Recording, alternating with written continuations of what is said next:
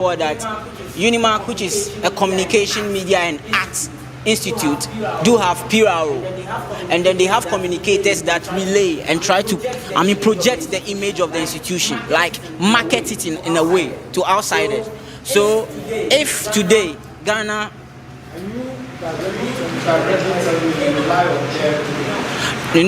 I'm drawing from an angle towards something. You get it? So your first question was why UniMAC is having limited students from outside the country like Togo and Co. And then you were asking me what we think that we've gone wrong and all that. And okay, specifically to me. Okay, so you know you are an ambassador as a student. Yes. So in your capacity. Okay. In my capacity, good. In my capacity, I'm not to work alone. I'm supposed to work with management as well. When it comes to some of these things, you can't go out there and do it all alone. Okay. So it is up to me to also work with the public relation officer, and if possible, we have excuse me to say, let me not use the word excuse me to say, maybe a brand ambassador of the institution. I've never come across that one before. Maybe from management level. I don't know whether they have something like that. So those are the key people that relays information to stakeholders. I will actually work with them to see how best we can project the institute to outside world to make it more glamorous. And mind you, all the reason why, or to some extent the reason why, to me, I feel like sometimes students might not necessarily prefer to come to UniMAC, even though it's a respectable was a communication institute, is the fact that we are not having the infrastructure set up. We don't have the conducive infrastructure set up. Though you have IL looking so nice like this, and then you have another mammoth building of UPS. See their hostel alone. It's just right here, a minute walk from here. So if you are to compare UPS and you feel like UPS is offering public relations and communication studies and all that kind of stuff, the glamour alone will attract you to them. And one other thing is that, okay, so in my way, if we are to fix certain kind of infrastructure setup and make it look so nice and catchy to the outside world, it's more appealing to them to also join. Yes.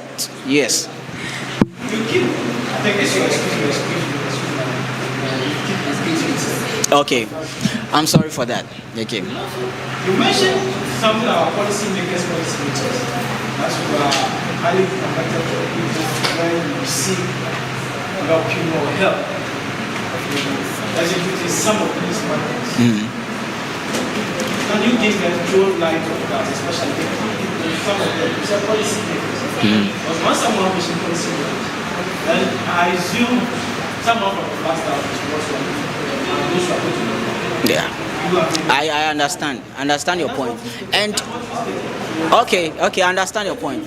It will interest you to know that we have students in our institution that are working in parliament as I speak with you. All right, I have two that I know about. So just imagine you are having, and this particular person, let me be specific, he works with Alban Bagbin, the Speaker of Parliament. All right, he's more like his personal aide. I would not like to mention his name for the sake of confidentiality. Okay, he posts the pictures and all those kind of stuff. So just imagine you are having such a person, schooling with us. That one alone is a plus. But if I've not brought this, maybe just a few or handful of us knows about him.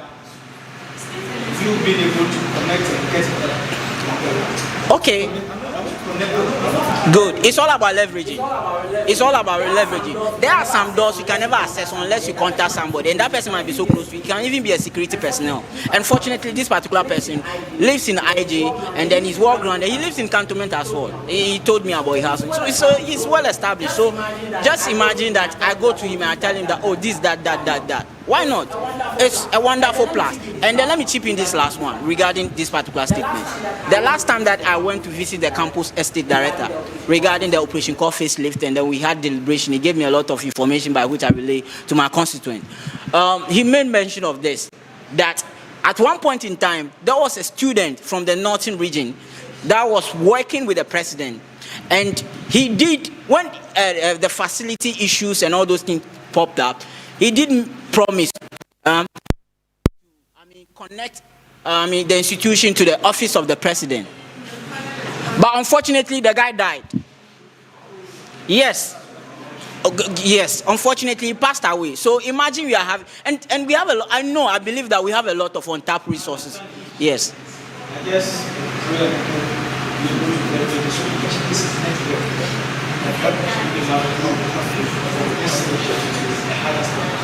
apart from that, you seem to speak more. You know how students normally see people like this. Students who talk more, politicians who talk more curious. Are you that person? It depends on the person's perception. I would like to prove the person wrong by reason of my actions and executions. All right. Everywhere you go, you have doubters. No matter who you are, you get it. I'm a talk and do with relationship and partnership with stakeholders. So I'm doing this. Yeah, let me be specific before it will be taken out of context, because I know we are on record. Yes, so I'm talk and do in relation and partnership, as well as effective collaboration with stakeholders, which includes the student body and that of management. Yes, in that particular context. Yes, madam. Yes. How do you understand effective communication? Okay. Thank you for the question, madam. The word effective means something that is, useful. It means something that is working, right? And the communication, we know that it has to do with the relay of informations and all that. So effective communication has to do with a workable mode of relaying information to people. That's effective communication to me. Can you give me 3 qualities that you possess? Just mention 3 qualities that you possess. That makes you. Okay. My humble submission to your question is that I do have my flaws, but some qualities I possess when it comes to leadership is that all right. I'm vocal, and then 2, I'm an idealist. I generate ideas and try to strike with it. And 2, I'm very passionate when it comes to initiative right?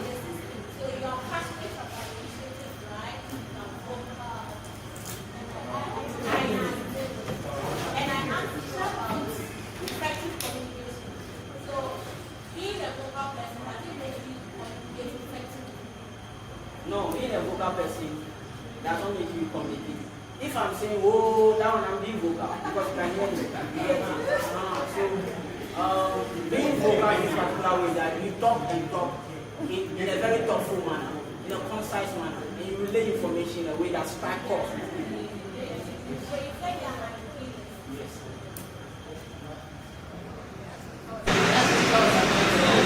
So what is an idealist? An idealist is somebody that thinks through things, generate ideas, and stick to those ideas. That's an idealist. So an economic reformer can be an idealist. Somebody like the Martin. Okay. This particular person is a German. All right. He was the one that came with the principle of how do I call this particular thing? The socialist communist theory of the media. Yeah. Well, idealist means search and reading. Yes.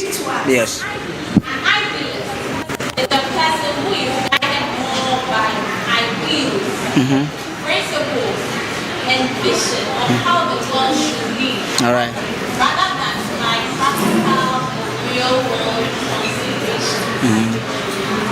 They are often characterized as dreamers or visionaries who prioritize moral or dreamers or who prioritize moral or perfect outcomes, sometimes ignoring practical difficulties. Okay. All right.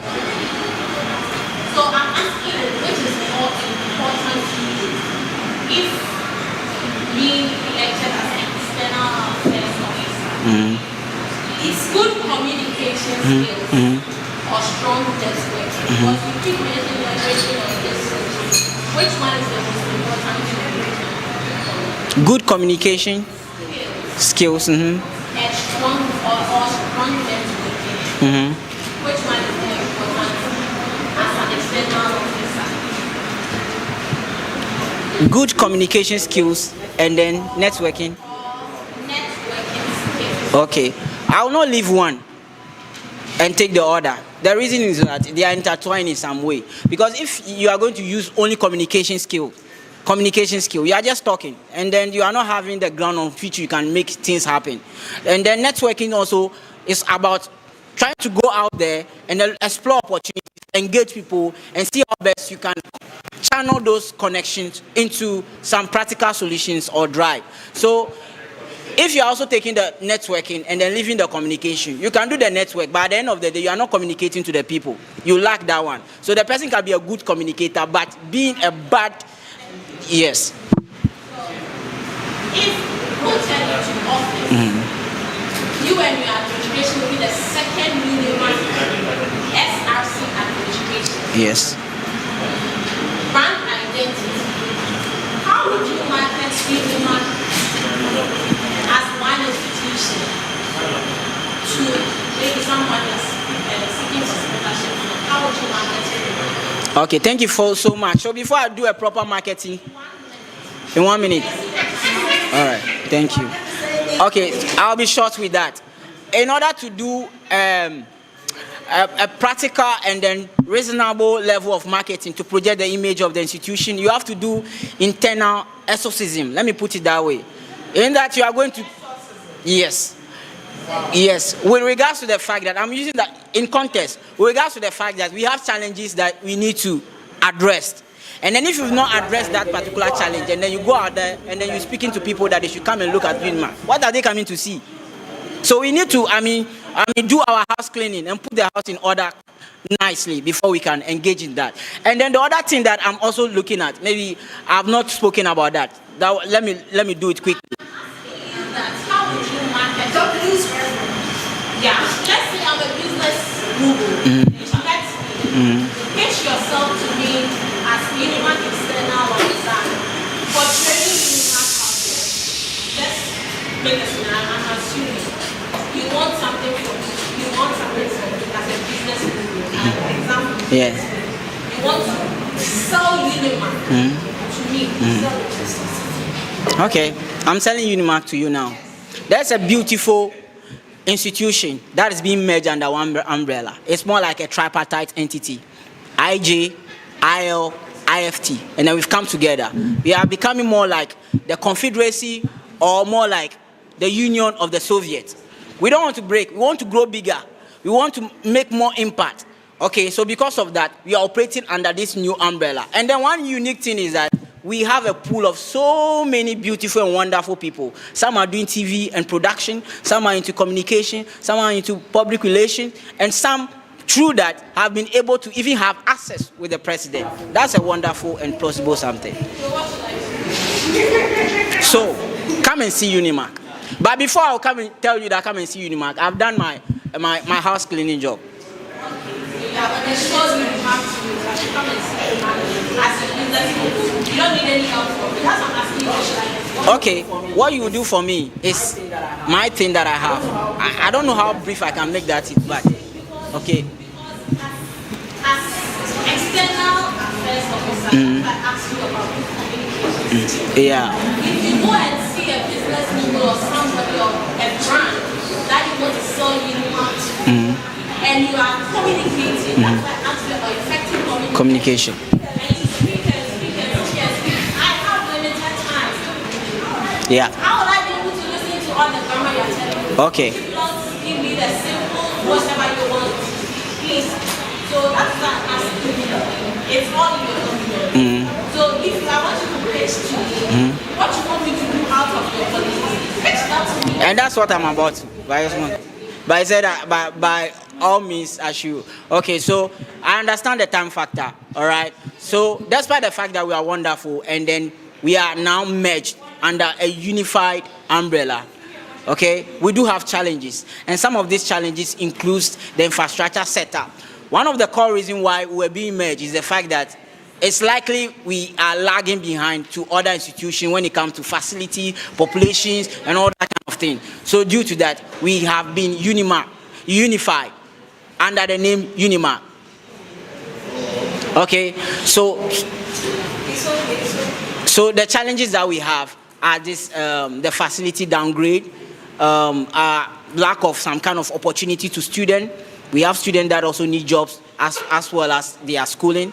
So whatever thing that you have to offer, I know by then I've done my underground listing regarding the person I'm approaching. So if, let's say, the person is a non-profit organization that's bent towards giving finances or donations towards such student-related or school-related activities, and I tell him, oh, so this is the thing on offer, and I have my document ready, I can forward it to him. My document is always with me 24/7. By the grace of God, I am. By the grace, and then with a humble cooperation with the other stakeholders, I am ready for the office. Yes, please. Thank you so much. Would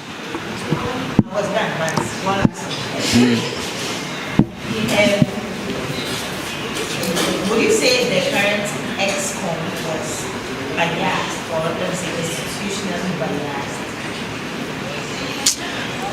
Well, to be honest, their office has not done anything that speaks to that particular regard. So I will not say. What it was a key challenge was that there were some promises that was not fulfilled, and that's when the students were a bit irate with it. That's my thing. So, and bringing me to, there's one particular initiative that I have on board here, and it's not about only facility uplift. I have one particular thing whereby I'll go out there to the different campuses and then capture with pictorial evidences all the challenges that they have, okay, and put it into one document. You see? Yes. All right. Thank you for that. So that's the most achievable and then prospect that I think that we can work on. So I have IFT. So when I was working under the umbrella of Operation Call Facelift, I have pictorial evidences of IFT. Good. So now we don't have that of IJ or IL. The higher different campuses. I don't know, I've not seen anything like that. So I think we have to go to the ground and then capture all those ones and then put it under one umbrella, by which we can say that these are the challenges with UniMAC, not only challenges with IFT. Thank you too, madam.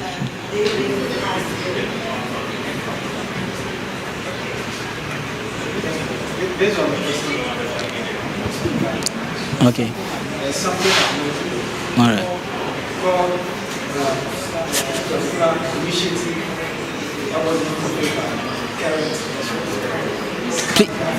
Please. Please repeat this thing. Some initiative that was fulfilled by the current expert as a scandal. Why?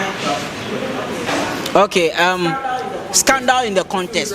If you remember very well, I used the word "excuse me," and that's the reason why the chief of staff told me that I should limit that. So that one is to that one is to water that particular statement. So that one is in quote. That's what the students, some of them might think is the issue, because you go to the pages, that's what people post around the ESCOM. So that was it. Aside of that, they did a great job. I will not take anything away from them. Okay. If the word scandal sounds not well taken, I withdraw and retract that particular statement. Yeah. Any question from the audience? Just a question. Okay, you ask a question to Ali. You this one.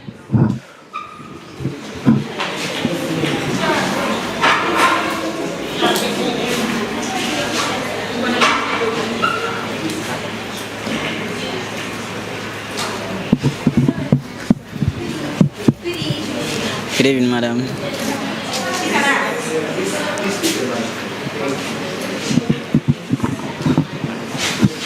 So please, you are vying for the position of the external commissioner. Yes, please. External affairs commissioner. Yes. Officer. Yes. Sorry for that. So I want to know, you see there's this thing that GIG is quite popular, right? But then UniMAC as a whole is not very popular. And you know that as being mindful of the position of the external affairs officer, you are going to be concerned with the publicity of the school. Yes. Would be it good or bad news. Yes. You are going to be the one concerned about it. Yes. In as much as we've been in the news for a little bit of negative stuff concerning the Joe Campus, N1, and all those things. But then there's this thing that people don't know UniMAC. Right. They don't know UniMAC IG, they don't know UniMAC IFT, they don't know UniMAC IO. They know Institute of Languages, they know film and television, and they know GIG. So anytime somebody asks me which school you go to, I say, oh, I'm in UniMAC IG, they be like, UniMAC IG, like, oh, former GIG. That's when people know that. Yeah. I brought this thing up with the the current external affairs officer. He said there will do something about it. I don't know how best do you think you can, put UniMAC out there for people to know that, oh, it has been brought under one umbrella, and then UniMAC IG is UniMAC like all three institutes together. All right, thank you so much, madam. You are not only lovely on the outside, but also upstairs. You are very, very established, and I like it that the question that you asked. It's this particular question that you asked. This particular question that you asked, you've not come across my manifesto, but over there I spoke about, removing that Berlin Wall or barrier that exists between the institute. It seems that we have to, use the name UniMAC and attach IG or IL and IFT to it before we can get it. It's not supposed to be so. If that's the case, then why is the essence of the merger? You get it? So I think that thing is coming from the institute itself, the whole UniMAC institution itself. Because if we are together now, it means that certain kind of, relays and the terms that we're using is also supposed to be removed from, the documentation and other records that we have. So I raise concern that I'll be... Because the act that establishes this institution says that the institutions are named UniMAC IO, UniMAC IG, UniMAC IO. Good. So if you want to just do it in practice, that's understandable. Okay. But the implementation, you cannot. Okay, thank you so much. So it is, Matthew said, it is by law, right? And if it is by law, it is men that made the law, so men can make changes to it. Yes. Yes. Yes.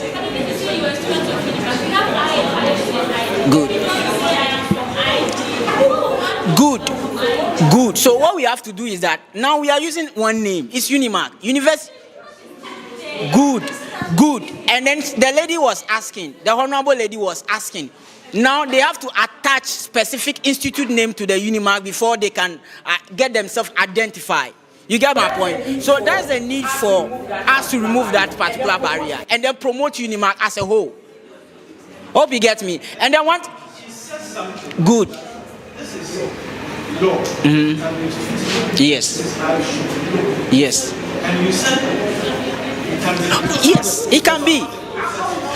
I will not say that I'm going to amend law. That is, excuse me to say this thing, but we'll write letters to management for them to work around that. And then I also made mention, sorry, madam, you see, let me just clarify that. Don't clarify that, just say, okay, so a question, right? Yeah. You want people to know that UniMAC is no longer like just GIG. We have UniMAC IL, UniMAC IFT, and UniMAC IG. So is it a publicity problem, or what is it, and what are you going to do to make sure that when I meet someone and I say, okay, I'm a student of UniMAC, don't actually, I wish to do that. Do you understand? Yeah, I get it. But if you say you are from UniMAC, they will like, this school is UniMAC. But when you say GIG, they know it. Yes. So that is your question. Yes. Not that we are one. How do we make people represent us as UniMAC? All right. Okay. Okay.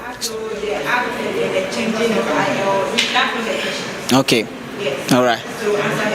Okay, so still, I would not like to debate with you though, but the problem too is coming from there in a way. So, in a way, okay, if I'm to, be specific with this thing now. Now let me move to this thing. The other thing that we can do is that we have to, more and more like, communicate to the public regarding UniMAC, and I'm going to be posting about UniMAC as a unified institution on my social media start, Facebook, Instagram. I'm also going to work with the PRO, the Public Relations Officer of the institution, and other media people to know about UniMAC, and not know UniMAC as UniMAC IGA, UniMAC IFT, and UniMAC IL.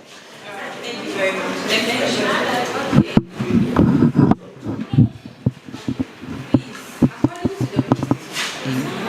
If you are voted into office as external affairs officer, are you the chairperson of the commission, or you'll appoint a chairperson?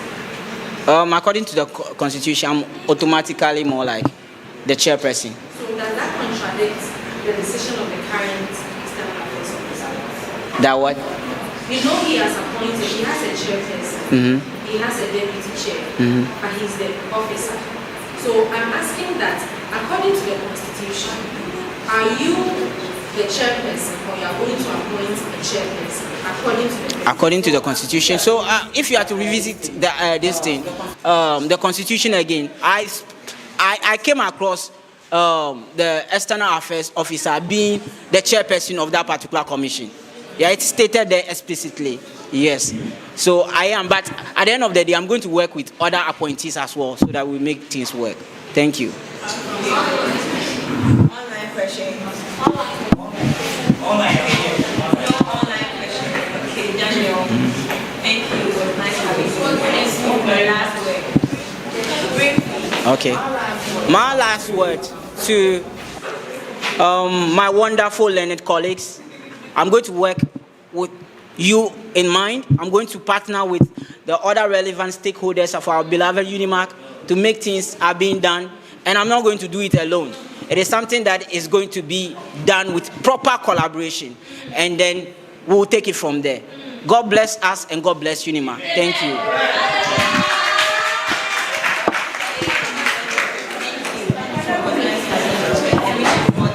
Okay, madam. Okay, thank you all. God bless you too. Analyst, thank you. Thank you. Should I put it here? You're welcome. Yes, financial secretary. I want to go and pay. Welcome. 5 minutes.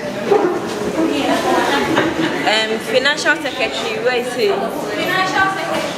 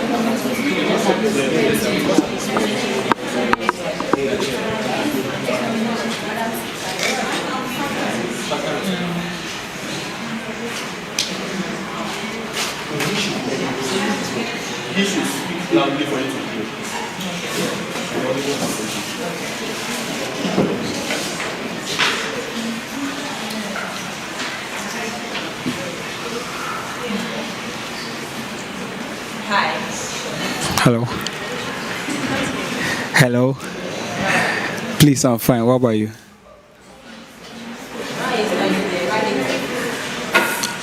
Because I think I need to get a permission to sit before I can. Why didn't you ask? Were you waiting for us to ask? Because I realized you were doing an arrangement. We are about to start doing it. Okay. First, you have to take the food. Okay, please.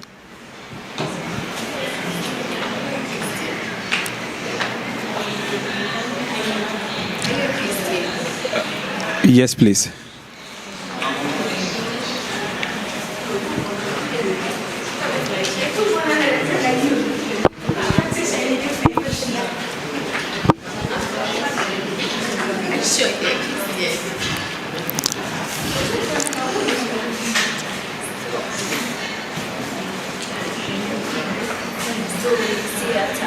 Okay.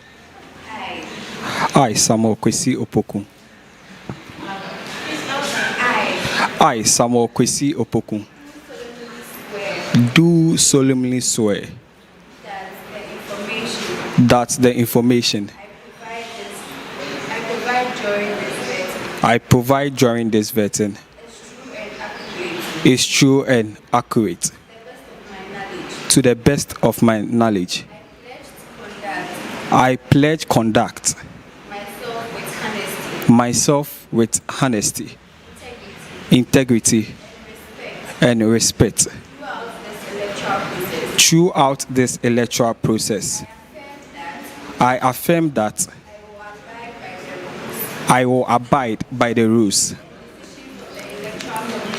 and the decision of the Electoral Commission and uphold the values of fairness and good leadership. I make this oath freely, in good faith, and without reservation. So help me God.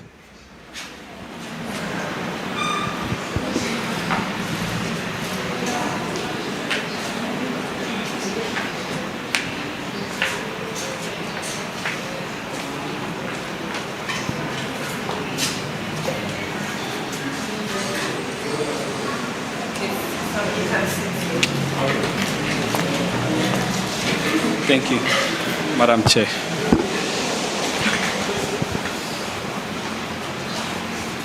Okay, so tell us about you and why you are here. Okay, so firstly, my name is Samuel Kwesi Opoku.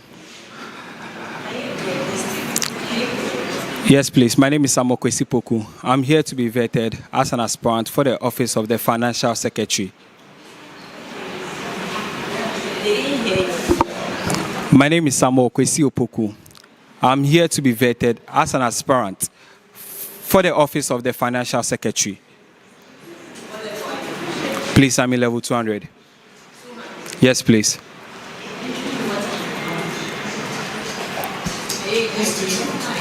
Yes, please. I'm in IFT.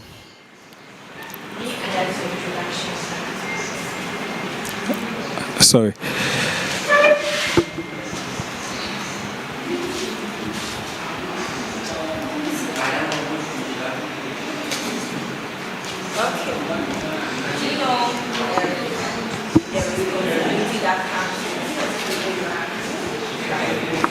Yes, please. I do know. Oh, okay, so firstly, the financial secretary needs to have a signatory with the president and the dean. And secondly, to any other duties performed by him must be mandated by the SRC president. And also, he needs to see the in and outflow of every expenditure made by the council. Yes, and he has the ability then mandate to budget and to have a quick oversight on the budget and then the expenditure of the SRC, especially during the SRC week celebration. No, sorry, he has the mandate.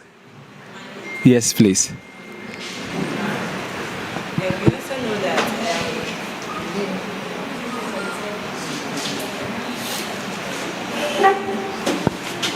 Okay, so you know that as a financial secretary, the Constitution grants you the power to disallow unconstitutional expenditure. Yes, please. So, as a financial secretary, if you're able to pass through the vetting process and voted into office, do you think you can be firm enough to say no to unconstitutional expenditure? Assuming the president brings you a budget for you to approve and bring your signature to it and all that, are you going to be very firm?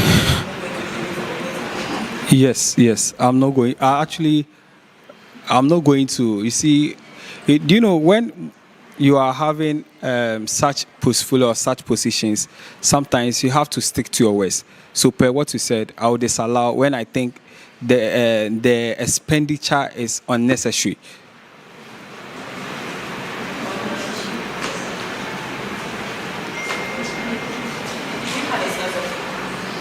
Yes, I do. Okay, so I personally have a phone business. Yes, I own like a shop. I sell gadgets. Yes. Yeah, I do. No, please.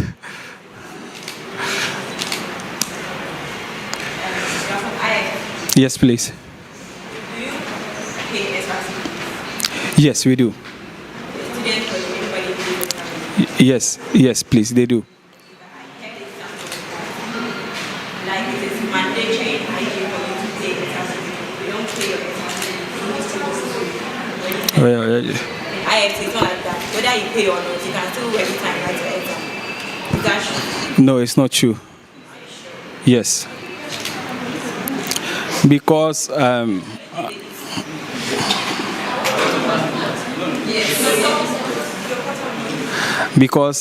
you know, IFT, they've merged the SRC dues with the fees. So here is the case whereby we are paying 4,202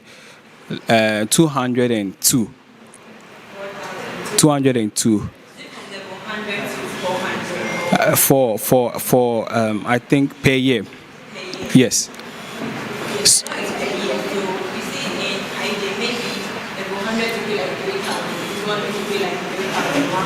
Okay.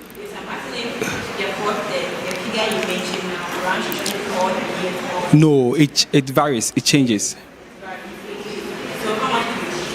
I pay 4,220. Yes. 20. That is 90 cities. Yes. So that's what you are going to pay the 4,220. Yeah, because you know, previously, after you are done paying your fees and you don't pay the SRC dues, you will still not be allowed to register your course. But here is the case. The reason why I'm saying that it is merged because looking at the current fees, if you pay that amount, the initial amount, which is the 4,200, automatically meaning it covers the SRC dues. Are you just assuming that because you pay your fees now, you don't ask for SRC fees the result? Are you concluding that because they don't look at asking for the SRC fees in the portal of time, it means that when you pay the 4,200, Okay, Honorable Chair, I personally think that is my ideology though. Yeah, but because I'm looking at the level 100 whereby I have the receipt. When after paying my fees, part of my fees, I was told to pay the SRC dues. By then it was 60 cedis. So later on I realized they've reduced from 60 to 90. Sorry, increased. Sorry. So there was no official communique from management to inform the students body that we are merging the school fees together with the SRC fees. No, please. Assuming that since we are no longer asking for SRC fees or part of the school. Madam. That's your ideology. Yes, Honorable Chair. Have you ever been in charge of funds, like Capital. Yes.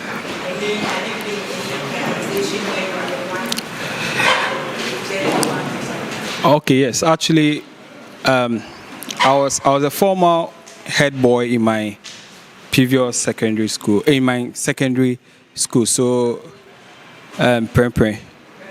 Yes, and also the local SRC president. So I was able to manage, and also I was in charge of, yes, the SRC the dues. Yes, that is the capital. No, because we had a, what do you call it, patron. Yeah. Yeah, she was very active, and you cannot steal.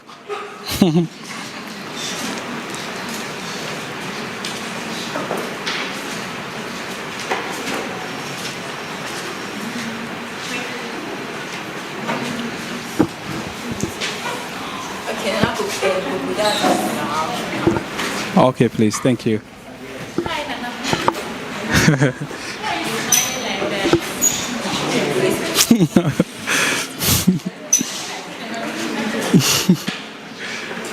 Because it's a privilege to see you here.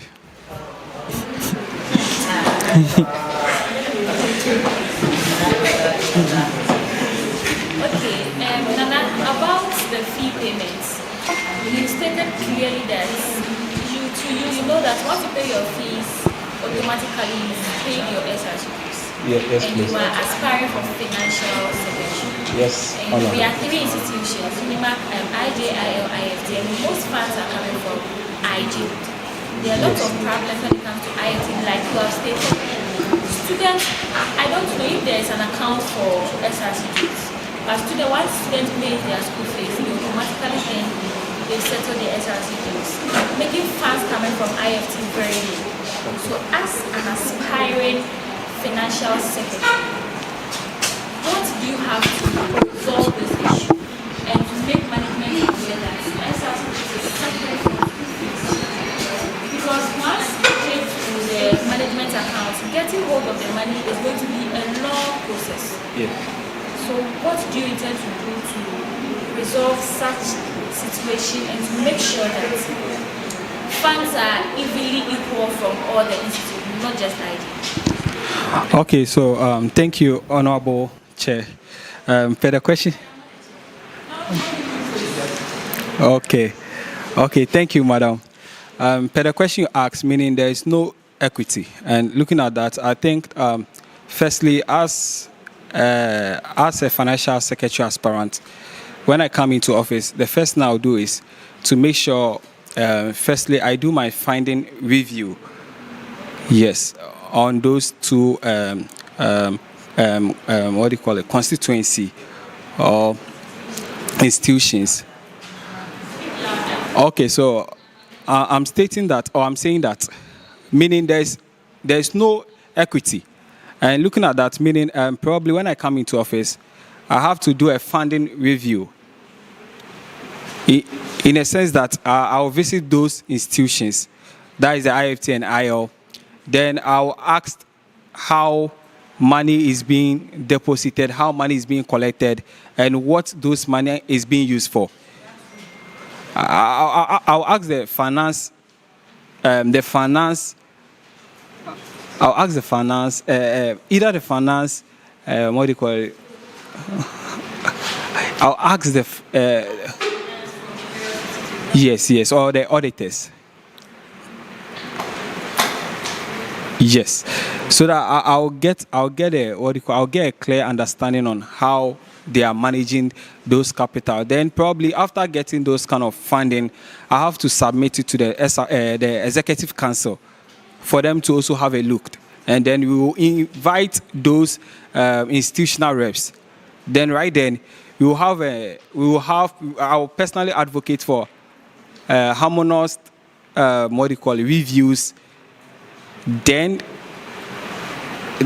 I'll advocate for harmonious reviews with that, and with that we will call for remittant, we will call for remittance whereby those capital. Okay, so in that sense, in that sense, what I'm trying to say is we will advocate for what do you call it, discussions. We will advocate people or probably institutional heads. This is financing, I am talking. Yeah, so I think when we are talking about but then when we are talking about something corresponding to capital, there are people in charge. And looking at the question you asked, I can't determine or I can't do things on my own.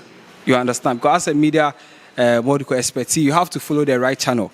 So looking at that, I have to involve school heads or authorities so that probably I'll know the exact use, what they are using those capital for, whereby they can't allocate those money or those SRC dues to their respective account.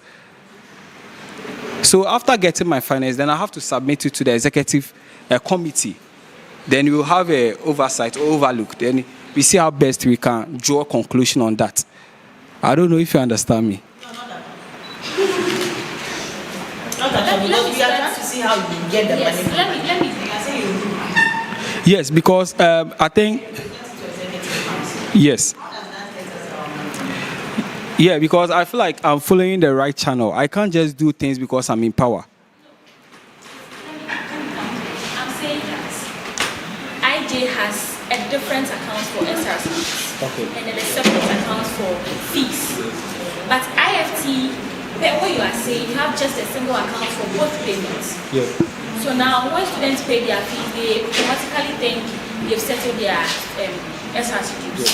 So as the aspiring financial secretary, in order for us to have equity when it comes to finances, so that it will be like IJ is the only institution providing 80% of the money when it comes to SRC dues. What will you do to make sure that IFT are paying their SRC dues to the right account and we have the right amounts allocated for SRC dues? That is what I'm asking. Yes, that is what I'm also saying, that probably I have to follow the right channel. You understand? And I can't do everything, or I can't do things on my own as a financial secretary, because I have other executives that I'm working with. That is the judiciary board. So in that case, per the question you asked, I'll visit the institutional reps and probably alumni, and I'll ask. Yeah, because looking at our former SRC president, during his tenure, I think we were paying dues to their respective account. So I personally don't know. I personally don't understand the reason why now we have to pay fees together. So if I'm able to get that idea, then meaning I'll get to find solutions to.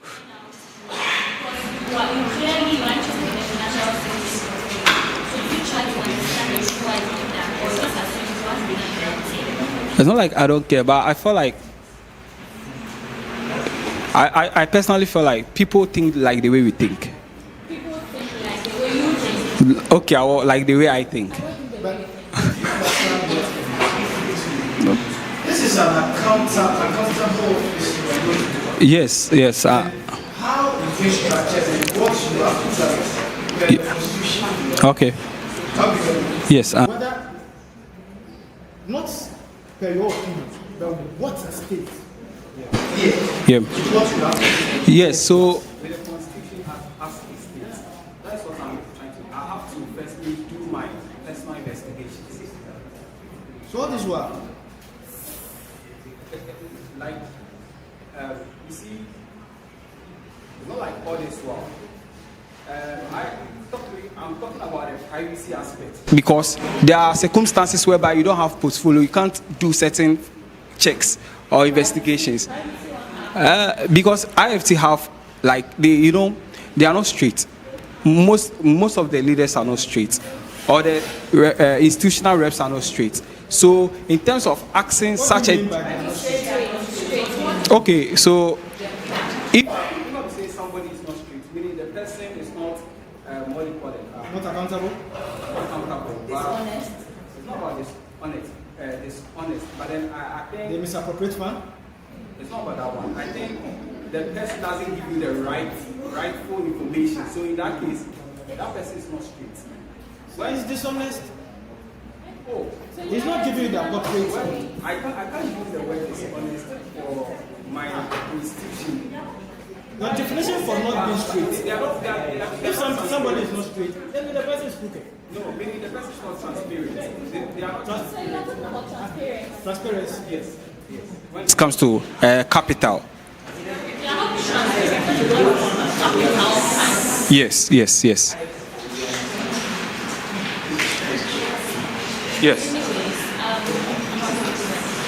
No, you don't have to be confused because I'm there and that is what it's the truth. It's not. Give me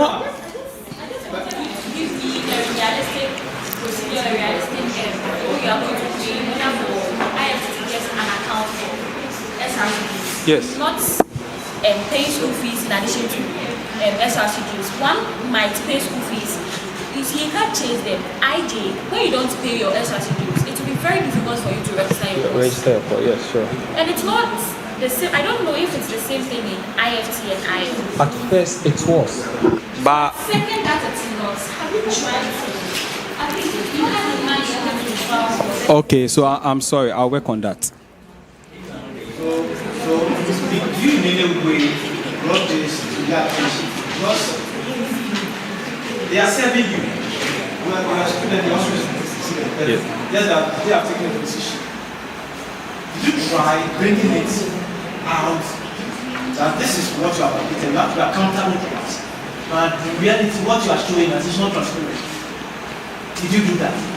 Okay, so I there was a time whereby actually I had a discussion with Mr. George. He is part of the school heads. You understand? Yeah. Mr. George, he's part of the school reps. Heads. Yes. So you ask them questions and they'll be like, okay, you will talk. Oh, you will talk. So in that case, that's when I use that phrase, they are not straight. But instead I should have used, they are not transparent. My final question. So, you see, when you draw a budget, you allocate funds to events or community secretary and all of that. Do you do follow up? When they bring their budgets and their amounts, let's say 1 city, are you going to say, oh, because my organizing secretary is saying it's 1 city, I'll give the 1 city out? You actually do follow up to whether the budget they are bringing is true or there is something of That is.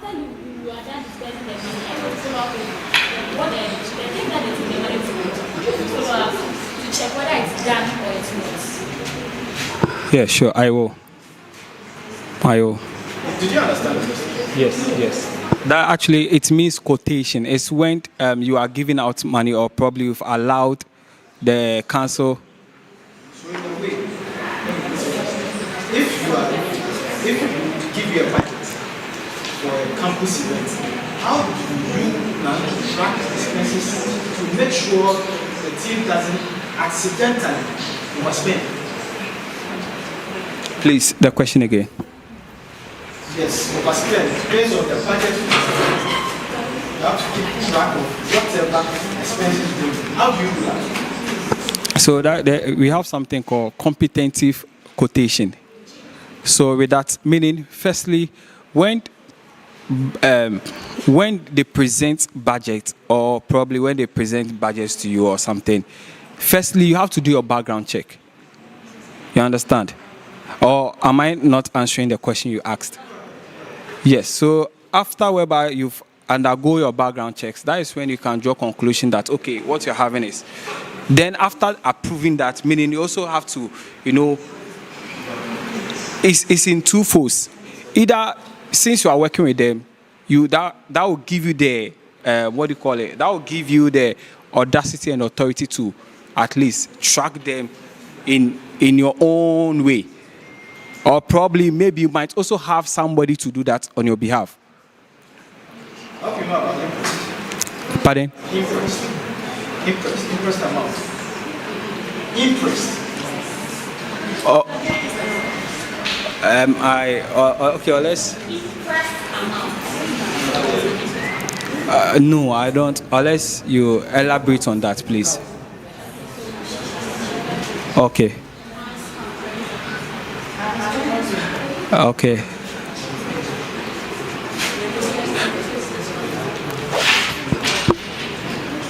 interest account, often synonymous with petty cash, is a designated fund maintained at a fixed, predetermined balance for minor routine business expenses. Once money is an interest account, Yep. often synonymous with petty cash, is a designated fund maintained at a fixed, predetermined balance for minor routine business expenses. Once money is spent and receipts are provided, the fund is replenished to restore it back to its exact starting amount. Okay. Oh.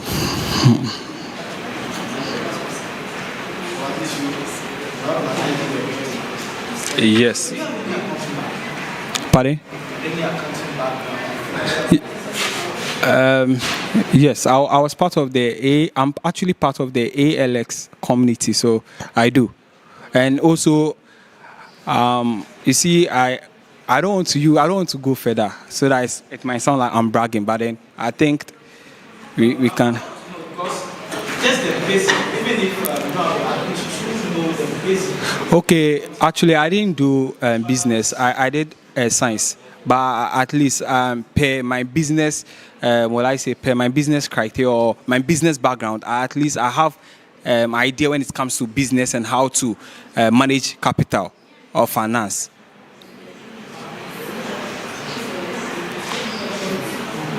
What are your values? Make sure you are aligned with this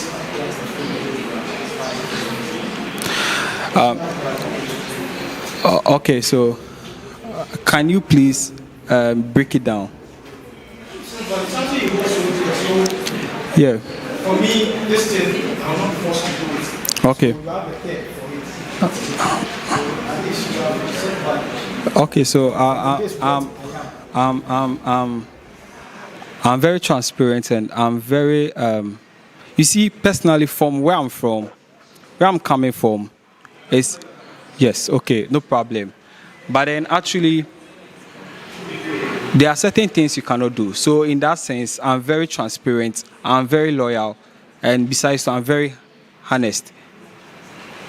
Yes, yes, I'm very honest, loyal, and transparent. You know your face, your value. Yes, I know. Yes. It deals with accountability. Yes, please. How often should you be accountable to the house? Actually, that is periodically.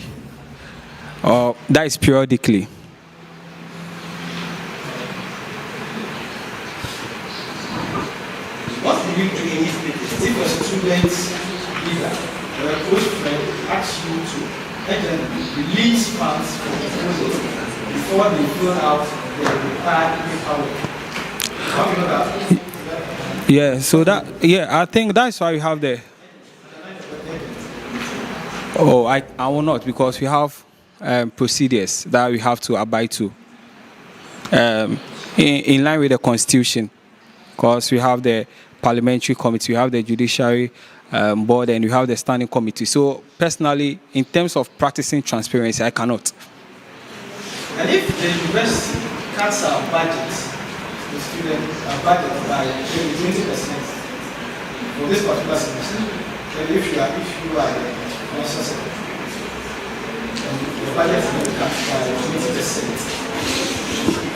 how would you decide which project still get funded, or let's say priority, you prioritize something? How would you find that?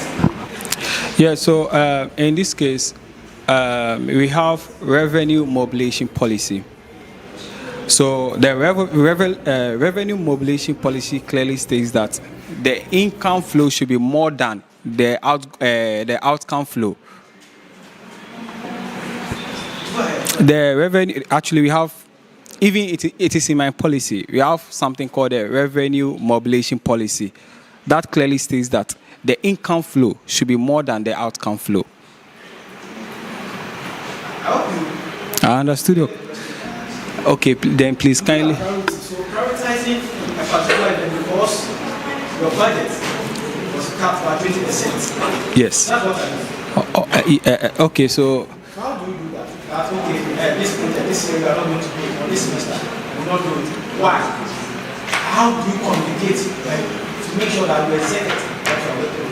You understand? Firstly, I think you have to look into the money that is currently in the SRC coffers, and considering that you also, please. Okay, so I'm saying that firstly, you have to consider, or probably you have to consider the money in the SRC coffers, and after that, then you know which, and you go through what do you call it, the activities line up. Then you can decide, because if you don't know what you have, you can't decide what you want.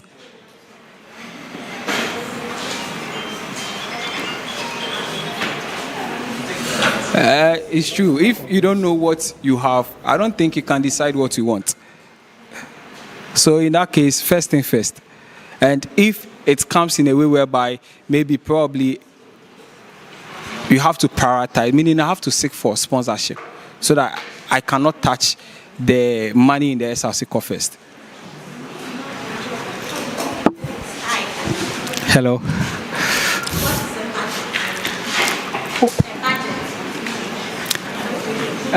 You said what is a budget? Okay, so budget simply means your okay, budget actually comes with your, it talks about the demand, then it talks about your demand, and then your it talks about your demand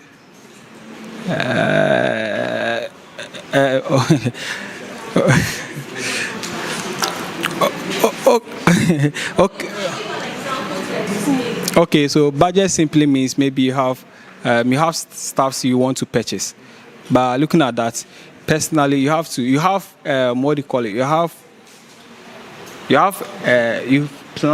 to plan. So you've planned that, okay, maybe I have to get some shoe, watch, and phones. So I have to budget that. So it is like I don't know how, but then it's I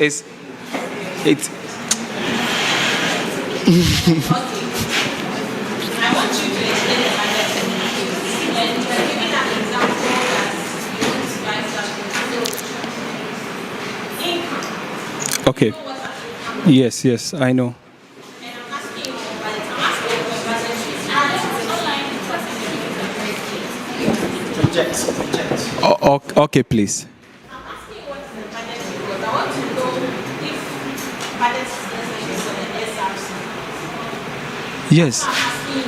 Oh. How do I know what the budget is? Okay. So why is it important that budget is necessary for SRC? Yeah. Okay, so when you talk about budget, it gives you a clear, and actually it directs your path in a sense that first thing first. You understand? And because when, let me say, you have items to purchase, so meaning, and you have an income of yes, let me say probably you have 10,000 in your bank account, and looking at that, you have stuffs to purchase, so you've written it down, and in that case, you don't want to spend those 10,000. Like, you don't want to spend all the 10,000. So at the end of the day, maybe you've decided that I want to spend only maybe 2/3 of the money in the account. So since you've written those stuffs in a documented form, at the end of the day, you might consider it to be like your budget, because it is in line with, let me say, your capital or something. Because you can't, personally, when you are not having an expectation, I don't think you have to write, or I don't think you have to get a budget or something, unless maybe you're having an expectation, or you're having some income, or probably have some capital somewhere. That one there, when you are drawing down budget, it looks more reasonable. You said that when you have an income, so it means that budget is necessary for the SRC, right? Yes, please.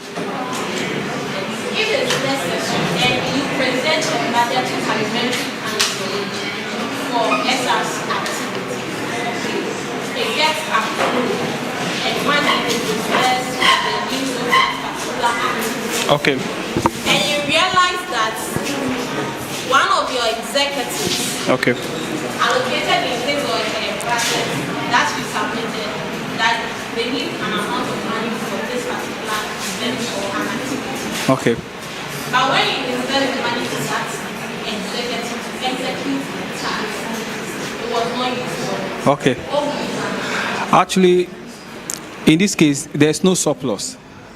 So since there's no surplus, meaning I cannot do anything because it's not part of my budget. You understand? Because as a financial secretary, anytime you draw down a budget, it needs to pass through the criteria. Yes.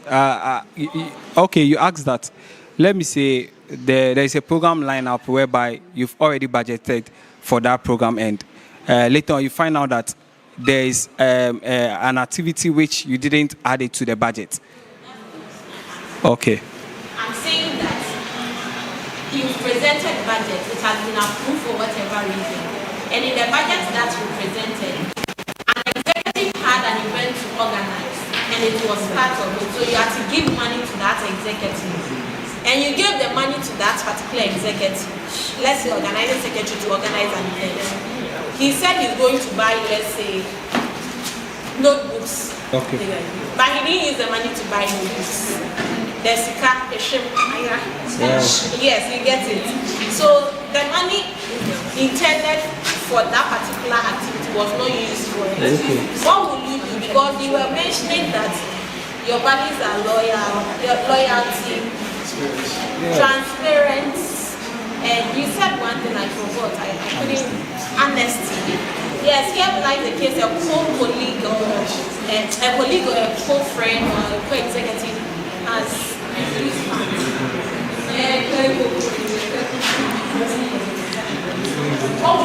Do you know? Yep. What is our money? That's what you are going to use for. And you need to use it for. You can use it for selection. As financial secretary. Do you know money doesn't have a friend? It's we that we have friends.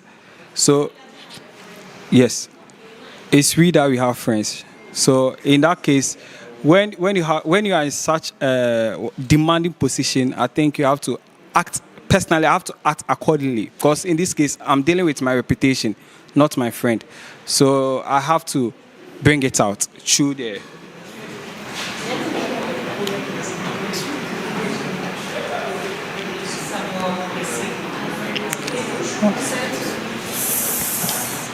You need to understand that the expectations for you are very high. Because for you have been here before. You said honesty is one of your values. Would you say you're an honest person? Everyone makes mistakes. Would you say you're an honest person? Everyone makes mistakes. Would you say you are an honest person? Yes. Are you aware that falsifying information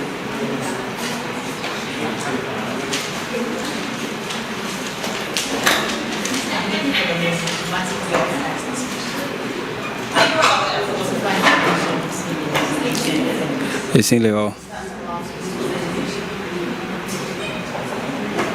Yes, I know. the part of the form that asks for you to get 10 or 10 or 50 or 20%.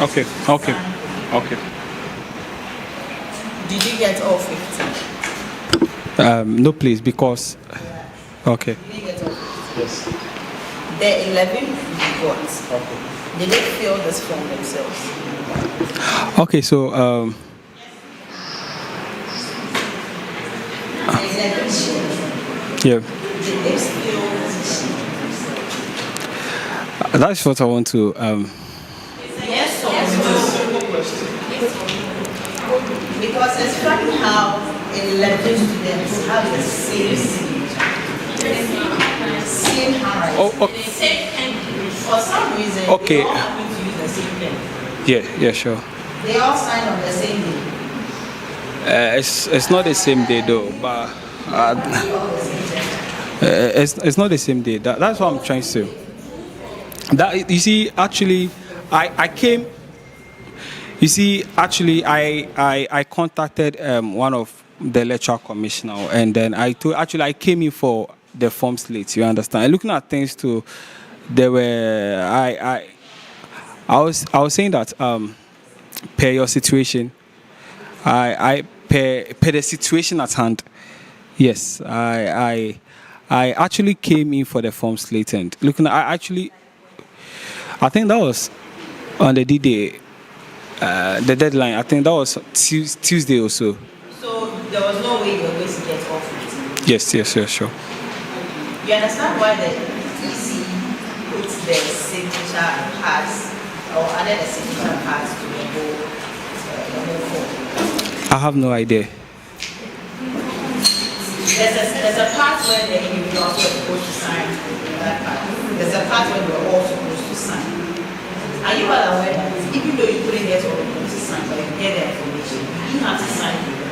Because then you are impersonating each and every one of them. You said I'm impersonating each and everyone's friend. You have signed for them. Oh, I asked. Personally, I will never lie. I asked them because yes. They said sign for us. Yeah, And you thought it was right to do that. You see, You thought it was right. personally, So if you need money from my partner, then I give it to you. I said, okay, sign and go and take it. You're going to do that because I'm giving you the mandate is different. Giving somebody the mandate. You don't have a problem with signing during your last meeting. Sure, I understand. But I think that when it comes to forging signatures for people, Excellent. you have exercised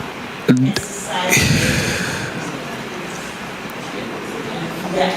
Or I should have it. Oh, that's why I said I personally asked for their.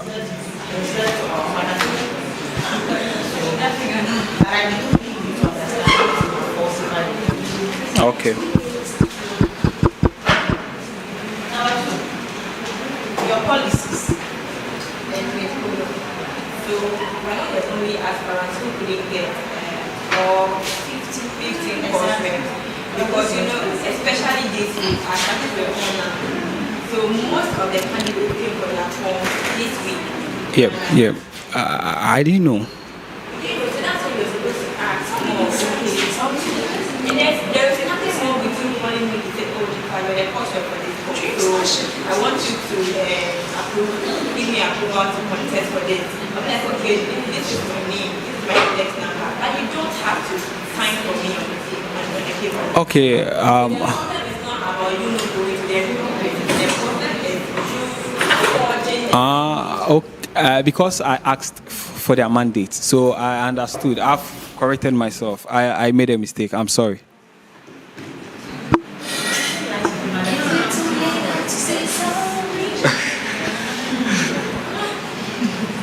Your policies. The first one says financial transparency and accountability policy. Objective is to restore students' confidence in SRC finances. And then under it, we have 3 bullets. Publish quarterly financial reports, present an annual financial statement, ensure every expenditure is properly documented and auditable. Those are your duties. Pardon. Those are your duties as a financial secretary. Please kindly repeat. Okay. Everything under it is your duty. My responsibility. Expected. Constitutionally expected. Yes, please. So they don't count as policies. Should I come again? Or you get it? Yeah, I heard you. Number 2, value for money policy. Objective, ensure every citizen benefits to the 1, review proposed expenditures. 2, eliminate unnecessary spending. And then 3, seek competitive quotation for major purchases. Aside seeking competitive quotation for major purchases, the rest are your duties under the Constitution. You don't count as policies. Revenue mobilization policy. Objective: increase SRC income without increasing student fees. Pursue sponsorships and partnerships. Engage alumni. Promote sustainability. Number 4, budget Participation. Yeah. give students a voice in financial priorities and consult students leaders before the annual budget. Yeah. Provide student suggestions and then publish a summary of that. Who is a student leader? Firstly. Secondly, why are you seeking all of their, why are you consulting all of them before during that annual budget? That is the third part. That is the That's your own budget. Okay. And you are saying that the objective of that policy is to give students a voice in financial policy. Yes. Okay. Then you said I'm going to consult students leaders before the annual budget. Now I'm saying, who is a student leader? After you answer that, then you let me understand how and why you are consulting all of them before you answer the annual budget. Yes, because I think their opinions are valid. Yes. Let's start with it. Who is a student leader? We are all a student leader. So over 3,000 or so students, we are all students. Now, we are going to consult over 3,000 students. You get it? I'm talking about 5,000. About 5,000. So you are going to consult all 5,000 students before you go on. Yes, because I think no. How are you going to consult over 5,000? Yes, I think that's why we have the new media. Yeah, so with the use of the new media, things are easy to to be rectified. So So you use your new media. yes. Then you have 5% of the students leaders asking for, let's say, infrastructure. Another 5% asking for entertainment. Another 5% asking for seminars or workshops. Another 5% asking for food. Another 5% asking for holidays, trips. Another 5% asking for exchange programs. Another 5%. How are you going to work with that? Because over 5,000 students leaders. Yeah. Because if you could tell me who a student leader was, they would have drawn the number. But I think we are all students. No. About 5,000. Breaking it down to 5%, asking for the difference. How are you going to do it? Okay, so I think let me break this down though. When I talk about student leader, actually the phrase I use, we are all, meaning you are a student leader. That is, yes, please. Yes. Since they are here, I consider them to be a student leader. But initially, no, please, let me rectify this. When I talk about student leader, sorry to say, I'm referring to the class reps. Yes. Okay. So we have over, for when it comes to class reps, I think we still have more than one across all three campuses, all three institutions. Yep. And remember we have 7 campuses. Yep. So it's meant to be more than one cases. Yep. These are the people you are going to be consulting to draw up your number. Yes. If you have little sections of that figure asking for different things, how and when are you going to draw up your number? You see, that is what I made mention of the use of the new media. Yes, like you see, sometimes you just have to. We have a document or some. You can survey. What do you call it? You can. With the use of the new media, as I'm saying, you can personally create a platform. Yes, and share, because I personally have various groups. Frankly speaking, I have student leaders whereby I mostly engage them. Yeah. Since you are, let me say, you are part of the chair, I consider it to be.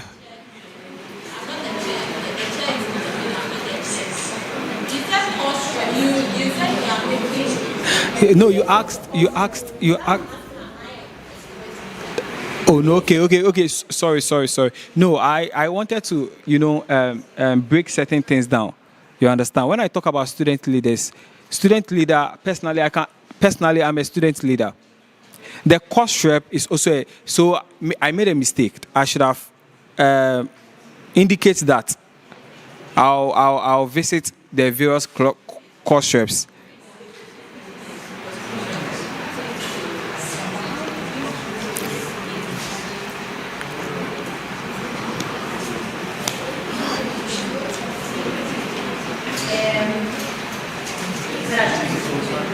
Okay. A student or a student involves guiding and influencing peers to achieve common goals.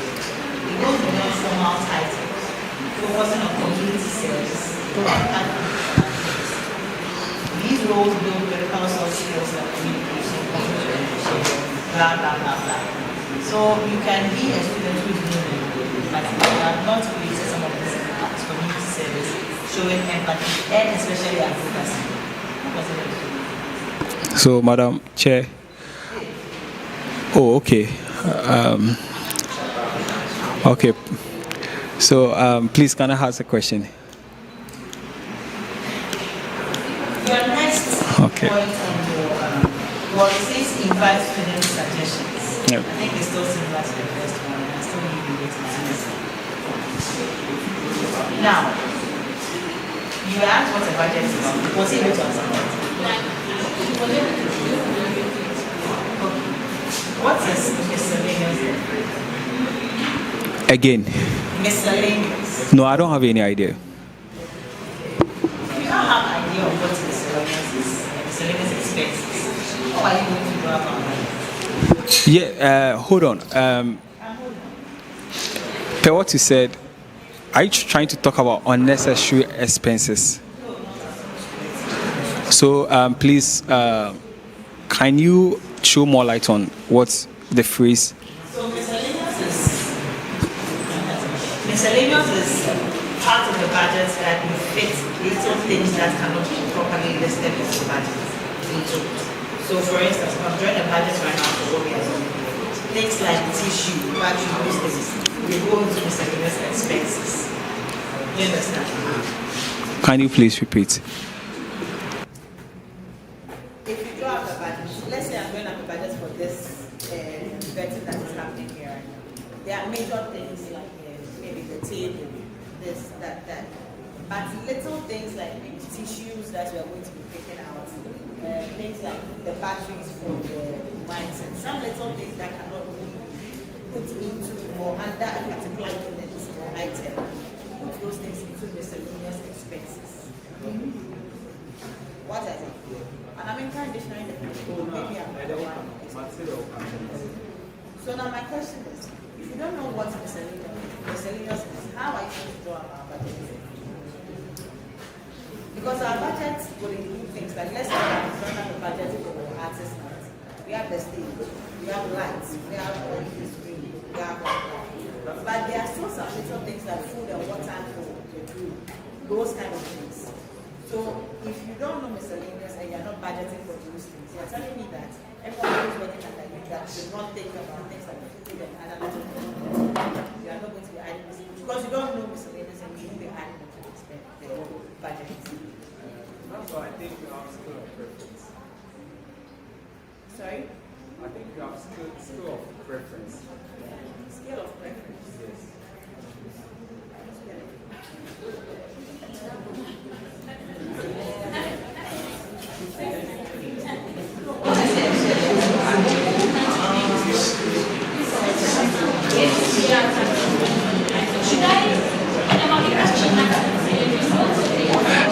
Matthias, Even before we go to the like the honest to this house, okay. are you ready for the position? Yes, that's why I'm here. Because you don't know what the key terms in the office. You don't know. No. I think, Madam Chair. You see, that's why I said I'm being like we are all from different homes and certain understandings, certain things. I think she needs to break it down so that I don't contradict myself. She needs to personally understand. I think I explained. I explained out what budget means. How do you then know? Because it's the constant house. You see, when I asked you if you've ever been in a position before, if you've been in an organization where you are the one who is Yes, you can do your research on that.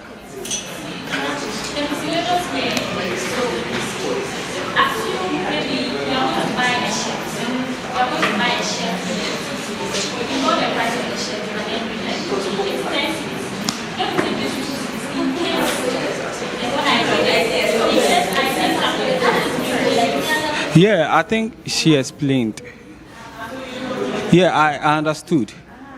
That's what I'm saying that. Because the reason I brought up scale of preference, because of the first thing first, I always assume per what you said, like maybe a surplus capital, just in case of incasity. That is what Ega is trying to say.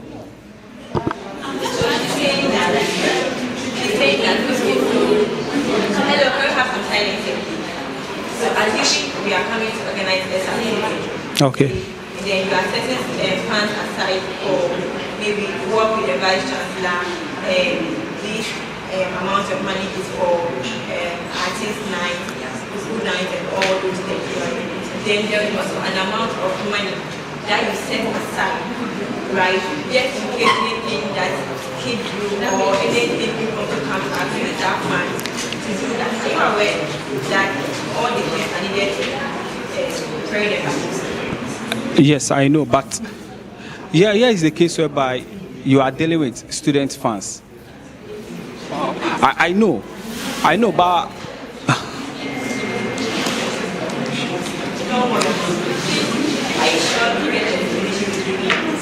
I understand. That is what you said is maybe probably you are organizing an event though, but you are, let me say, you've already made your budget, but then you have let me say a side amount just in.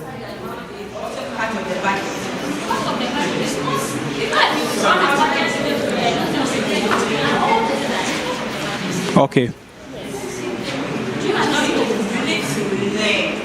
Really want to take this obviously, like read about it, because we can't be breaking down financial terms to you.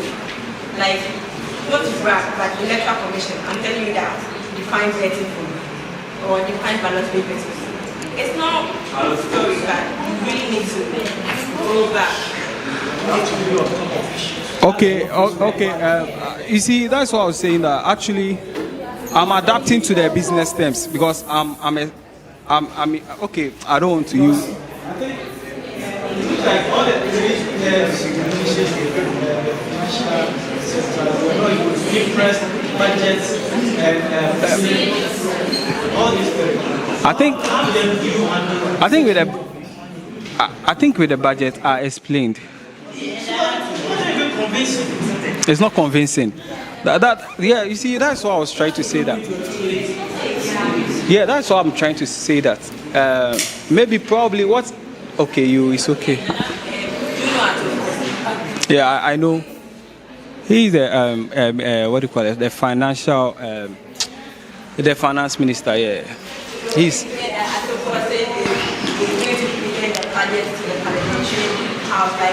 What do you think of? Do you think it's going to be That's why we learn. It's life. No, not that per se. But you see, in every aspect in life, In every aspect in life, they are like me, my side. I'm a scientist. You understand? I did science. So, yes.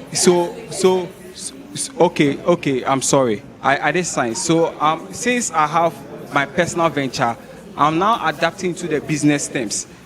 You understand? So there are certain things maybe you might say and I will not understand, but maybe in other way I might understood. I might understand what you are trying to say. That's why certain terms I tell you to kindly please break it down. So you want to say that the terms that you don't know, but when it comes to the Yeah. Yes. okay, right now let's assume that it's SRC, right? And you know the activity. Like give me something for you to do the budget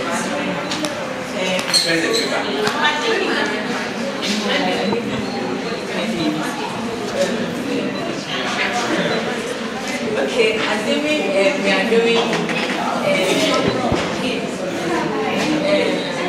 okay, assuming we are saying we are doing a full party in UniMAC, like on a Sunday, let's just go and wear, or maybe like for mental health week. So because of that, we are bringing all the men together at the SRC to do night for them. So what the budget? Like how are you going to go about all this? How are you going to go about it?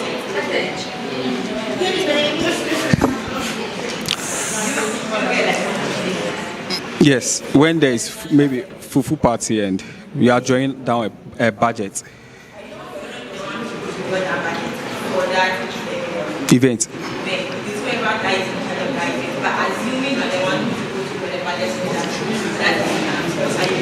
I think before you even draw, like per what you are saying, if for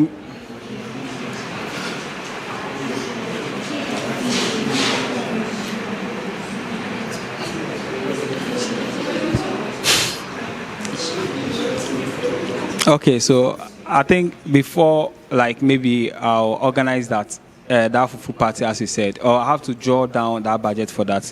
Probably I have to go into the market and you see do maybe I can't say maybe a nominal method. I have to try and know the amounts, compare the prices. Then before I'll be able to, then I will try after I'm done doing my finding or research on that. Then I have to then allocate capital for that. So just in case whereby. So after you know that okay, go to cost this because this is what I think. So you just add that amount of things that you expect from market, and that's it. No. You get something about you can spend a price. You get here that if you are very important, there should be a fund that allocated. So a fund allocated for emergency that you want to Yes. Yeah. But I don't understand why you have to draw budget and yet you still need to go back to, because I assume that the moment before you draw a budget, vividly, you have to do your research and everything that it takes. So when you are doing, like when you are, publishing that budget or passing that budget, it's final. That budget is just an estimation. That's not the actual. Okay, do you know that you can go to the market today and then they go to the prospect, the train, they have that. If you say it is fake, so if it is fake, and then there is no extra fund allocated for that.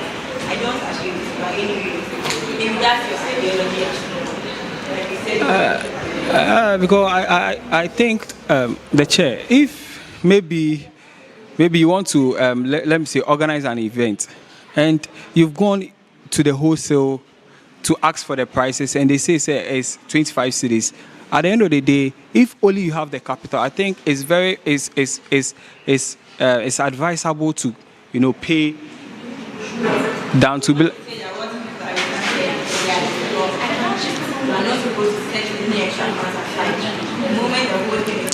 Oh no, there are certain circumstances whereby you have to. You understand? But in this case, whereby looking at the money in the coffers, you have to budget accordingly. So which money are you going to set aside? If you have to set money aside, meaning that money is going to be meant for a different project. I don't know if you understand.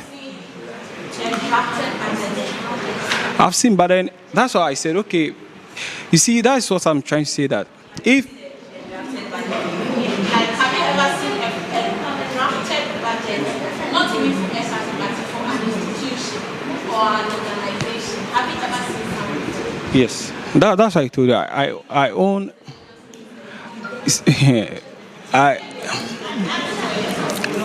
That's what I'm saying. That is what I'm saying. That you see, everybody in their field of work. You understand? And in this case, my ideology states that if I'm drawing down a budget, I have to make sure, if let me say maybe the thing costs like 10 cedi for future sake, and maybe if I'm not purchasing it today, that is when I can set aside some capital for that.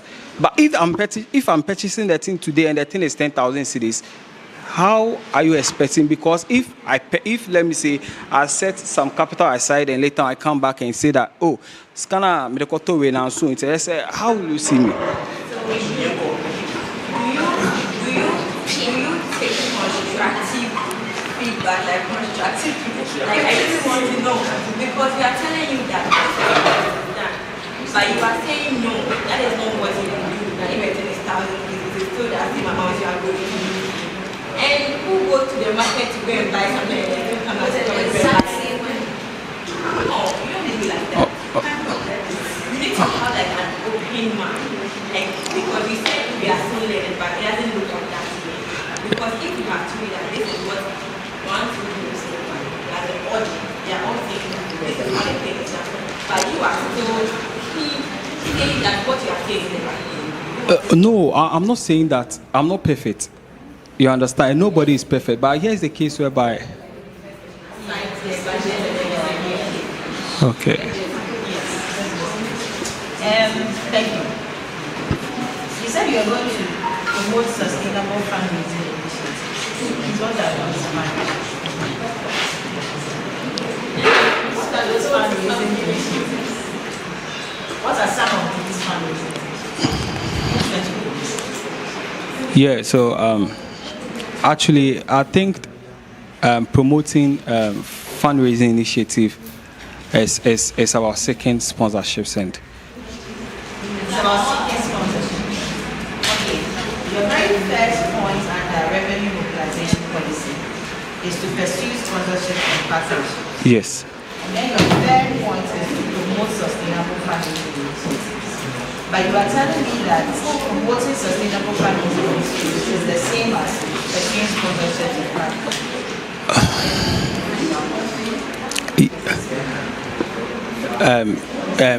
Talking about the promotion aspect. Yeah, that's why I did the design, everything by myself. Yeah. Forward Alliance. Yeah. Forward Alliance. Strength in unity, power in progress.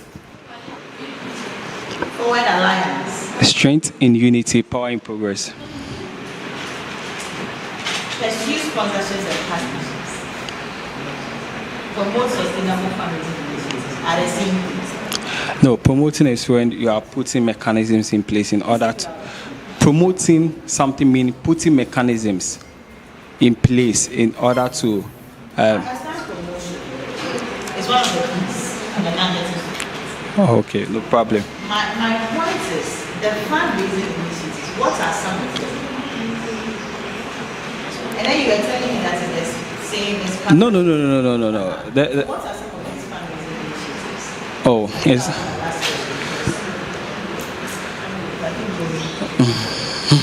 Fundraising initiative. So I want to know these fundraising initiatives. okay. So with the fundraising initiatives, actually, I'm going to.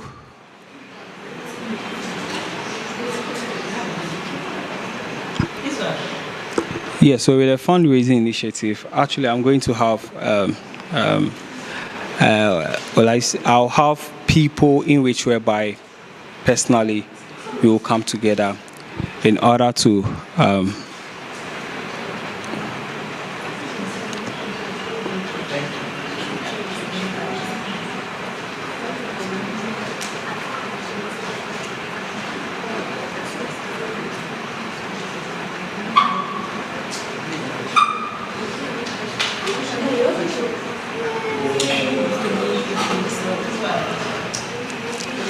So I'll have a group of people, as I already do. We will come together in order to.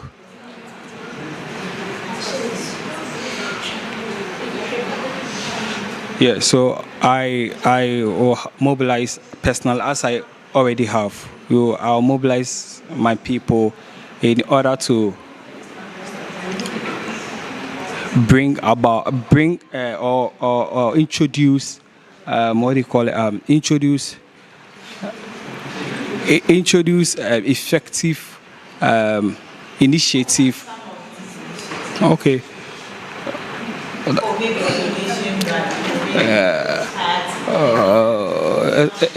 It's not about it's not about donation, but I feel like, okay, you see.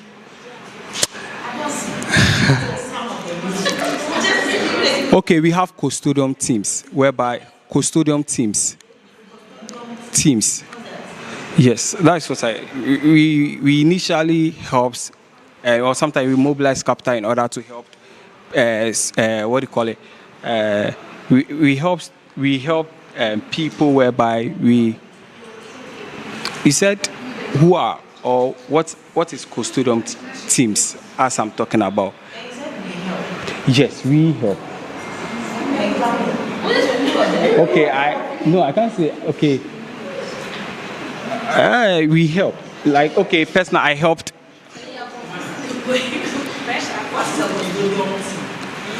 Yes, yeah, that is in line with where I'm from. That is traditional. We have that team whereby we support people.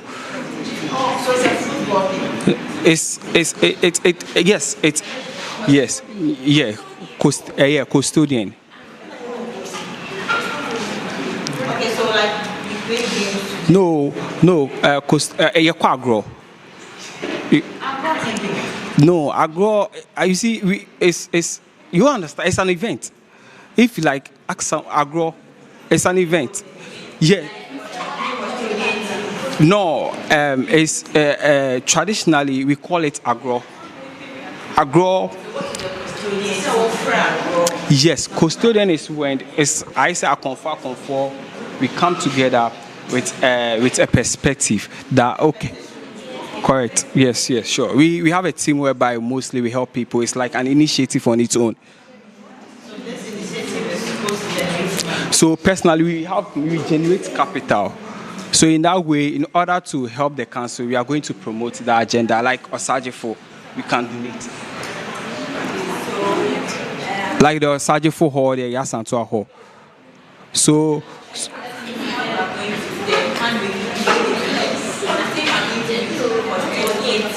We are going to, since I was.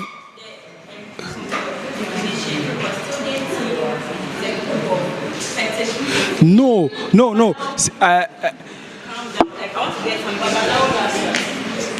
You see, things relating to tradition and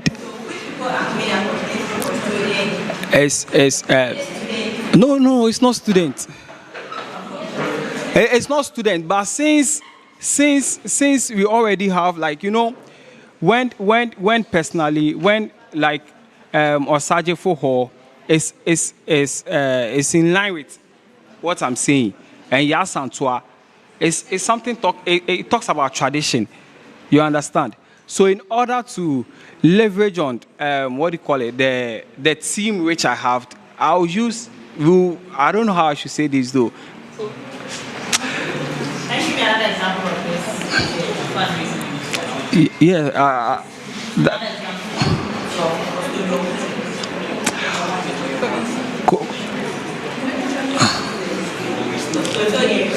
Yeah, custodian. Yeah, custodian. Custodian. I'm supposed to score you. I just want something. Okay, aside using your custodian team to raise funds, Capital, yeah. yes, what other initiatives do you take to raise funds?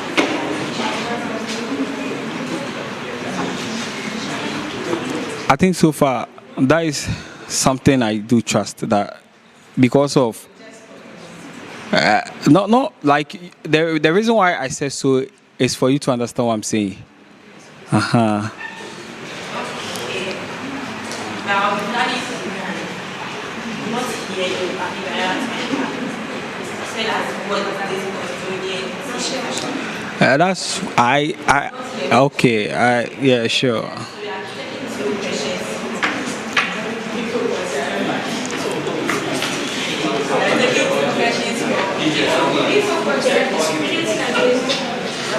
Fight for your rights.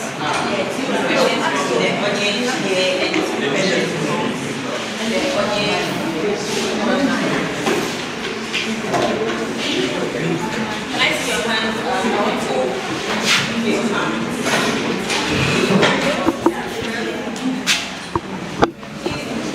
Okay. Yeah, this one is good. So you don't get any online question.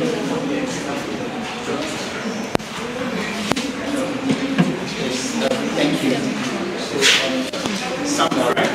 Some. Now, thank you for submission. I'm a finance person.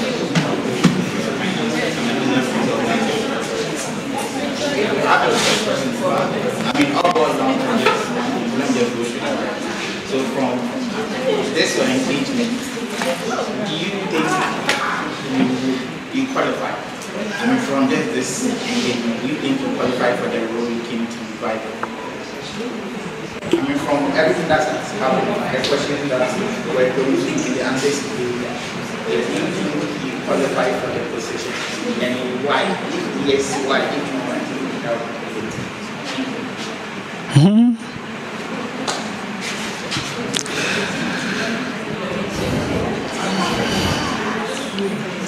Yes. Yeah, I understand. Yes. He said yes, he qualifies. Yes,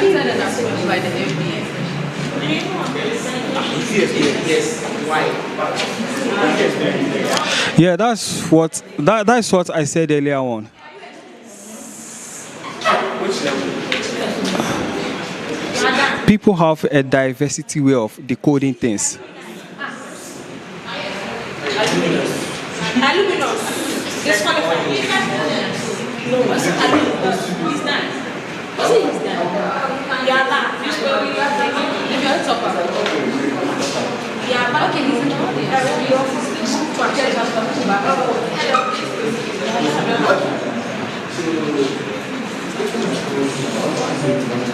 Okay.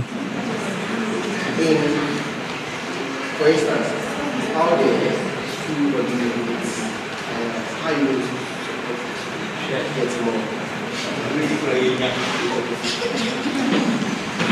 Okay.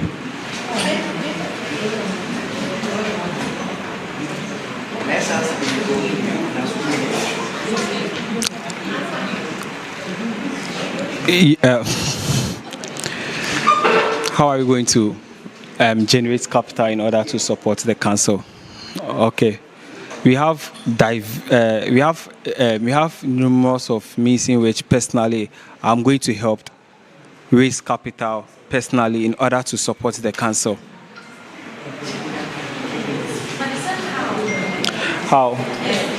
That's why I said personally. Okay, how is firstly I'll work with the external affairs officer, and then with the help of the organizing secretary, we will come together with a common goal, and we will then write letters to, with the help of because that is the work of the external affairs officer, to what do you call it? External officer. That is what I mean. To seek for sponsorship from cooperative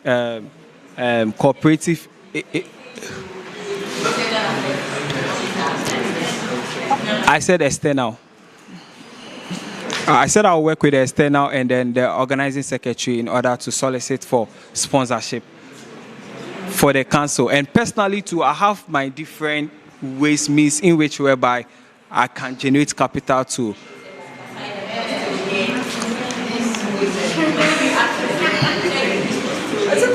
Yeah, you see, that's why I said people have diversity or divertical, or they have different ways, means whereby they decode things.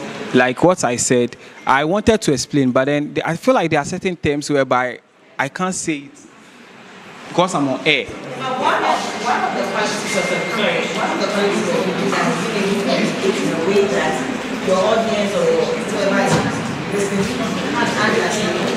So even if you think, oh, it's private, you should be able to articulate whatever it is so that we can at least have a clear understanding of what we're talking about.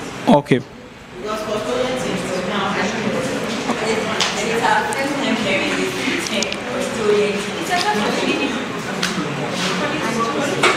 It's a sort of clinic. People that Those who clean them.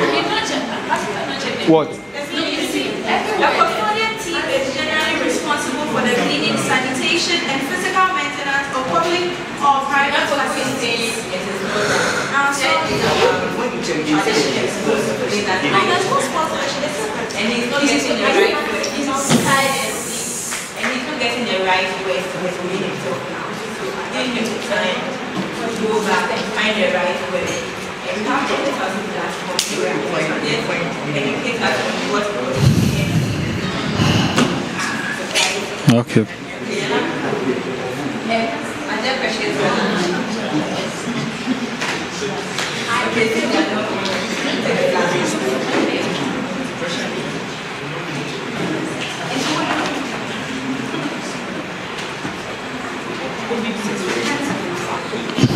My question is,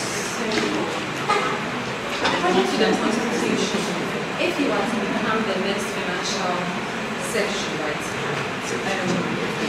who is a signature and what role is that person going to play in the office of the financial secretary? Pardon, Who who? is a signature? Yeah. What is the role of that person? I'll be talking is under the financial secretary. So probably with the financial secretary and then the financial secretary, the SRC president and the dean. So,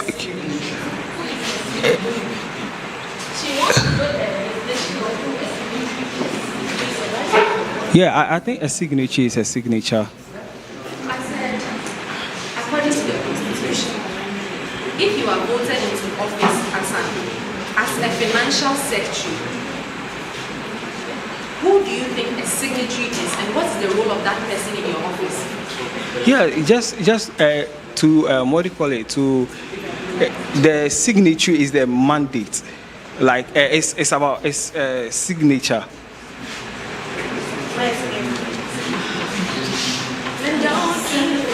Okay. No, I don't want to confuse you. Let's put the Constitution aside. Let's say you are in office now, right? Who do you think a signatory is, and what's the role of the person in your office? Yeah, that's what I'm saying. That with a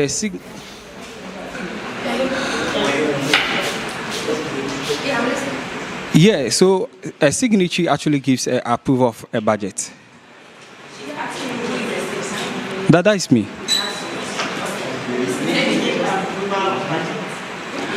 It's no. That is me. Like I'm saying that aside your role as a financial secretary, right? You're a financial secretary, but then in general, in the financial office, who is a signatory, and what is the role of that person being a signatory?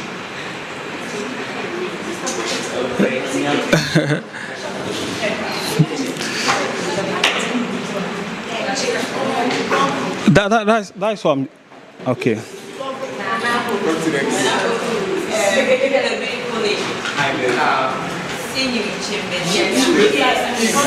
Full stop.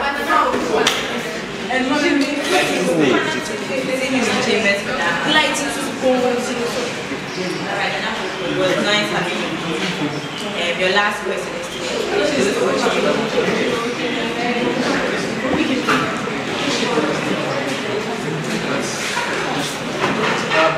Please, let's all see this exercise. The signatures that you realize you sign for all the 15. It wasn't 50, it was 11. Now, when someone of the country who are vetted, It's all. some of your people who have been here, you get Yep. you know, you've seen the declaration form. Yep. You've seen how it is. Declare. Yes, please. You've gone through the electoral rules and you know how, when you forge a signature, what it amounts to. You know it. Yep. So, Madam Chair, I'll give you a documents. Please take this thing out, take it to the Judicial Council. Okay. Okay.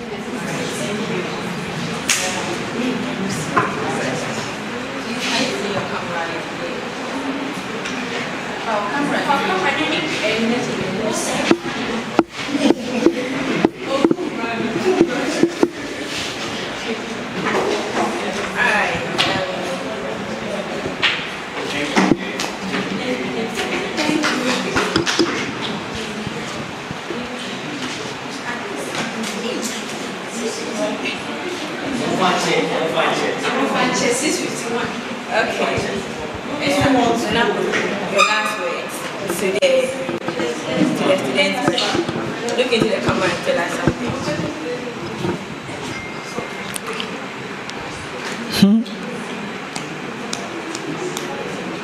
It is well.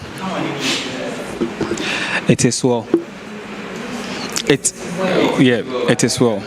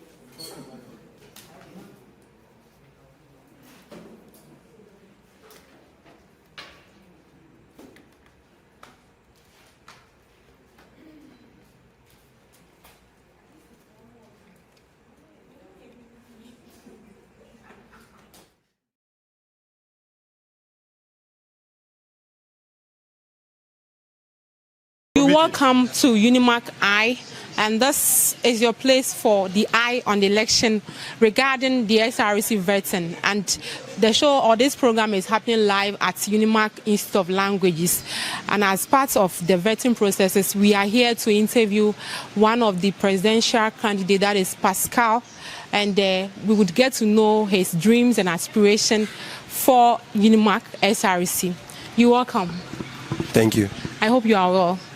Very well. All right, so tell us, why do you want to vie for this position as the SRC president? Thank you very much. I, Pascal Senyo, do declare my intention to contest for the SRC presidency because of advocacy for students from day one. I've served as member of parliament for General Assembly when we were having a separate SRCs as UniMAC IJ, UniMAC IFT, and UniMAC IL. I was a member of the GA for level 100 constituency. In this current one, I serve as the president for Journalism and Media Student Association. Okay. I've also served as the first deputy speaker of the first UniMAC SRC Parliamentary Council, and also the chief linguist for the Great Osajifo Hall on campus. So it's based on competence, and the track records are there. And if you want to go into the records, they are there. If I tell you the number of students who reach to my DM when they are having problem with courses, and all the evidences are there, it's numerous.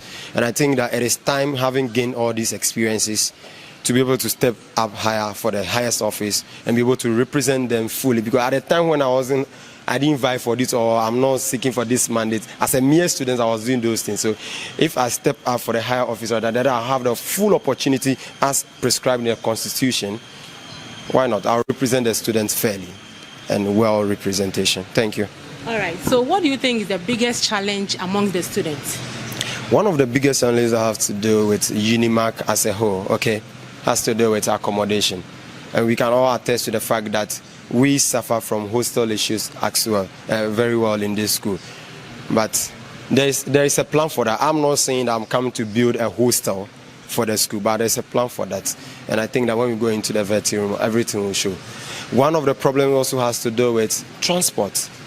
And as a country right now, we are facing transport issues. You cannot testify. You as a journalist, when you close from your work and you get to the bus stop, you can be there from 6 p.m. and to be surprised that you get home around 12. That should tell you that if UniMAC students close from their lectures and they get to the bus stop, that's the same terrain they go through.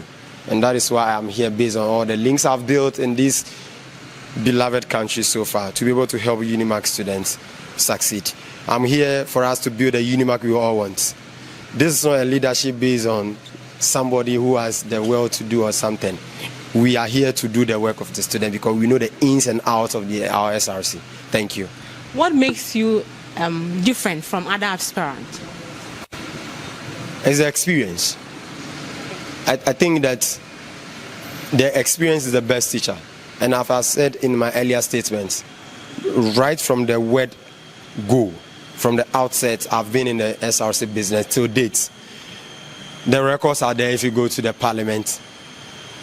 Having been a member of parliament for the good people of Jomsa and being voted by parliament based on my competence to be the first deputy speaker of the first UniMAC SRC Parliamentary Council, it means that the students know what you can do, and that is why they put you in that position. And now I am out here to seek for the mandate of the highest office to represent them more. Thank you. So why should they entrust their responsibilities into your hands? It's competence and advocacy. If you are in the university, what do we need as student leaders? The Constitution states it right. All right?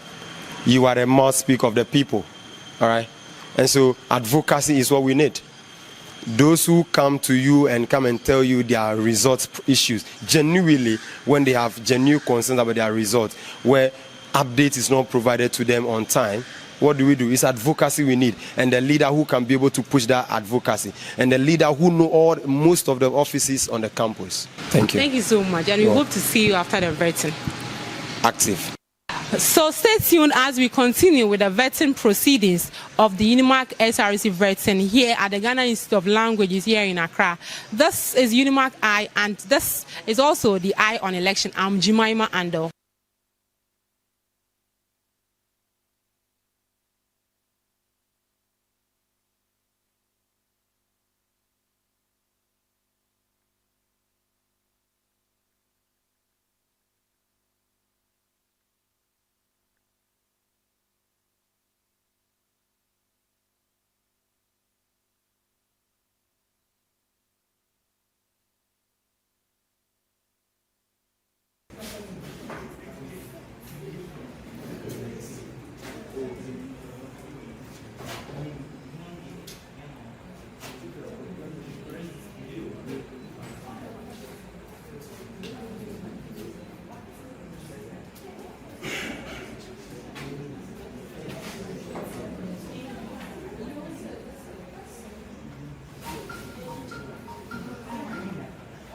Are we good?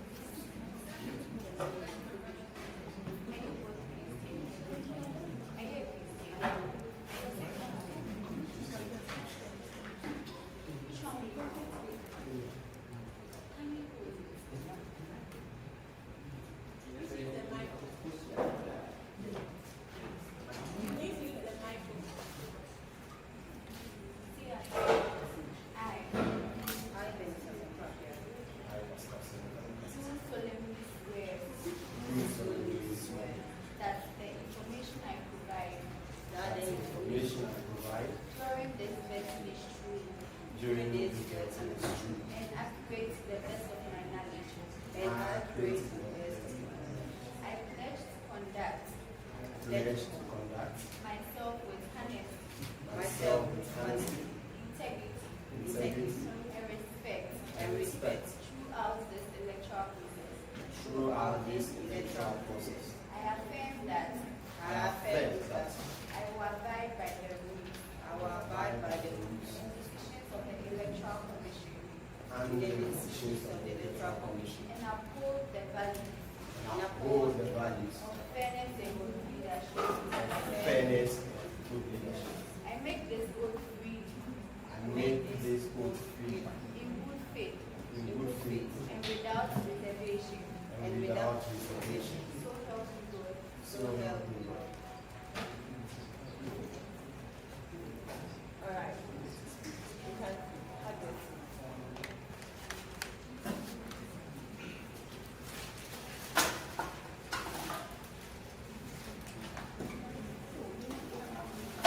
Okay, so presidential candidate running mate. Yes, please. So you start by introducing yourself to us and tell us why you are here. Okay, so the microphone is not working, so when you have to project so that we can hear you. But you have to use it because of the online. I see. No, introduce myself or something about myself. Introduce me, only my name. Can you speak into the little mic at the side? So I should So you can hold it back. like this.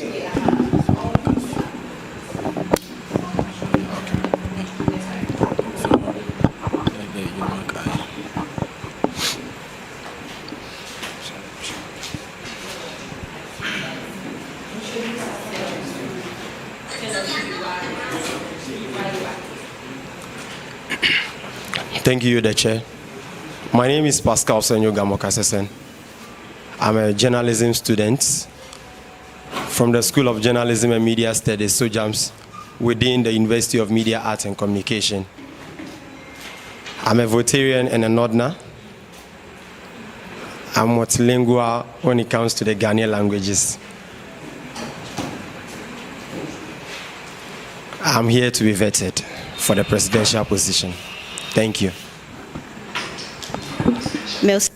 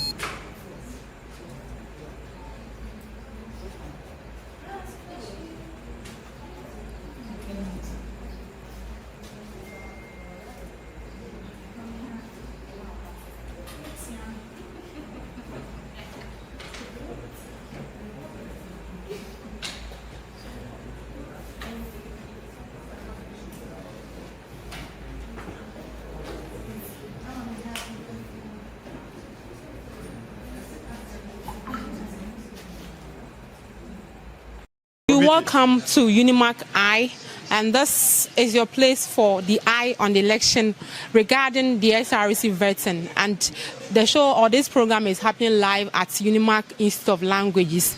And as part of the vetting processes, we are here to interview one of the presidential candidates, that is Pascal, and we would get to know his dreams and aspirations for UniMAC SRC.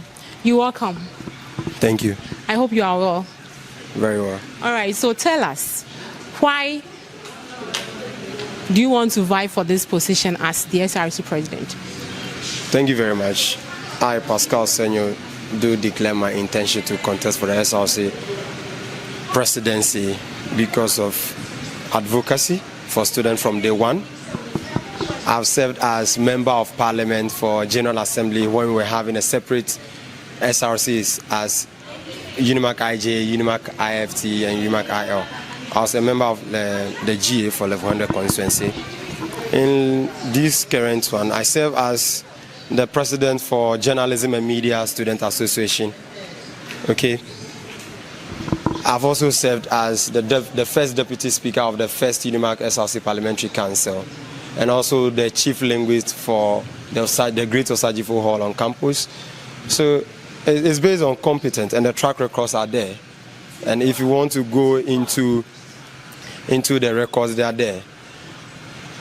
If I tell you the number of students who reach to my DM when they are having problem with courses, and all the evidences are there, it's numerous. And I think that it is time, having gained all these experiences, to be able to step up higher for the highest office and be able to represent them fully. Because at the time when I didn't vie for this, or I'm not seeking for this mandate, as a mere student, I was doing those things. So if I step up for the higher office, or that I have the full opportunity as prescribed in the Constitution, why not? I'll represent the students fairly and well representation. Thank you. All right. So what do you think is the biggest challenge among the students? One of the biggest challenges I have to do with UniMAC as a whole, okay, has to do with accommodation. And we can all attest to the fact that we suffer from hostel issues as well, very well in this school. But there is a plan for that. I'm not saying that I'm coming to build a hostel for the school, but there's a plan for that. And I think that when we go into the vetting room, everything will show. One of the problems also has to do with transport. And as a country right now, we are facing transport issues. You cannot testify. You as a journalist, when you close from your work and you get to the bus stop, you can be there from 6 p.m. and to be surprised that you get home around 12. That should tell you that if UniMAC students close from their lectures and they get to the bus stop, that's the same terrain they go through. And that is why I'm here, based on all the links I've built in this beloved country so far, to be able to help UniMAC students succeed. I'm here for us to build a UniMAC we all want. This is not a leadership based on somebody who has the will to do or something. We are here to do the work of the student because we know the ins and outs of our SRC. Thank you. What makes you different from other aspirants? It's the experience. I think that the experience is the best teacher. And as I said in my earlier statements, right from the word go, from the outset, I've been in the SRC business till date. The records are there if you go to the parliament. Having been a member of parliament for the good people of Jomsa and being voted by parliament based on my competence to be the first deputy speaker of the first UniMAC SRC Parliamentary Council, it means that the students know what you can do, and that is why they put you in that position. And now I am out here to seek for the mandate of the highest office to represent them more. Thank you. So why should they entrust their responsibilities into your hands? It's competence and advocacy. If you are in the university, what do we need as student leaders? The Constitution states it right. All right? You are the mouthpiece of the people. All right? And so advocacy is what we need. Those who come to you and come and tell you their result issues, genuinely, when they have genuine concerns about their result, where updates is not provided to them on time, what do? It's advocacy we need, and the leader who can be able to push that advocacy, and the leader who know most of the offices on the campus. Thank you. Thank you so much, and we hope to see you after the vetting. Active. So stay tuned as we continue with the vetting proceedings of the UniMAC SRC version second here week. at the Ghana Institute of Languages here in Accra. This is UniMAC I, and this is also the I on election. I'm Jemima Ando. Have you, by any chance, come across the CI of the Electoral Commission? The CI of the Electoral Commission, which is... Do you know what a CI is? Okay. So the Electoral Commission Constitution. What does it entail? It entails the rules of the Electoral Commission. The rules that govern the Electoral Commission as the election. Have you read it? No, I didn't go through.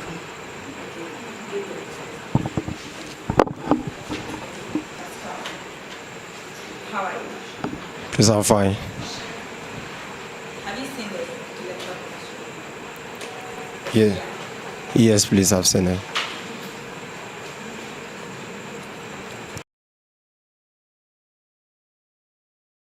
Have you read it? Yes, but not all here, honestly. Yes, please. Yes. Yes, please. Yes, please. Read it, but not all. Yes. Are you being honest about it? Yes, honestly. Were you not presiding over the house when you came to submit the CI past week? Yes, please. Yes. And you told Era, I need your attention. I came there with my dad. Really went like that. Yeah, I do remember. And you told us you had read the CI cover to cover. And you know everything in it.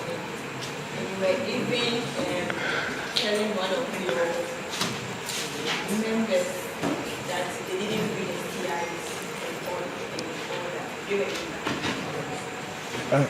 Can I say something? Oh, yeah, you can. Like, Okay. you remember you said that. Thank you very much. So when I was presiding, when my boss was not there, I was saying that we are supposed to go through then all the things that are in the CI that we think parliamentary, since we are a group of people who make a decision on the bigger body, we are supposed to go through and look at the things that are in the CI, which will not sit well with the students for us to correct.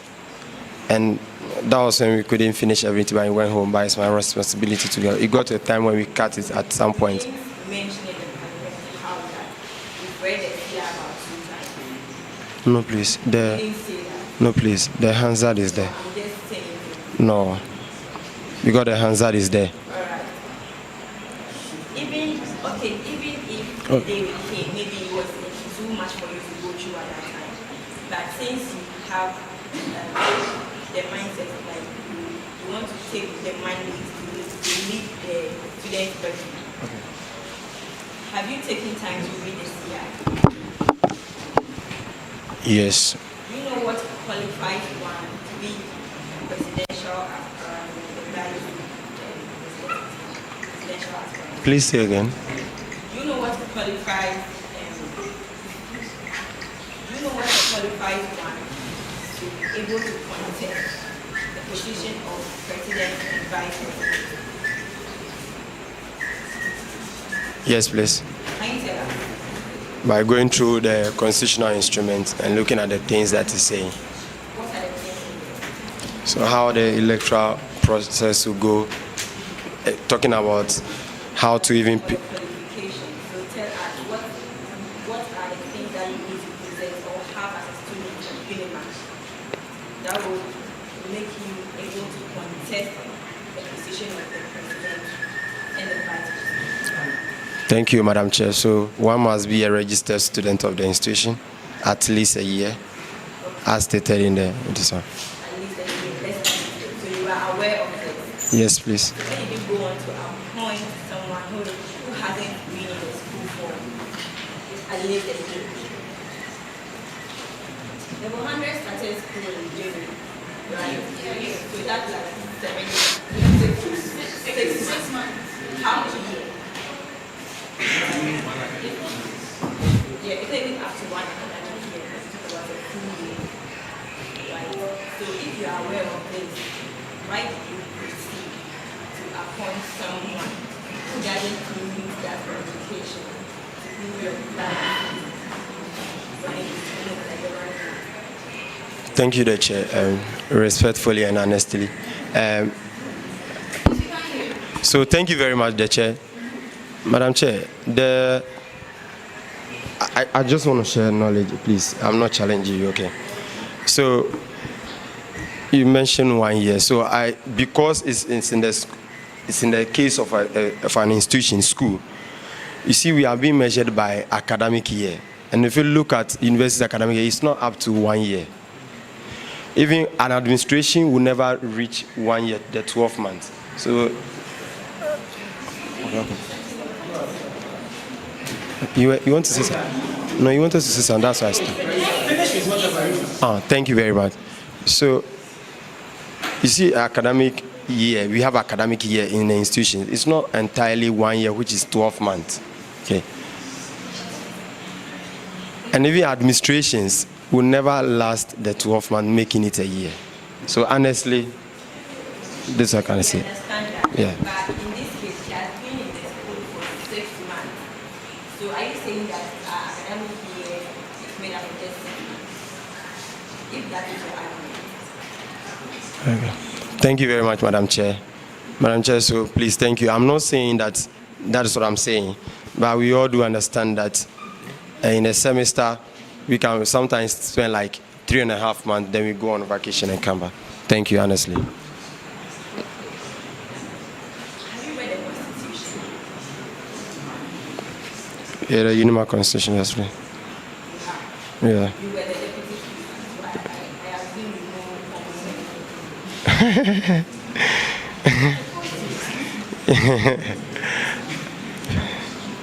Right? Yeah, yes, ma'am. So in the Constitution, Okay.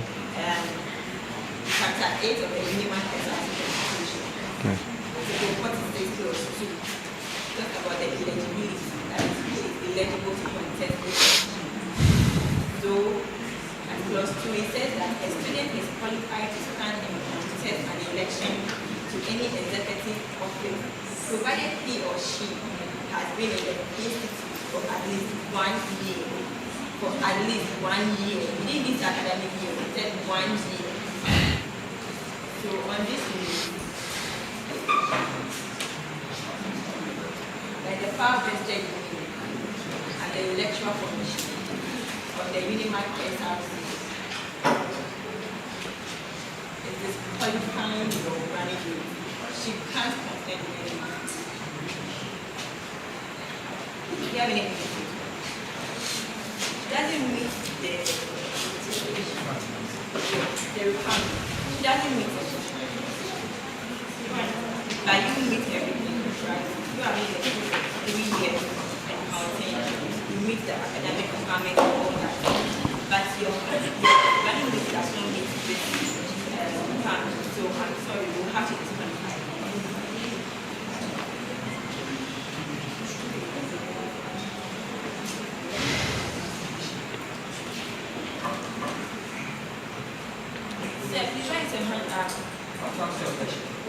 You want to ask me a question? There's no time for questions. It's very important. That's very important. It's not time for questions. It's not time when we are done. Hello. When we are done vetting the candidates, we open the floor for questions. Okay. Okay, so Madam Isi, thank you very much. Yes. I think in every step you make, that there is always a time for you to learn something new. I want to say that I'm not going to challenge you, but yes, that's the power, you can do that. No doubt. But I just want to ask, in the previous elections, same constitution was used. Same. So now we are not gearing towards the second administration, same constitution was the first UniMAC SRC. 1,100 person contested. So I just want to find out. Me, I won't do anything, but that's the power, you can disqualify. Was a vice president. Who is that? Berkis was in 1,100 by then. She was vetted with Bless Majimo, the Basari guy. Oh, please. Say. I said I didn't challenge you. Yeah, thank you.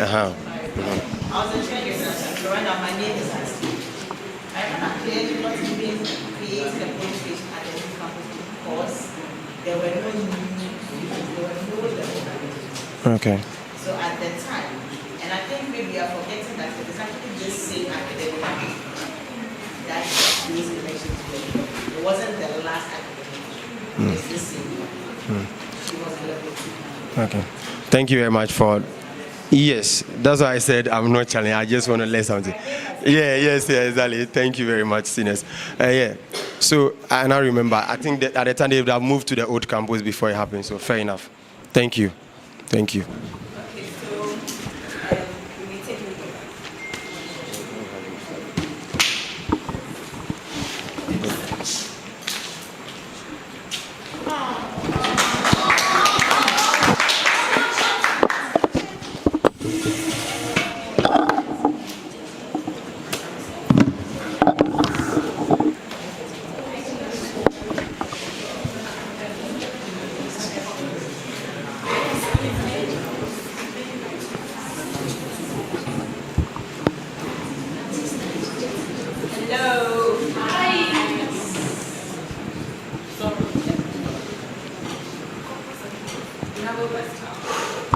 Let me see. It's unfortunate that things have to go. But then we are giving you another chance within 48 hours. 72. Appoint a new running mate. 72. Okay. 48 hours. Even if it passes 48 hours to 49 hours, you will be disqualified. Because the electoral process is ongoing. We're trying to wait for you. So the mother figure and the father should get cast. Mama Toko, we are giving you 2 days of Sunday, Monday. Okay, so Monday by this time, 7:39, okay, 7:40 p.m. You should see a new running who meets all the requirements. Thank you. And you know it's supposed to be different where you are coming from, right? Yes, please.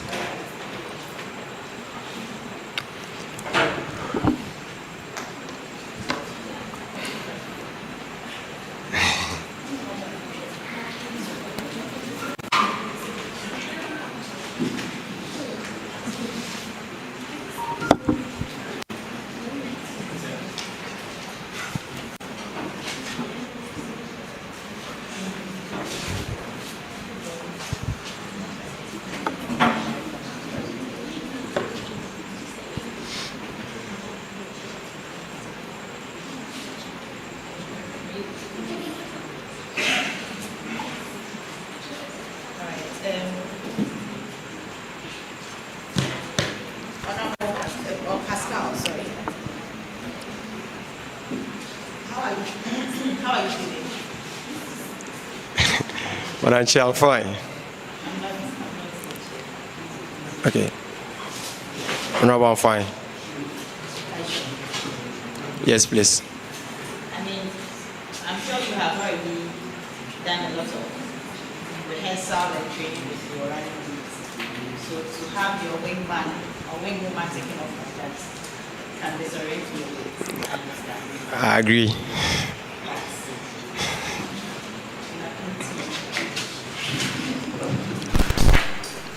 I received your resignation letter as my deputy. But I'll miss you. I'll miss you too. Did you do the same for the other bodies who are president or vice president? What are you? Yes. All the bodies who are president or vice president. Yes, please. I've done the parliamentary and the deputy. I've done that of my hall. And the JOMSA, that's the Journalism and Media Student Association. Yes. I've also done that, but the faculty says Monday I should come and see the VC. And, okay, well, thank you. The reason I'm asking is that I can confirm that I received the letter when I was Yes, please. Paul actually also confirmed that. Yeah. But for some reason, Josa has not confirmed. Yeah. That he had received the letter, which means that we are still asking President Josa. Okay. So, Honorable, I reached out to the faculty officer, the dean. Then he was in a meeting, so he couldn't attend it to me, and his secretary, Mitchell. Then this one, he responded to my message that he has seen it, and he wished me well. And he said Monday I should come, because you know we are the old campus. We have to now go to the new campus, so Monday I should come to the office. However, if there is any knowledge you want to share, I'm ready. Oh, this is not knowledge per se. Yes. I'm sure you already know why you had to resign from this. Yes. Yes. So if it's not confirmed that you have stepped down from those positions, then there's, I think it's not. Okay. Thank you very much, Honorable. The nomination forms. If you are saying that you have resigned, if you are to make a place a call right now, get your letter dated yesterday, or you said this morning, you're going to have evidence of that letter dated yesterday that you submitted. Can I come? Your resignation, we are going to get that. Can I flow? Yes. Thank you very much, Honorable. So, as I said earlier, when I reached out to the faculty officer who handles the affairs of the faculty, then she told me that I should reach out to the dean first on this matter. She has agreed that the dean is important, I should reach out. When I reached out, it was... Yes, please. Yeah.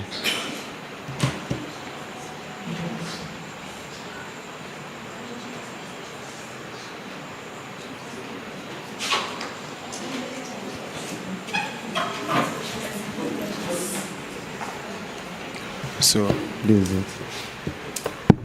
This was yes. Today is 4th, right? So this was 2nd when I tested him. Okay. 2nd. This is indicating yesterday, so it means 3rd. Yeah. This message. This that he replied today. You can see it today, but this is indicating yesterday. It's not indicating 4th, 2nd. I'll give you the letter. Okay. So when he replied, and he came to send this today, all right. But then I can call the faculty officer right now when I spoke to him on the phone.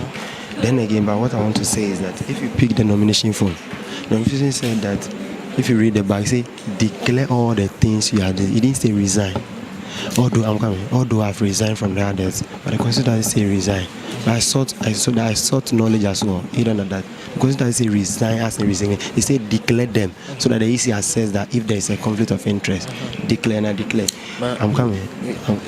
No, so I am good. So I've sent it. So he said it, and I'll show you the letter now. Yeah. Yes, please. I'm coming. So the reply you sent. So this is the first one. I'm coming. Is that the letter? No, so you see the second, when I wrote it, I was ready. I wrote it and all that. And that was when I called it forgetting that the dean was not ready. So this one, this is your letter? I'm coming. I see, as for the faculty base, it's not like the hall. You have to call them and inform them before you release the letter. So they are not just there, then you present the letter. So when was on 2nd. Patron. The patron sent you this letter? No. What I'm trying to say is that when I wrote the letter, you see, as for the faculty, it's different from how you cannot just give it to them straight. No, sorry. Don't worry.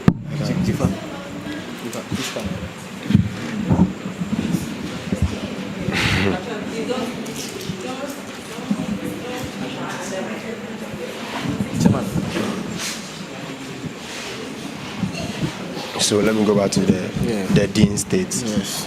So Honorable EC, when I called the faculty officer on 2nd June, you see the faculty is different from that of the hall. They are not just there, they present the resignation as a surprise. You'd have to call the faculty, there's an answer. I called the faculty officer and she said she has wished me well, but I have to now call the dean. When I called the dean, he was in a meeting. He was busy. So when I sent the dean a message, he didn't reply. And I spoke to the faculty examination officer too, which is the Swalamte. Then he said, yes, still the dean now. So now the dean came to reply. He didn't pick the call 3 times. So this is the dean's. The dean for what? For the faculty. For the faculty. Soldier. Okay. I was thinking Yeah. Wait, what is this message about? About he's trying to step down? You see, the faculty here. So what I'm trying to say is that this kind Like you've made attempt to get in touch. No, that's what can I say. What I'm trying to say is that the faculty is not like a hall where you can just write the letter and take back. You have to now call them first of all, tell them that you're on phone, then release. So when I called the faculty officer on second, she agreed and my letter was ready. The one I showed you the second, it was ready. If like so I've written. So now if they are here from the dean, now I'll just put on the letter. Okay. So when I tested the dean, when he didn't pick the call 3 times, and I sent him this. Then today was when he came to reply to me, and you read what he said. Good stuff. Congratulations. May God grant you supernatural success in Jesus' mighty name. At the hospital with a relative. That's why he was not taking. Then I called the secretary. They said Monday I should come. So now you see it. Ask my deputy. You can't come and make mistakes. No, I'm coming. But I'm not making a mistake. But we can all share money. Oh no. No, you come. Now when I pick that, so I've explained to you. No, you say I'm coming. Now I want to make this thing right now. Then when I explain to you,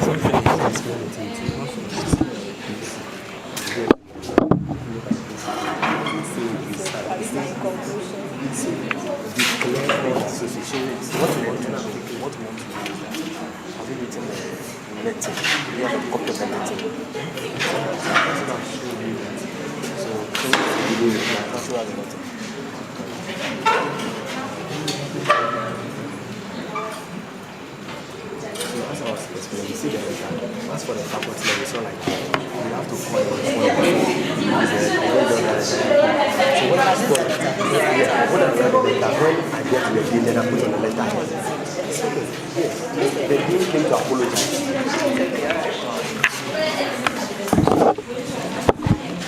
Miss Zifa, please, we can have the letter. You can have it, yes. So he said Monday I should come see because he's still at the hospital. Wait, hold on. Who sent what? Yes. No, I'm saying that this is a letter. The letter. So is this letter coming from you or from This is my letter. This is your letter. Ah. So your letter not supposed to be here. No, it's my dear. It's like, let's say. But your phone is different. No, this is my phone. Come. It looks like someone sent you the message. Yes.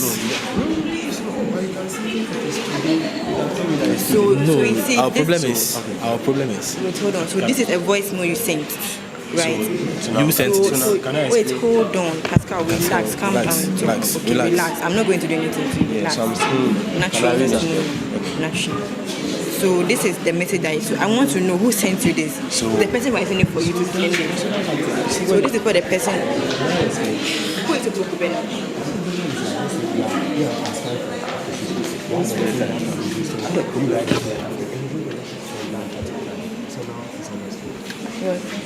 It's like I want to transfer for the person. Hold on. So who is the book?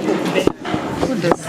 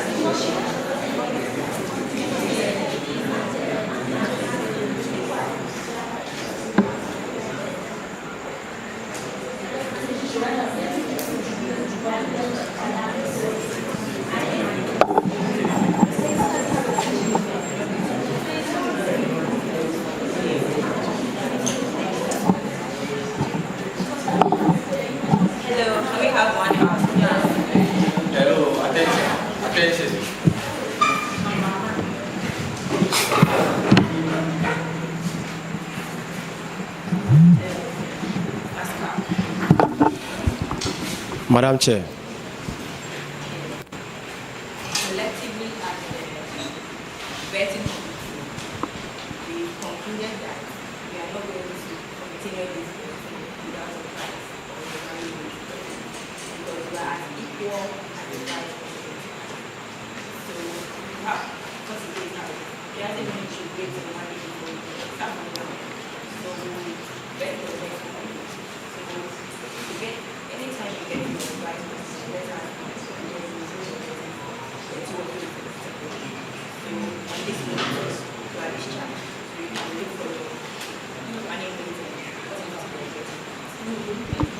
Thank you very much.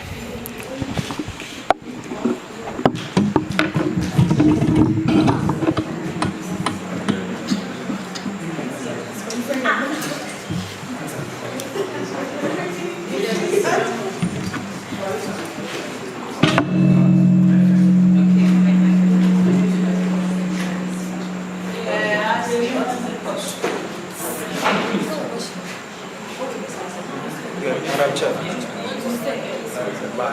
any updates concerning the hospital investigation? I just want to know if any updates Please ask me your question. I'm okay, right? This one I want to know, Madam Chair, mentioned my name directly. They are coming for you. They are coming for you. You have touched the anointing. You've touched anointing. When I was consulting, they told me that they will use the process as a secret so that they will know them.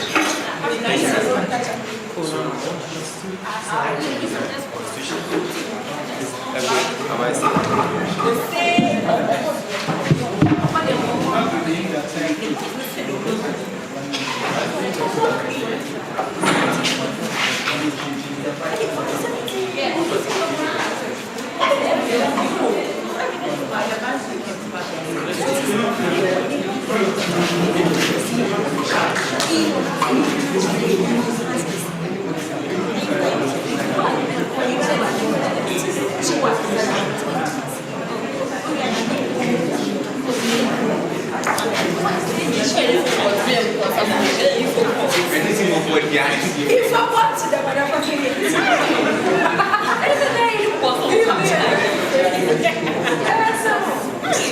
It's the same thing.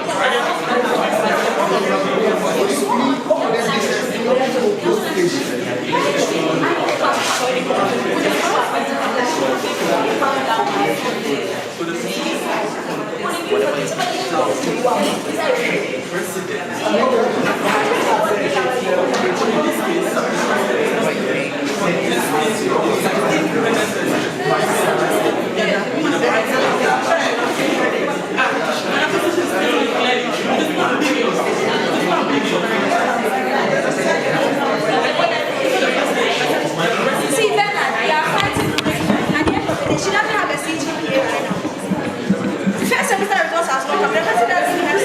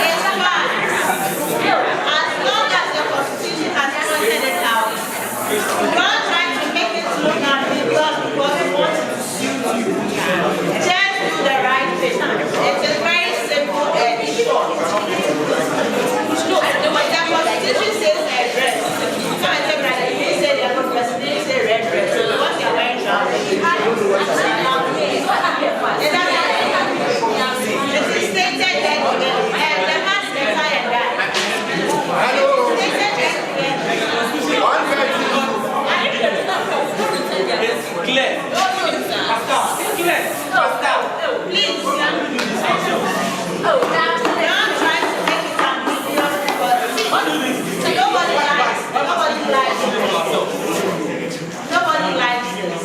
The constitution is clear. Nobody likes this. And let's just do that. Hello.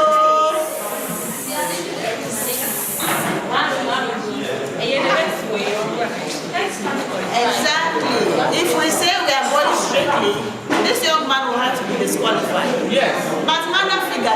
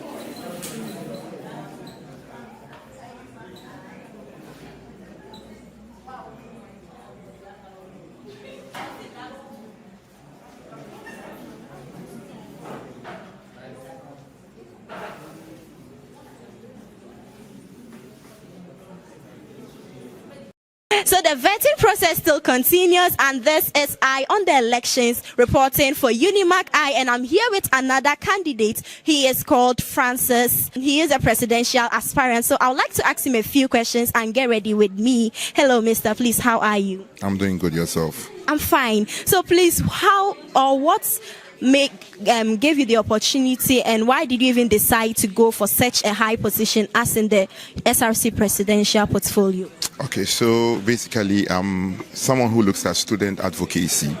I believe that in student initiatives there are ways that we can go about it to make our institution a very, well, I'd say, branded out there to the many other institutions out there.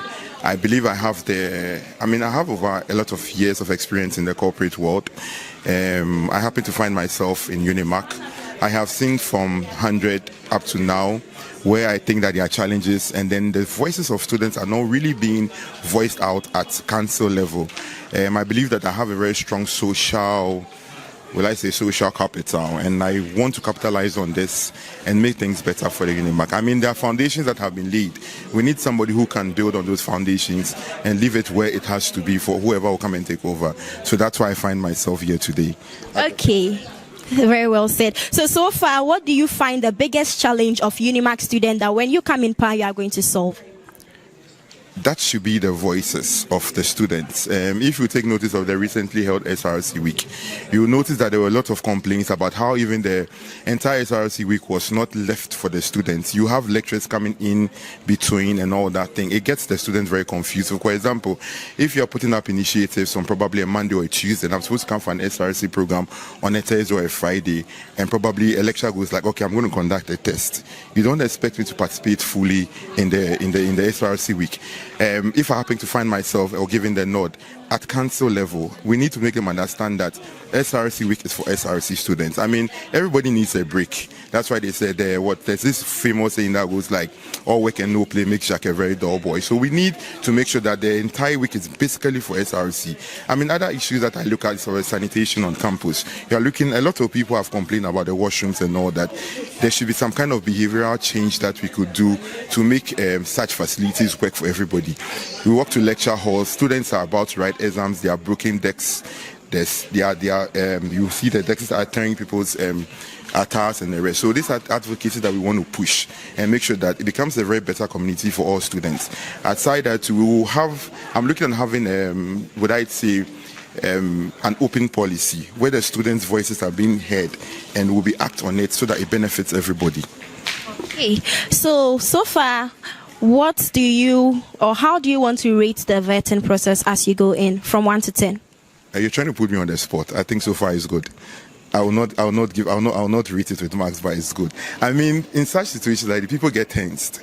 People may come prepared. I'm also not 100%. I feel tense as I'm speaking right now, but it's all part of the process. But I had so far so good. I mean, we are building. Since the three institutions came together, we are trying to build. It's not going to be a one-day thing, but we need foundations that can become very effective for others to follow. So yeah, I'll rate them. They are doing good. I'll not fall into this. Okay, so I've heard you. So what makes you different from the other candidates? My social capital. I believe I'm somebody who can knock on the doors of people who matters. What process are you going to take that from? My relationship with lecturers, student management. I mean, if you ask, mostly they say I'm not known on the regular side. I agree, but you know, I'm a weekend student. I'm having a lot of good relationship with the lecturers. You're talking about head of departments and all those things. These are people who could even lead you to the highest place. I'm going to find myself on the council that if I get elected, like I said, my social capital, my ability that I have been in the corporate world for quite a long time, that's over 10 years. I've supervised, I've been there for student advocacy. I mean, I might not be loud, but I prefer that leadership should show impact. I might not be out there, but sometimes you sit back and you make it impactful. Somebody who asks that, why am I coming forward now? Like I'm saying, we need somebody who can lift up. I could be back there and make things work, but I'm also telling myself that if I can be at the back and make things work, then how much more impact can I make when I'm up there with the council? So let's see how it goes. Thank you very much for sharing your thoughts and best of luck in the vetting process. Thank you too. You're welcome. That was Mr. Francis, who is an aspirant for the president of SRC, and this is still I on the elections reporting for UniMAC I, and I am Tracy Frimpong. The vetting process still on goes, and when he comes back, I would ask him other questions and how it went. So keep on following and stay tuned. Follow up for more updates. Thank you.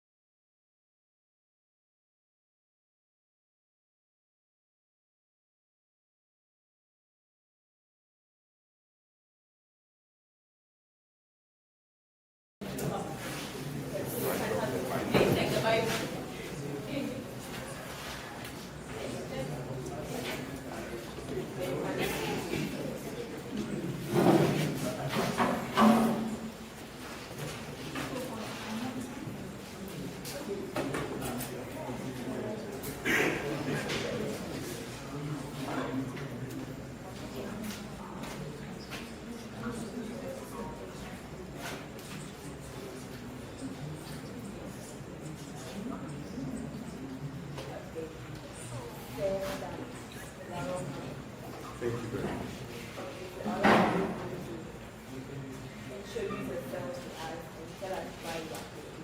So my name is Francis Solomon. I'm a level 300 development communication student. I'm here to be vetted for the position of the presidential slot for the University of Legal Arts and Communication. My name is Priscilla Tete, a level 200 broadcast journalism student at NAT. I'm here to be vetted for the position of the SRC vice presidential position. NAT. Yes. I almost asked if Nancy was. I'm sorry, the name again. Priscilla Tete. Priscilla. And Mr. Francis. Solomon. Solomon. Francis Solomon. Okay. Smart. When I saw smart, I really thought of specific, measurable, achievable, and realistic. Only to see students first, meaningful leadership, accountability, representation, transparency. Why these particular words? So thank you for the question, Madam Chair. We are our administration, if we are elected into office, is looking at student focus. So when we talk about the S and the SMART, that is the student focus. We want to have an administration that will be centered on the voices of students. And when you're looking about the leadership, that's the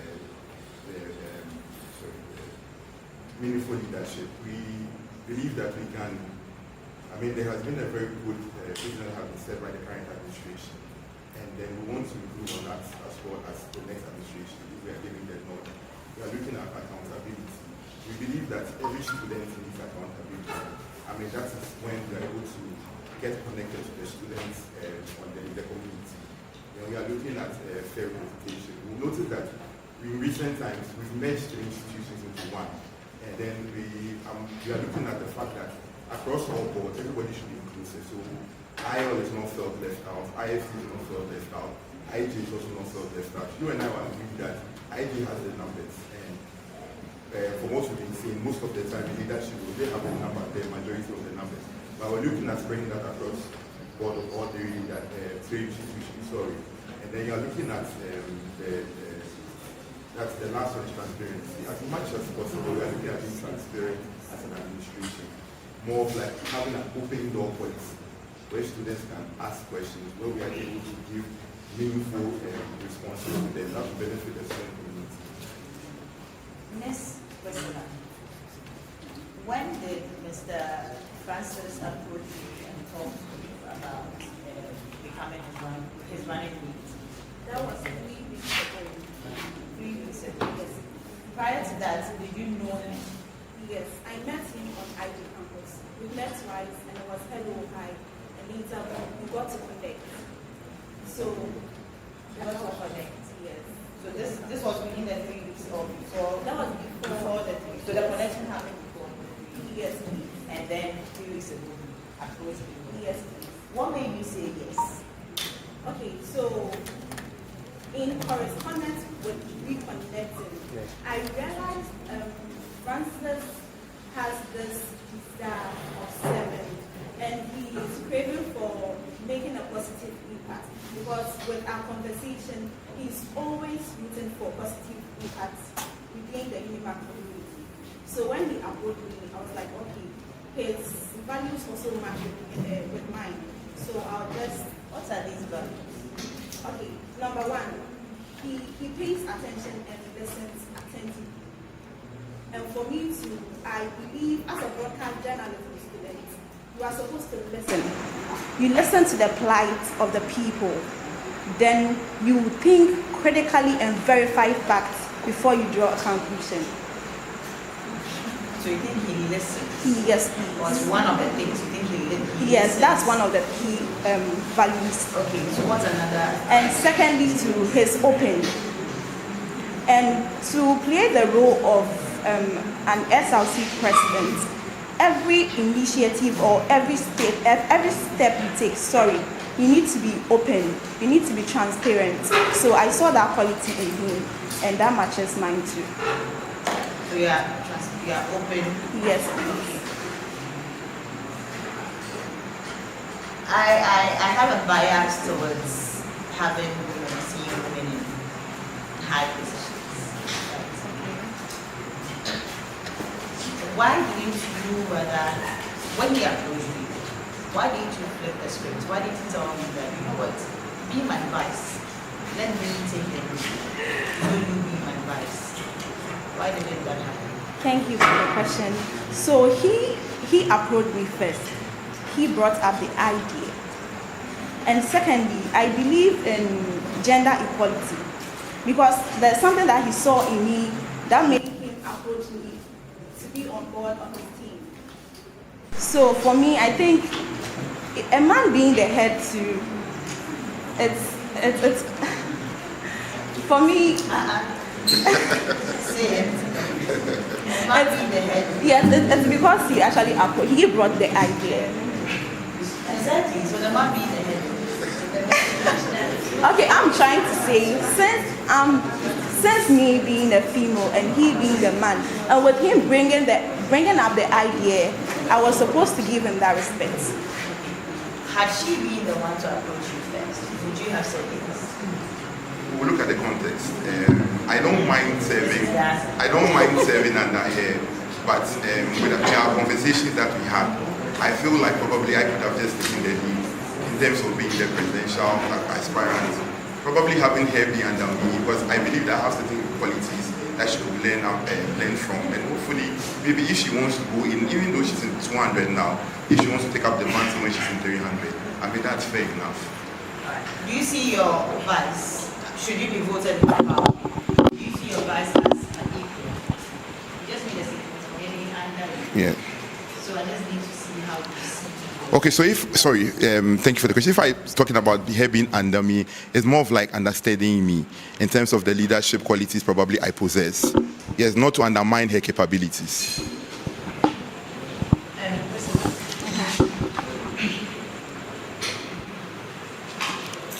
I want you to also tell me about SMART. SMART. Okay, so SMART is the S standing for student first. Okay, so SMART is an agenda which, if we are entrusted in power, will use to bridging the gap between the student body and management. In some areas. Okay, so for me being a student of IFT, I've noticed how most events are being held at IJ because they have a broader facility and infrastructures, and that really affects we students who are not a part of IJ, because I feel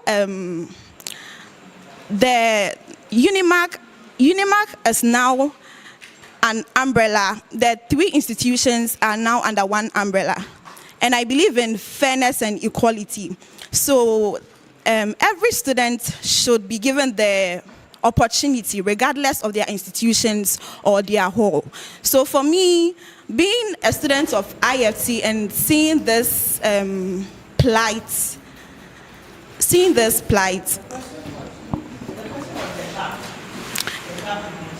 so the gap, okay, I can say lack of infrastructures and facilities.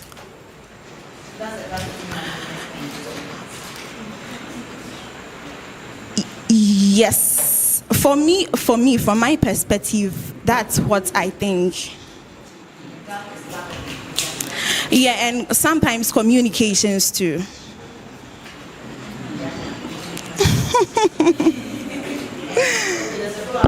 Sure.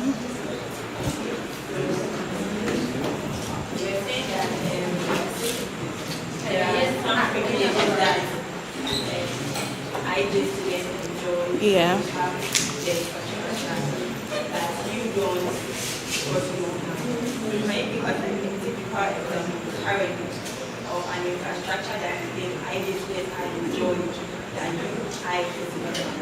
Okay, so I would align that with, I've been in IJ before, and in their lecture rooms you can see projectors, there are ACs, a conducive environment.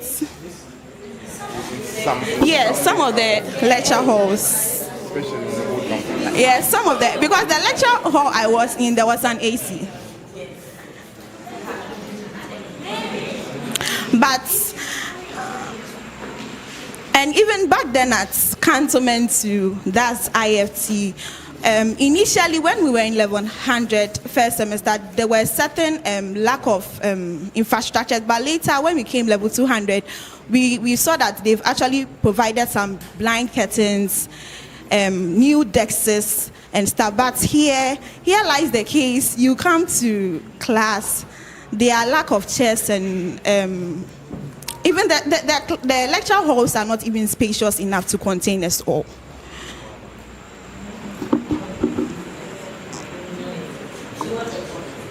So my point is, they are actually enjoying the facilities, a conducive environment compared to us.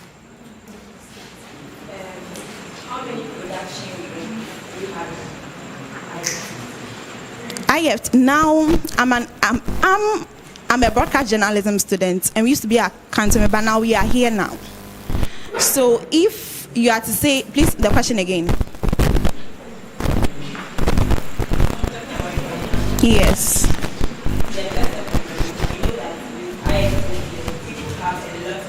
Productions.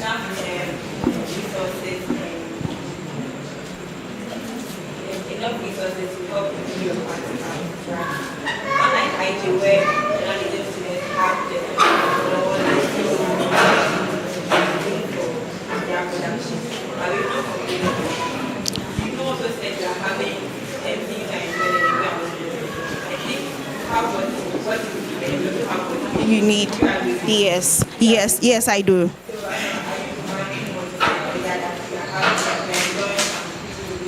Okay,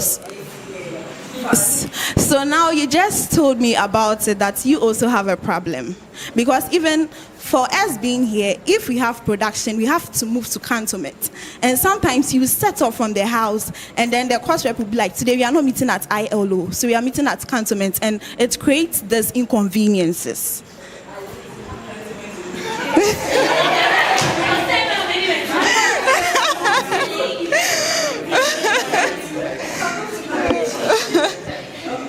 Yes, so I had an opportunity to visit the IFT campus, and per what she was trying to raise, we'll notice that at IFT, their lecture halls don't have projectors. So they also feel like that is one means of a challenge, whereby lecture halls are a bit difficult in terms of when you have to learn, maybe doing presentations and all those things. So I think that she's also trying to say that maybe we can advocate management to push probably to get projectors on the IFT campus.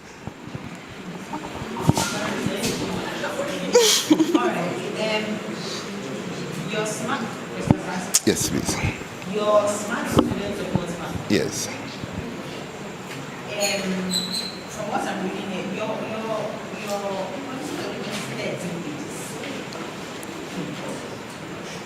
the student support fund is intended to assist deserving underlying.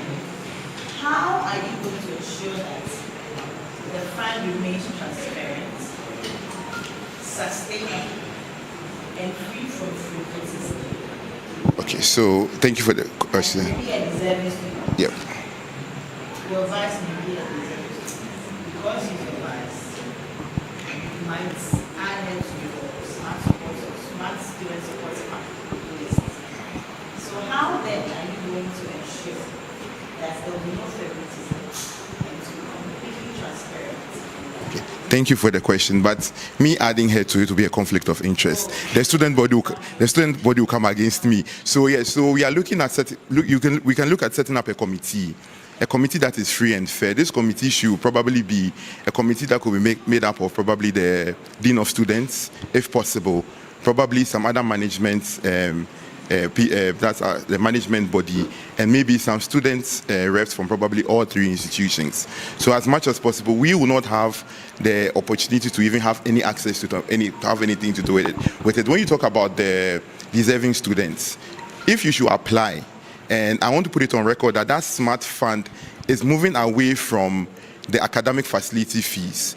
We're looking at, during my capstone project, I noticed that even though people had, a lot of students had paid their facility fees, you get to the point where it's time to go through your projects, your end of semester project. Then, I mean, this is human life. You face challenges. Then you're not able to even pay for your project, because we'll all bear witness that in UniMAC, our projects are quite expensive sometimes, depending on what you are doing or the course that you are studying. I mean, I experienced one recently anyway.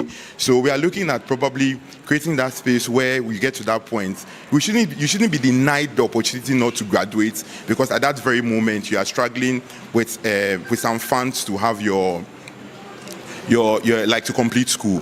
Yeah, so that SMART thing is going to be put to the deserving students, and definitely we are going to look at your academic records. This we can access through the academic boards. Yes, so definitely there's going to be a free and fair process in that. And I mean, again, it comes to transparency and accountability. We put it out there for the students' body to know that, okay, these students, we have a very small community, even though we are large.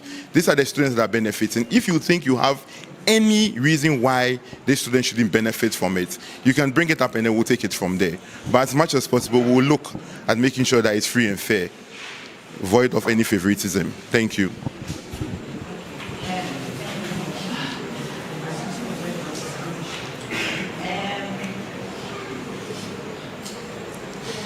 What does the Constitution say about My role?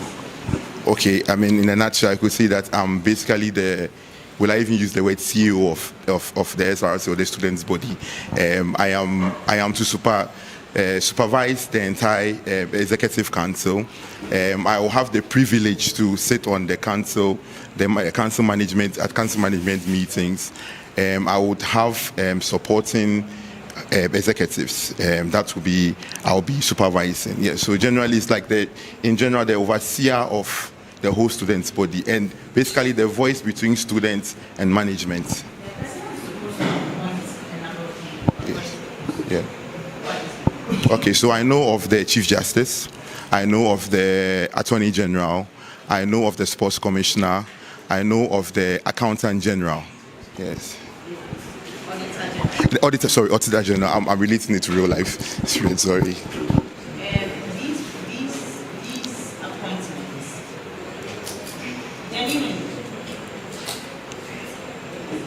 What are some qualities you're looking for before making these appointments? Because these are very critical, especially the auditor, very, very important. What are some qualities you're looking for? Somebody who has a track record of transparency, somebody who has conducted himself very well on campus throughout his stay. With things like this, we might not be privy to every information on the student's body. That's why we have to consult widely. I would also probably look at the current administration if they think they can recommend anybody who they think can help us in that regards. So there will be a wide sort of consulting in appointing these people to office. Dean of Students. Dean of Students, like I said, the current executives of the SRC, probably some other key people in management, definitely academics board, because there are records there to know that is this person somebody who is carrying himself very well, conducting himself very well. Even if the person is coming from a faculty, we should be able to reach out to the Dean of Students and head of departments. You spoke about radio GIJ. Yeah. Radio GIJ is very dear to our hearts. To mine as well, Honorable Chair. Well, I mean, honestly, it's been a while I heard you want to go to radio GIJ. The one thing that's needed to resurrect you is money. I don't know if you know what I'm saying.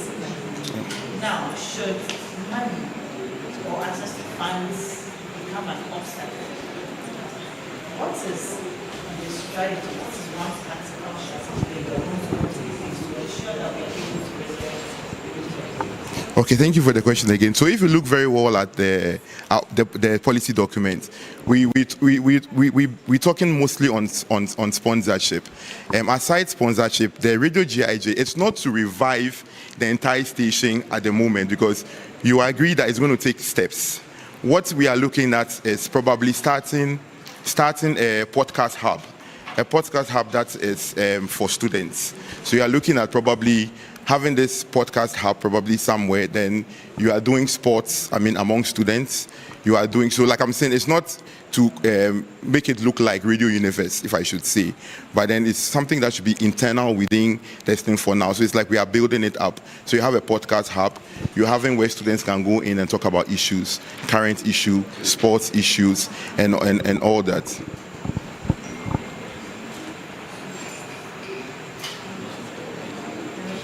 Yeah. What you just said, have you heard about the School of Journalism and Media Studies? Yes, that's Sojams, I think, yes.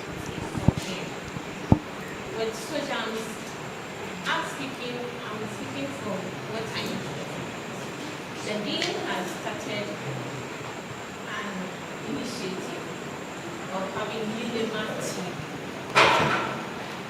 The federal initiative of having UniMAC TV, of which student volunteers are trying to bring ideas to make it into existence. So if you are speaking of podcasts and I'm bringing this to you, how would you merge your podcast to make it massive area? So it can work hand in hand. And we're looking at the fact that, like you rightly mentioned, that the Dean of Students has started an initiative. Sojams, yes, has started an initiative. When we get the nod and we get there, this is something that we can sit with the Dean of Students and see how best we can go about it. Because as I sit here, I might not be that privy to whatever steps he's taken so far. So when giving the nod, I sit down there with him. Okay. Okay. So if you are giving if you pass vetting, Yes. Yeah. and you are giving the nod by the student body if you are elected. So I'm trying to let you know that there's something like that in the business that students are doing and having ideas about it. So if you want to do something, I don't think Yes, that's why I'm saying that it's existing. Should we be giving?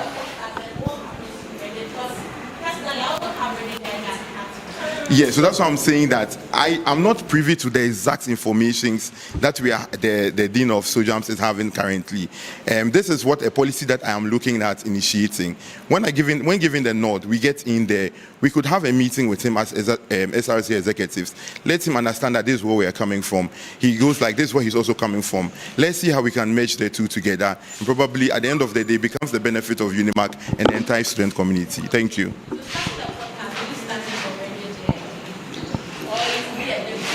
No. Yes, so like you rightfully told me that it's something that is there in terms of the TV, but then with so it's going to come under Radio GIJ. That's the podcast. Yes.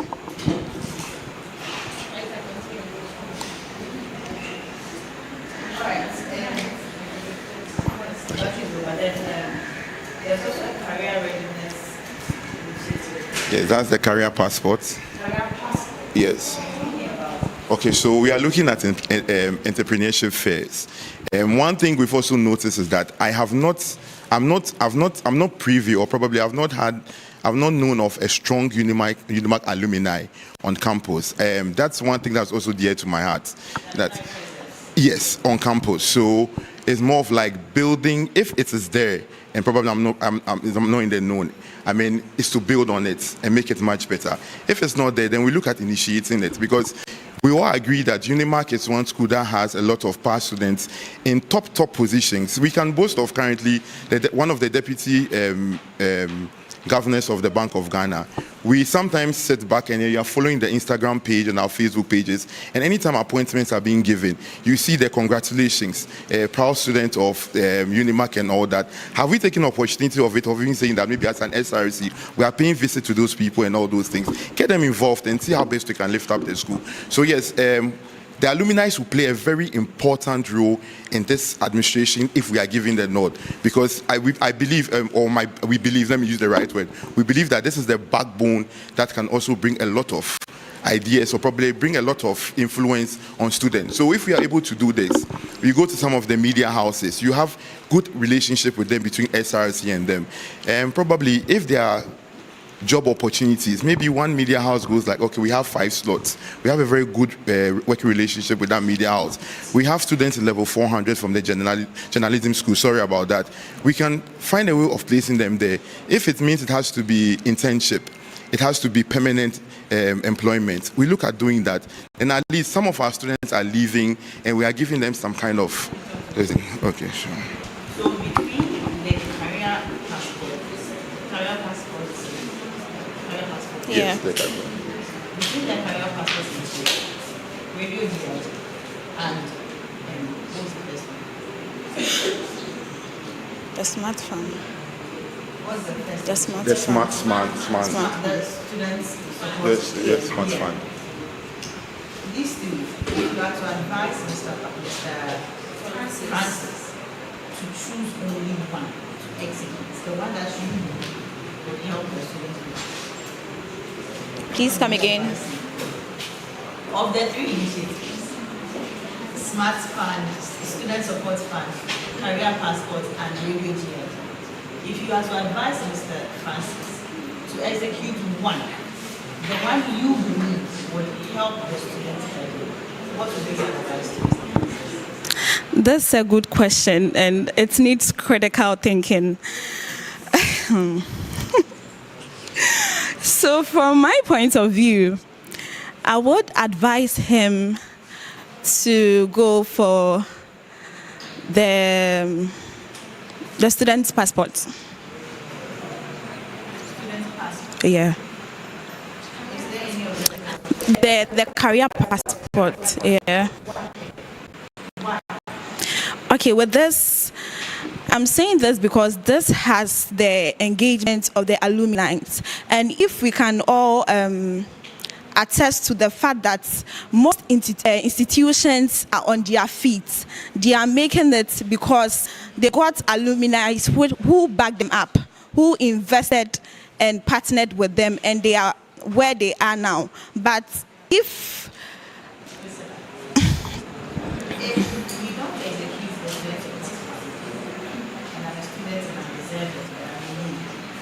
how do I get to the next level to take advantage of your career passport? that's I already have a national passport.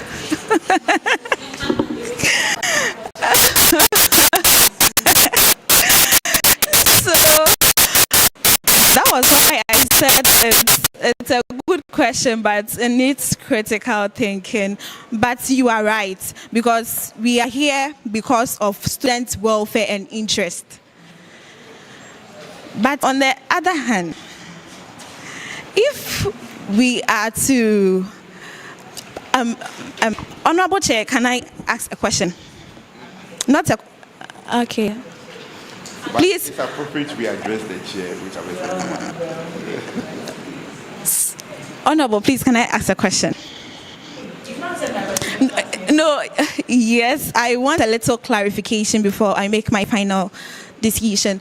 So, if we are entrusted into office, with the question you are asking, which agenda should we push when we are into office? Like something we can do it within a short period of time. Oh, no, I'm not even giving that time. I'm just saying, within this thing.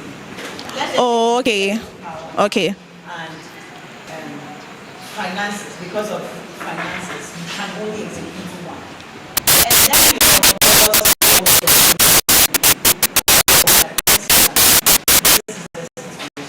Which one do you think that should be? Then I'll go for the smart fund. Yes. Yes. Because we are here because of the interest of students and their welfare.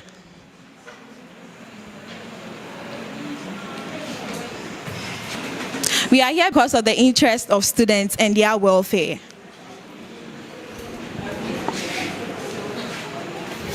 Yes, please.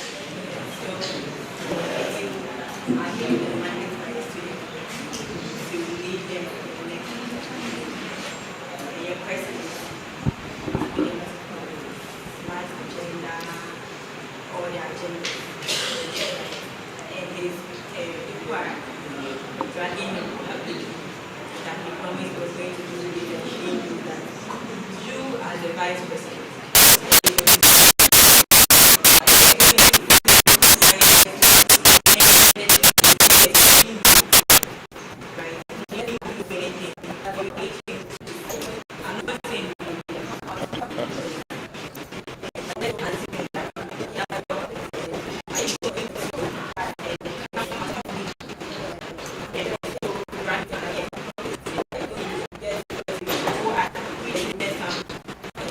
accountability.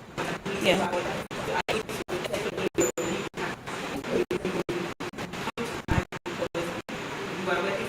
Okay.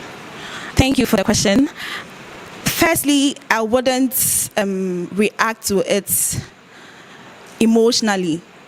I would rather call him privately and discuss with him.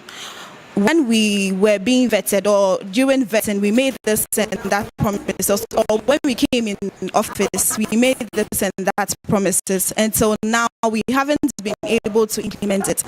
I will ask and know his side of the story. What's really happened, or what could be the distractions or the setbacks that is holding him from fulfilling his promises? So from his response, then I can make my final decision.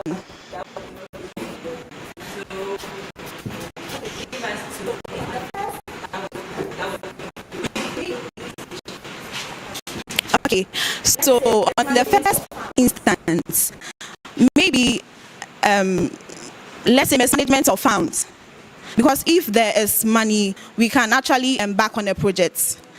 And maybe there were resources, but he misused it. And secondly, when I see, I'm trying to say when, okay.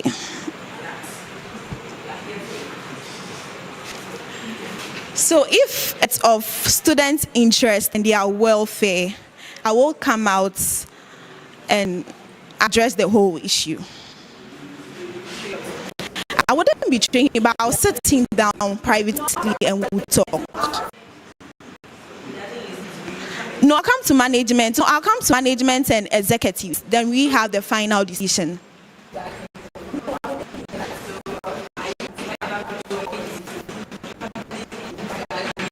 No, I wouldn't do that. No, I wouldn't do that. No, that's what I'm saying. After talking to him and hearing the side of his story, I will sit with management and executives. Then I'll pitch the story to them. So upon their final decision, then we know what to do next.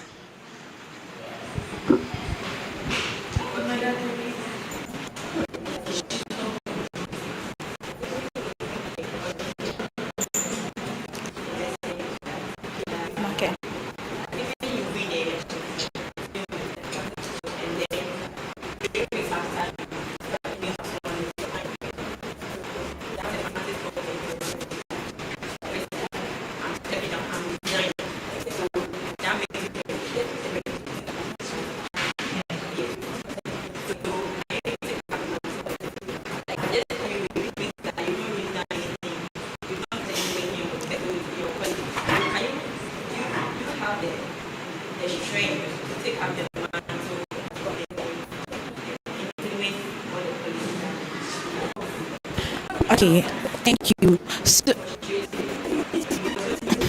no.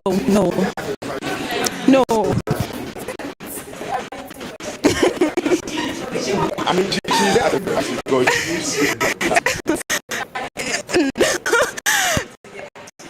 So, yes, and if to answer your question, please. When I read the Constitution, and the Constitution stated the role of the Vice President, and I noticed in the absence, or should in case something should happen to the President, yeah, should in case, okay, thank you for the correction. Should something happen and the President is not available, the Vice President is supposed to stand in, and there should be continuity of leadership. So I will then communicate, because I'm not working alone. We are not working alone. We are working with the school management, the executive, and the whole student body. So I'll rather sit with management and executive, then we will pick it up from there. Because I'm not working alone.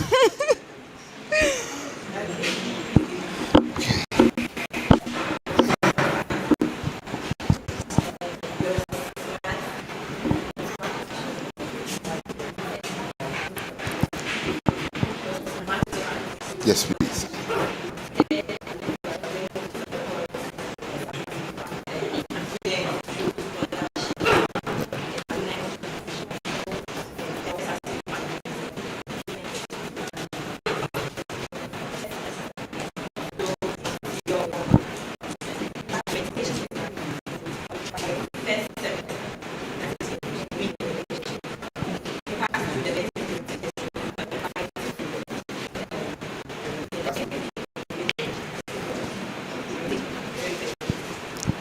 That's to pitch ideas to organizations and then corporate bodies who can help us execute our policies. So I'm saying that will be pitching our ideas, proposals to corporate Ghana, to our alumni, institutions, to help, that could help us achieve our policy. So if you want me to elaborate on it. So if you are looking at probably the smart fund where we are talking about, maybe for example, like you will see something about health over there. There was a situation that was like last semester whilst we were in class, and the situation happened in the sense that one of my colleagues just went off and we don't know what happened. Now, we are looking like around the UniMAC community. Are we able to have any collaboration with any facility around us? Because you agree with us that when you go to university, UGMC, before someone is even treated, you need to put down almost 2,000 to about 5,000 cedis. Now, if we are taking a student who does not have that financial capability, and you go and put the student there, then who takes over the bill? So, yeah, so what we're looking at, we look at facilities around us, where if any instance like this should happen, we're able to take that student to the facility, but probably it should be within a certain budget where it benefits everybody. I mean, if we even want to even also introduce the fact that maybe those who don't even have Ghana cards, you can push them to also get Ghana cards. I have been a beneficiary, sorry, not the Ghana card, the National Health Insurance. I've been a beneficiary of it. Sometimes we think that, oh, it really does nothing, but trust me, it's able to take care about, let me say, part of the cost that can help. So yeah, so I'm looking at, we are looking at probably health facilities around us. That should there be an emergency case, where do we have to go to? That day when it happened, we had to move all the way to the Greater Accra Regional Hospital, which is quite a distance. When you talk about the opportunity where we are looking at helping students to fund their projects, we are going to look at institutions that are into such things, talking about NGOs and all that. So it's to pitch ideas to them, sell it to them, and let's see how they come on board and see it benefits the entire UniMAC community.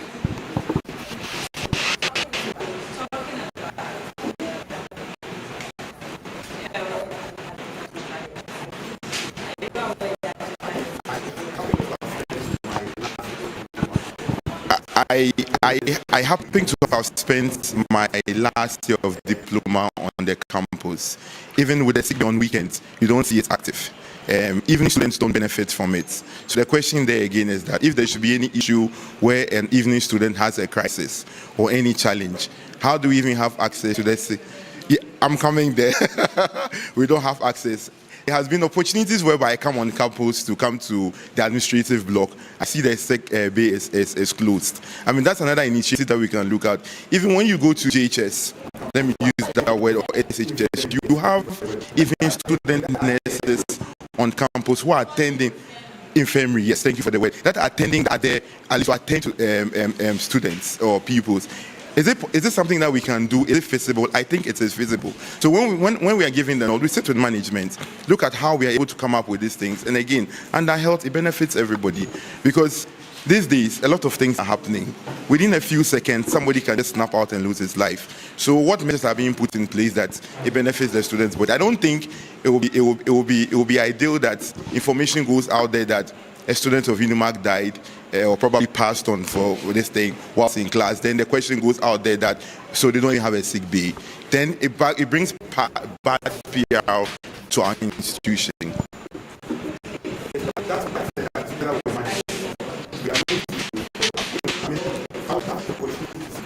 Yes, so that's why I said that together with management, I would have the opportunity to sit on the council and have discussions with the Dean of Students.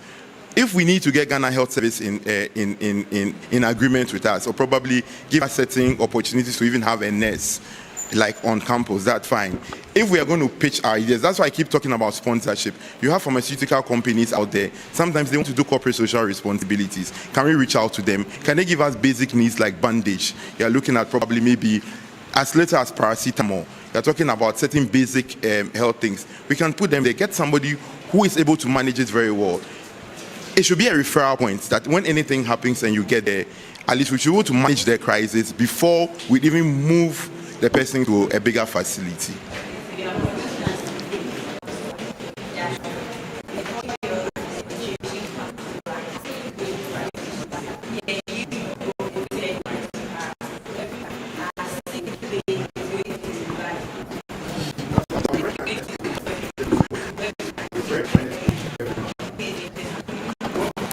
Madam Chair, I'll be very honest with the students' body. I'll be very honest to everyone.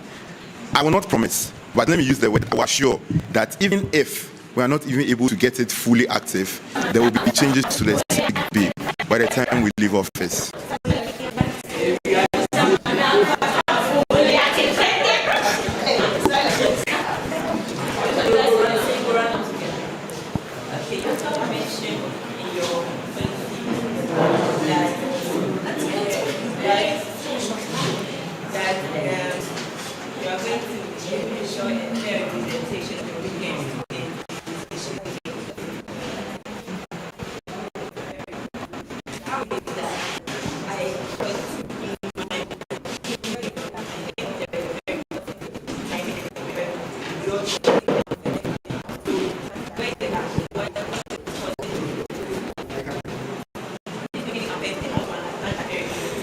Okay, sure. So I can list two instances. You are looking at SRC week.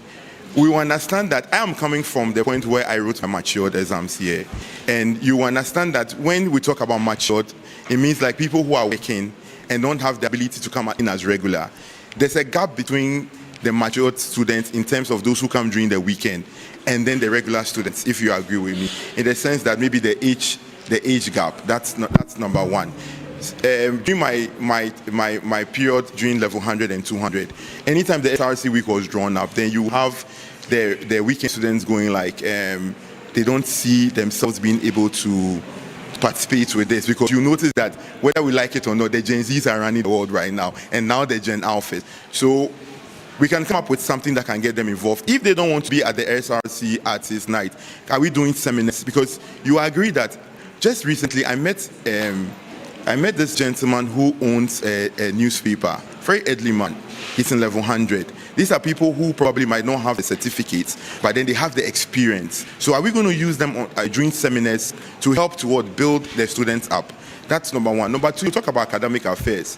I'm a weekend student. Sometimes you come to campus on weekends and academic affairs is not open. Is there a possibility that maybe it can be open maybe between Saturday and Sunday, one out of those 2 days? Or maybe within every 2 weeks, they can come during the weekend?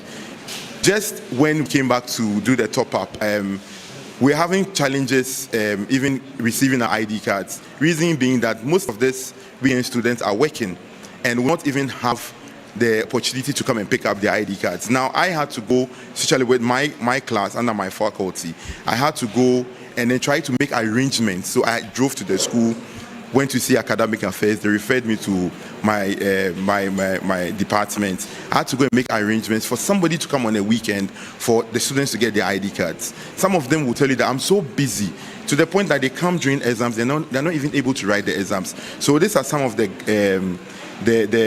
ways of making the weekend students feel very represented in terms of the policy that we've put together.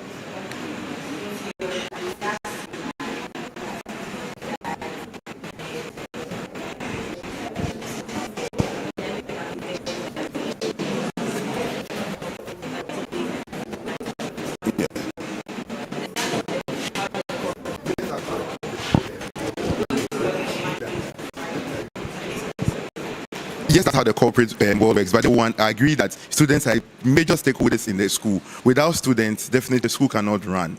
And I believe that there should be a fair representation when it comes to the weekend students.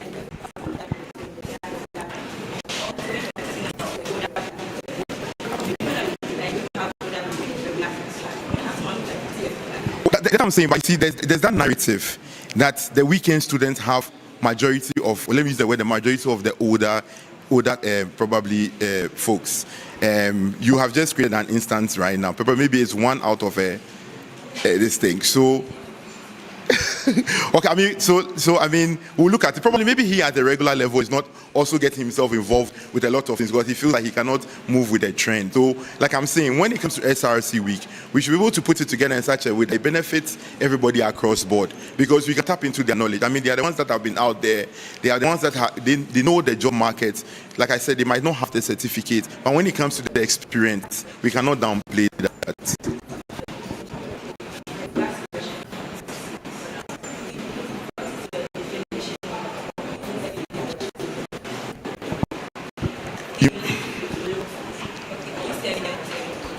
I'm serving them. So if we look at my policy, I wrote there that it's the bottom to top approach. Bottom to top approach, where it goes like the student voices is what is paramount.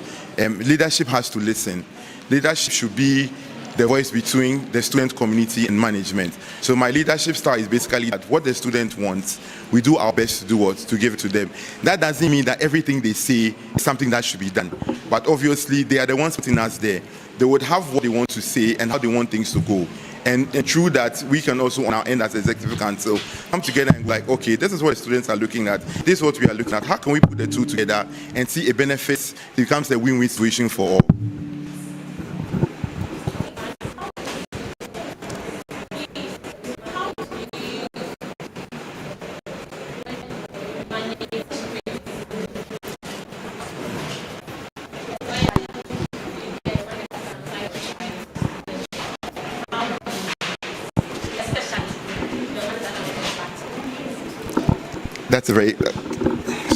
That's a very good question. I mean, as much as possible, when I see those things coming, mostly on platforms, I stay away from the platform. If I come back, sometimes anger or probably your reaction to certain things are instant. You might not take control of yourself, and then you might just react. Maybe somebody saying something.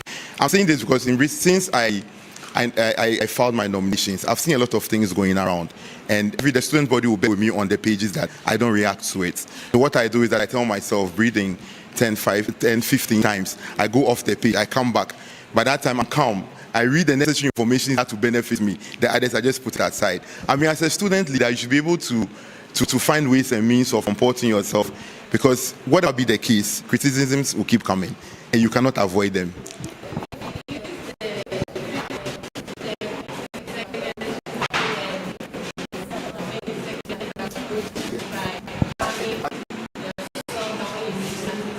Yes, but if they are constructive criticism, I'll come back to respond to them. That's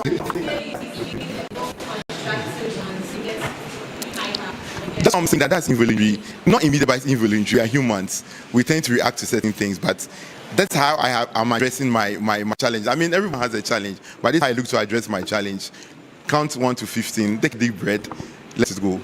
If management rejects one of the major policies, they are going to, especially the example that you gave for ministerial, and you propose this to management, and management say, okay, they have no action. We'll push and keep pushing. And when I'm pushing and I notice that it's not being done, that's how come I have to become accountable to the student body. They need to understand that their leader is pushing, and this is what management is saying. Then it doesn't feel like probably we are not pushing the voices of students to management. So we'll keep pushing. I mean, there's a saying that when the doors are closed, keep knocking on it. If it means I have to go use certain people to open certain doors, I'll do it. One thing I boast about myself is my social capital. if you talk about students on the weekend class, the weekend campus, they'll know that I'm very sociable with everybody. I'm very free with a lot of lecturers. I speak with them, I talk to them. Sometimes lecturers do come to students for favors and all that. There are some lecturers that are even close to even the VC. Definitely, the VC will definitely have someone that he listens to. So we keep knocking. It means we have to pass 1 or 2 places. We'll try. I mean, we are here to bring meaningful change. So we cannot back down when probably our voices are not being heard. But we'll keep pushing.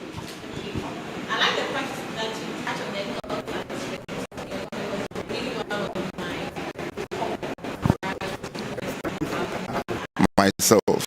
A funny instance was that I had the running time on campus, and then, I mean, you can imagine how that is uncomfortable.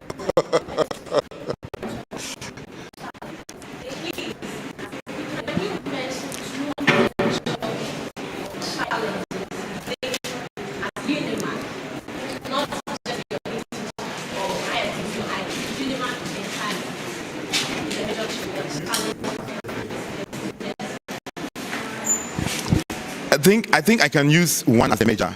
The measure came in at a point where all the 3 institutions have been put together.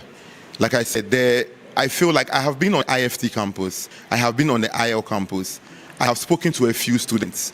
On IL, when I visited, the few students that I spoke to, the feedback was that they don't feel part of the UniMAC family.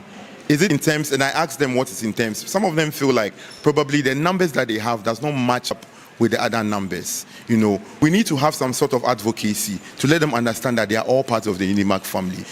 When you talk about that, another issue that I've noticed is even with sanitation. Sanitation in the sense that our lecture halls, when I was I transitioned from a weekend student to an evening student. So I didn't come to the regular, but I have been to the 2. When I come at 4, you enter the lecture hall and it's a very bad sight to behold. The good thing is that management has put bins at the entrances of every lecture hall, even at every point on campus, even on IG. I have not seen that on IL and IFE, so probably, yes, I didn't see. So it's not that visible, at least at the entrance, because if I'm coming with something, our behavior in society, if I'm coming with something, I don't see it, I just throw it away. Recently, I stood on campus, that's the IJ campus, South Jowulu campus. I was being right close to the students. I walked down to the auditorium, came back, and there was leaking all over there. This is a behavioral change. There should be some sort of advocacy. If management is going to give us infrastructures and we are not able to keep them, then of course, management will not even want to even do it. You enter lecture hall and then you have students sit on especially on the old campus, that's Ringway, the lecturers table, they have their legs on the table. That's too much disrespect. In IJ, you see them sit on the desks, they are breaking them. So most of these things have to do with the students, not necessarily with management. Now, if management is seeing that these things are going on consistently, obviously you're trying to tell them that you don't appreciate whatever they are doing. There should be some sort of advocacy. I am in development communication, because like I said, I believe in changing the narratives of everyone. So we can design a behavioral change kind of agenda on campus. If it means shooting short skirts on how students are able to do the right thing, it means that we get a team going on campuses to make sure that things are being done. If it has to even come with a little bit of punishment with somebody who is destroying a school property, we need to do it. If it means we have to hold your results because we saw you break a desk, we need to do it. Because when you are leaving it, the next person who is going to come is going to suffer for it. Like my vice presidential said, you come to campuses and you don't have decks and all those things there, because sometimes it's we the students that are destroying it. Now what are we going to do about it? So like I said, there should be some sort of behavioral change. There should be some sort of campaign that to let them understand that these things are being provided by management and it's up to us to keep them running. Another thing that has to do, is with the washrooms. Again, on the IJ campus, you have a problem. Most of the time, this might be funny, but I always move to the hotel close to us just to go and use that as a place of convenience. Sometimes I walk into the washroom, somebody has opened the tap and he's walking away, forgetting that water is running. Sometimes he's even using the washroom and you see him and he's probably doing what he's doing outside the pot. These are all behavioral changes. So we can have a policy and see how best we can push it through. How do we? Oh yes, I mean I've seen it. I've really seen it. I mean, sometimes we should understand that the cleaners are also humans. when we leave the place in a mess and they come, these are people's mothers, these are people's sisters and brothers. It's up to us to make the change. And the change must start from us because we are future leaders. If UniMAC is training us to go out there, are you training them that we are working with one of the media houses? That's how you're going to treat their washroom? No. So the change must start with us. And we'll push that agenda.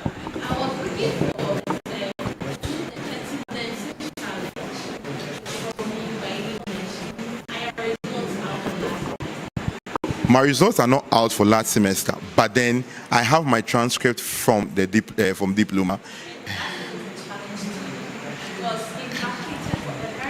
Yeah, so on my end, I had a discussion with academic affairs. That's off record with academic affairs with a few people there. It looks like I think there's some challenges somewhere which have been addressed. And very soon, I'm sure the results come in. But you understand that me at a point where I sit right now, it's not everything that I'm privy to. And I will not want to poke my nose into something, then it becomes a problem. No, but then these are things that when we are given the nod to go into office, we'll look into it. Because a lot of students, I was telling somebody that if we are not careful and we're about to write the next semester exams and somebody's results just pop up and he sees that it's not going well, he's going to panic into the next election. Yes, so, I mean, these are things that we talk. I mean, you see, the funny thing is that when you stand on campus or you're standing somewhere, you eavesdrop, you are hearing people talk about a lot of things. So if given the nod, probably if we find ourselves in this situation, we'll see how best we can get information from management. Yes, I would like to add up to what he said. For me, I think it's the channel of communication sometimes. Because as a student body, if we are on vacation and maybe school is supposed to resume within a week, sometimes you'll be there, you wouldn't know your allocation of lecture halls, and sometimes too you wouldn't know the timetable. I think the timetable have to be out on a prior to notice we the students, because some of us are working, some too have maybe they are outside of Accra doing their own businesses and stuff. So I think sometimes for me, sometimes communication to the student is the problem.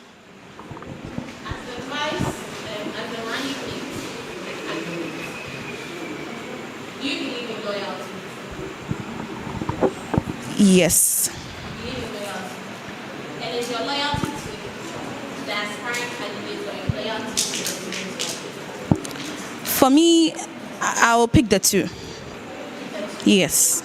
Because for now, I'm working in hand with him. So I have to be fair and loyal to him. And also, we are actually vying for this position because of student interest. So for me, the two will do. Okay.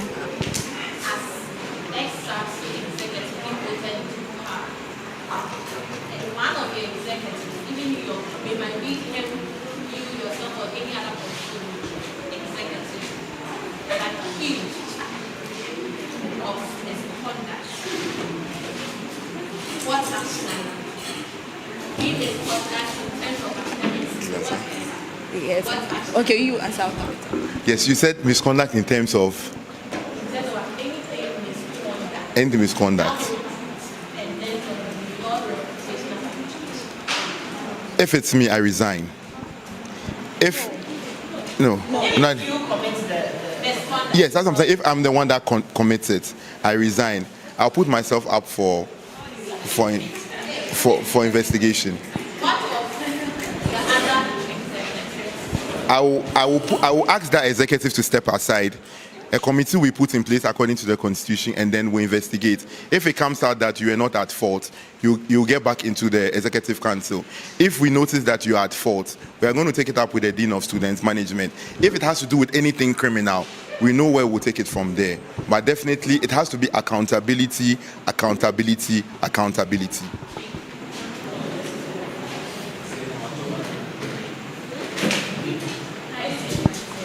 Can we keep to the Francis?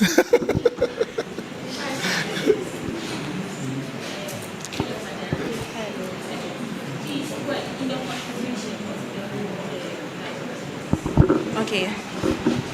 So I realized the vice president is supposed to create or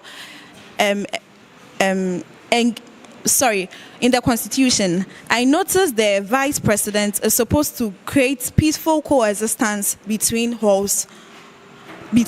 And secondly, the Vice President is also, the duty of the Vice President is also to assist the President in decision making.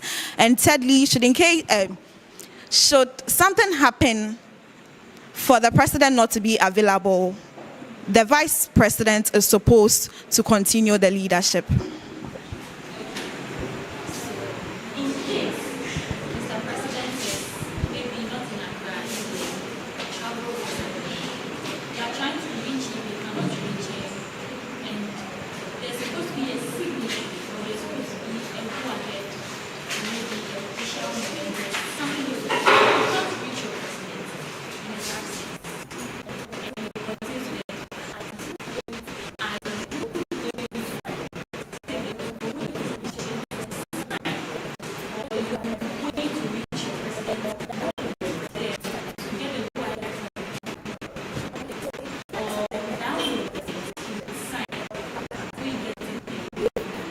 Okay, so it depends on the urgency of the situation or the problem at hand. If there is time interval, I will wait for him. But if it's so urgent for me to sign, I'll consult my executive before I take any decision.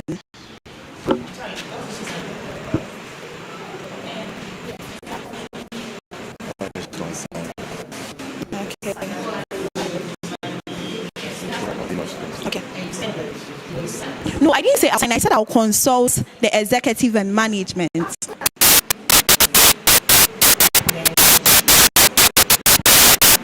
After that, okay, the fact is I can sign.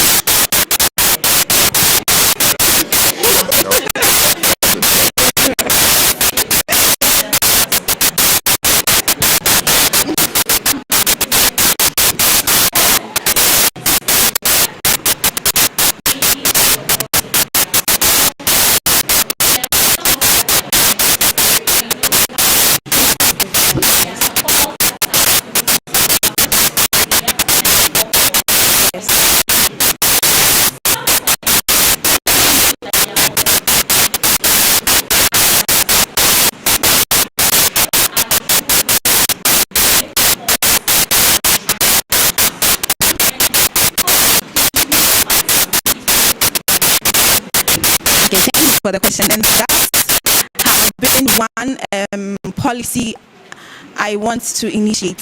So with the uniting of the various halls, the current administration, Milady has introduced an initiative for the Concord.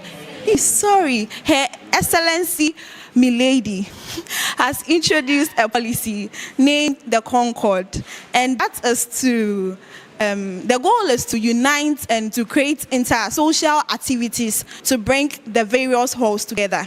And I've noticed IFT and IL like this, we don't have halls. So with that, Concord will strengthen and expand the agenda. So we'll actually select reps from the various institutions.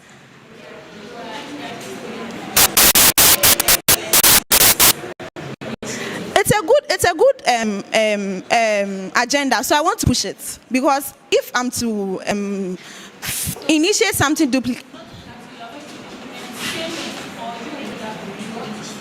I will strengthen it, because for me it's a positive agenda. So I'll push and build on it. But I'll continue, but I'll build up and I'll expand it.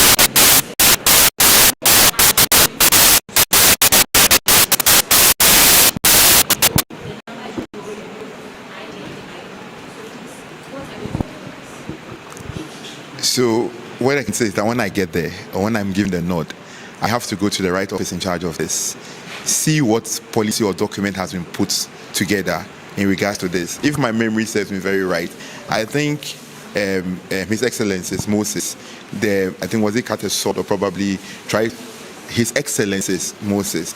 I think he put together, was it cutting a sword or something in regards to accommodation? I think was it IFT or IL, one of it. Yeah, IL. Yes, okay, IL. I'm not too sure, but yeah, but I noticed that he did something like that. So probably I'm coming in, I'm looking at this and seeing how best we can improve on it. And one thing we also need to understand is that the SRC as a body cannot handle all these things alone, because even though we are for the students, we're equally under management.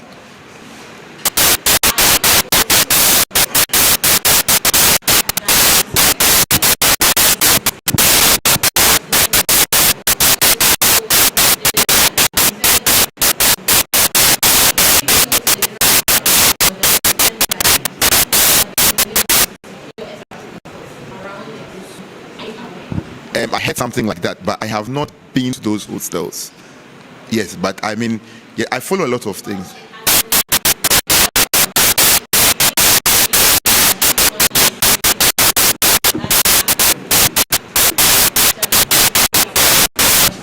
Okay. No, I haven't. Yeah.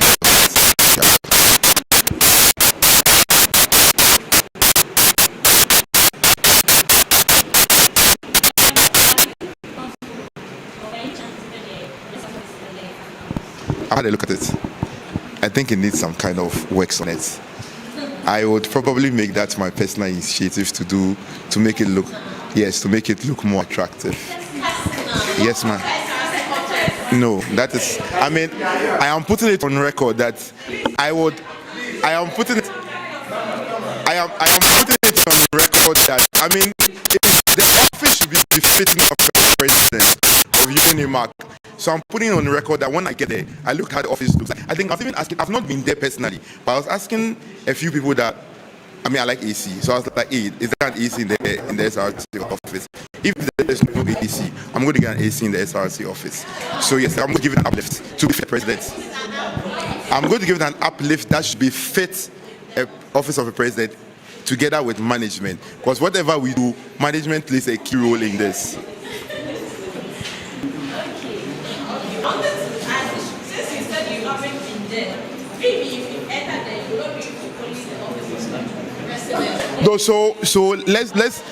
No, let's look at this where we can start. Like I'm saying, we have only a 1 year administrative period.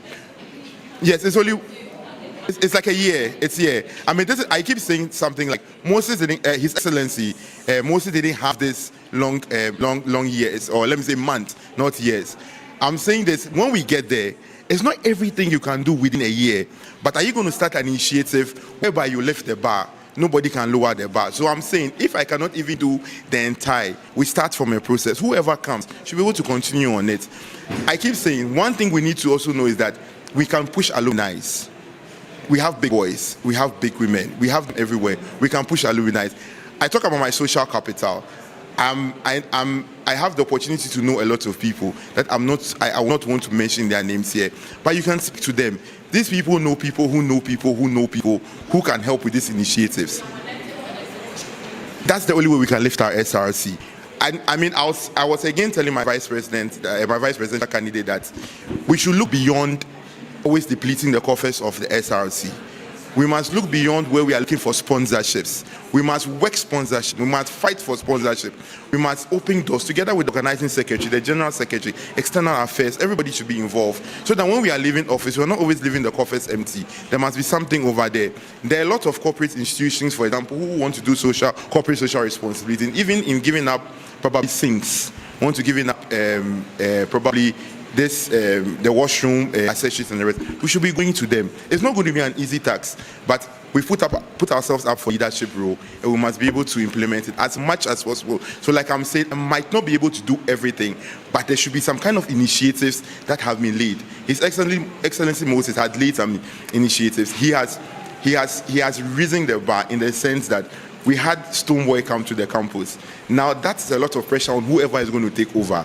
Are you going to bring somebody below Stoneboy? No, you need to bring somebody above Stoneboy. Who knows? If we're able to push for better sponsorship, we could have a Nigerian artist at our SRC week.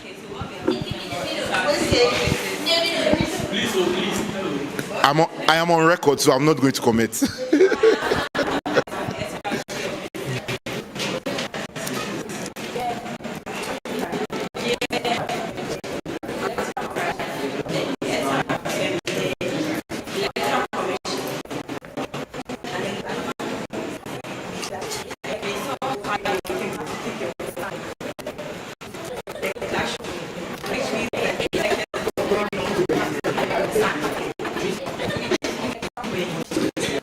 Yes, so Honorable Chair, yes, I mean,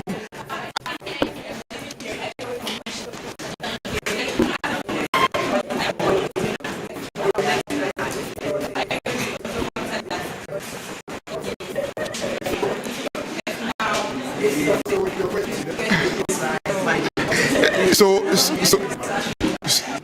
your question, the good thing about this is that now we have all three campuses under the UniMAC umbrella.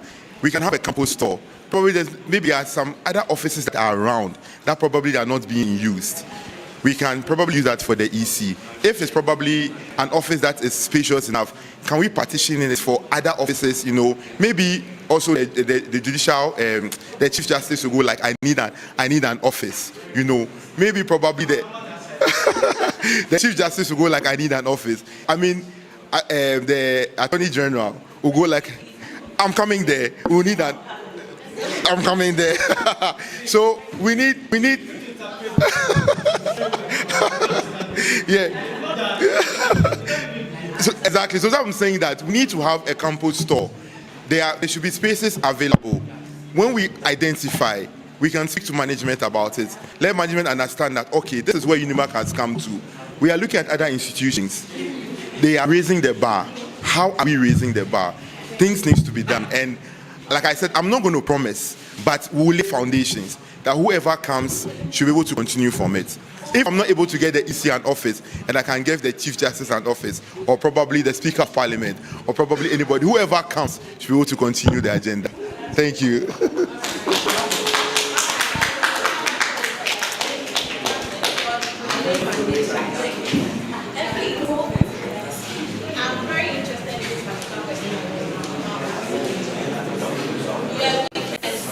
Yes.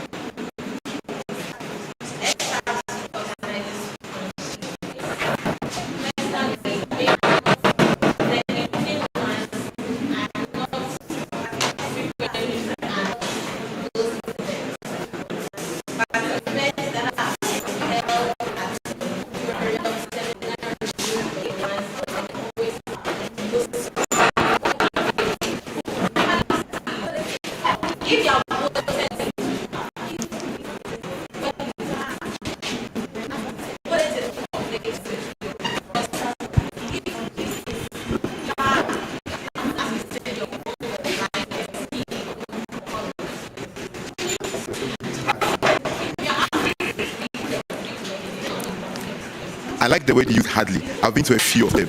Probably I didn't show up for everybody to know that I was around. That I can say on record. The good thing about this is that I'm working with a team. It's obvious that I cannot be available at every point. That's why I have my vice president. That's why I have my general secretary. I have the external affairs. I have the gender affairs. Yes, one voted in power, right? So if I'm not able to be available all the time or majority of the time because of one or two schedules, I should know that I'm having a capable team that can stand in my place. But I'm assuring you that as much as possible, I'll be available at most programs. And I'm saying this, that I'll be available at programs across all campuses. Francis.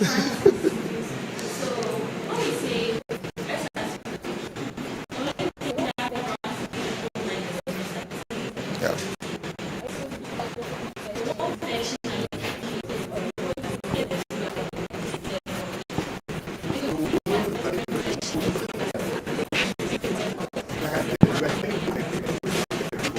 So we'll notice that, thank you for the question, we'll notice that we are dealing group of students, quote unquote the Gen Zs, have their trend understanding compared to the Gen Alphas. There are people across board who like sports. We'll notice that when the last SRC week came out with the timelines and the activities, I always tell people that the SRC page, I pay attention to every single thing that goes there. I just don't talk, but I see every single thing that goes on there.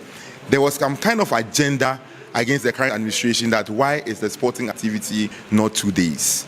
So everybody has what they want to do. The situation here is that we need to speak to the students. Can we have a town hall meeting prior, like when we come into like semester starts? Can we have a town hall meeting with students, get the ideas, more of like meet the ask the president questions, meet the executives. What do you intend for this semester? How do we go about it? Again, I talk about the alumni. The alumni, I keep saying, play a very critical role in this. Can we bring people from the media houses where they can come and give us probably some kind of mentorship, you know? Then definitely we cannot take away the entertainment aspect. But I'm going to sit with the executives when elected and see what we can come up with that will benefit everybody in terms of the student community.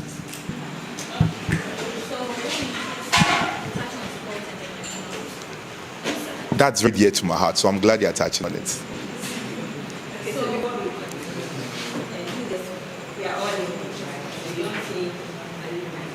Alumni, sorry. Slip of tongue. Thanks for the correction. Yep.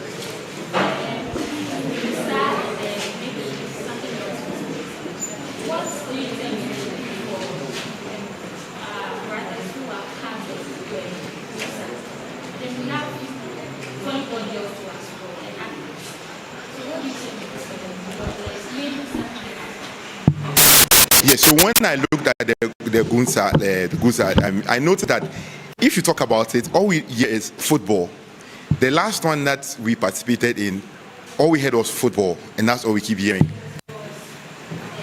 Yeah, but the football aspect was what was making rounds. Yes, so I had to go and now do a little research on it, and I went like, okay, there are a lot of other sporting activities under it. What can we do about it? We can probably have an inter-hall competition where we can pick people. I was at the last sports activities at the Achimota, and I noticed that one of the strong institutions that has a very good team is IFT. I mean, from the beginning to the end, they were doing the do. You know, these are people that you can probably engage. I noticed that the school is trying to, will I use the word hire or appoint a sports coach? That is very good. We can see how best we can look at this and come up with initiatives to benefit everything across board. Yeah, so that is very dear to my heart.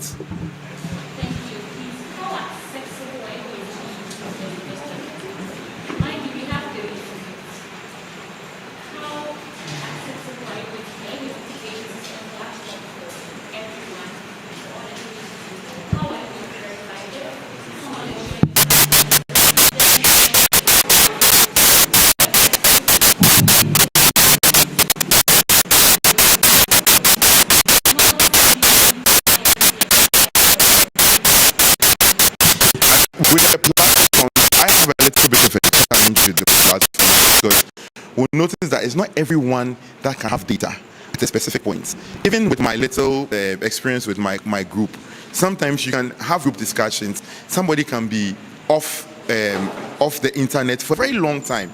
When you ask him, my data, my this, with communication, I think that we have notice boards all over. We must begin to use them, because sometimes even students are not even able to have the opportunity to see certain things on the platform. And one reason why I said I'm not too much of a fan of the WhatsApp platform is because we'll notice that it's always spammed with unnecessary things. So if somebody comes back and then there's an important information that has been placed there, he will not see it. So yes, we put information on the WhatsApp platform, but can we put it across all universities in terms of the notice boards and all that? When they are coming to lectures, they can read it, they can have an idea about it. So yes, so digitalization is something that has come to stay, but we need to go to the traditional way too as well, so that it helps everybody.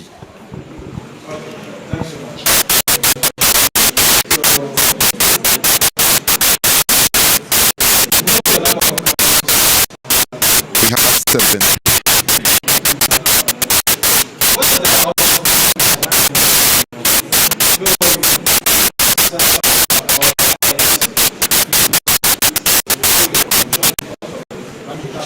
No, I actually grew up in Cantonment and Laboni. So I have known NAFTI as NAFTI, that moved to IFT under UniMAC. So yes, I'm privy to it from way back.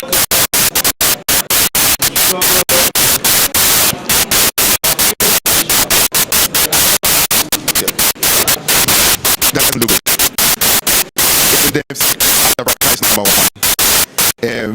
But in terms of the outlook, yes, I've been to the Abraka campus before. That's just close to the Greater Accra Regional Coordinating Council. From the outlook, it doesn't. So when I got there, then I asked the colleague when I was like, "Hey, is this a campus?" You know, from the outlook, it does look like a campus. When you come to IFC, until you see the description going like film of institution and everything, you will not even notice that is a campus. It looks more of like an office. So yes, in terms of infrastructure, there are bits of gaps and challenges. But like I keep saying, we just transitioned under one family. And I believe that these things are being looked at. I had the opportunity to see on someone's status, a management person, that they are bringing in surveyors, they are bringing a few other people. So I believe that things are going to change, and it's going to take some time, but it's not going to be a drastic change. I have not been to Tamale and Kum.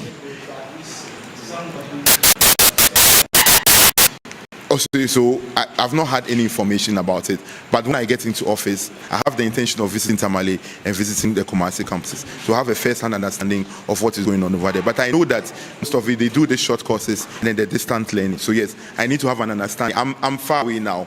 And when I get into office or giving the nod, I'll pay a visit to Tamale, I'll pay a visit to Kumasi, and then see how everything is on campus.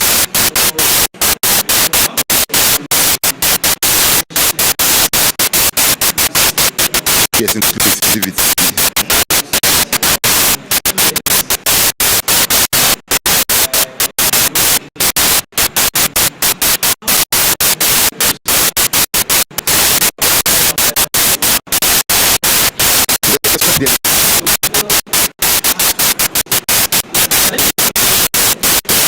So that's why I'm saying that these are campuses that have transitioned under the UniMAC family.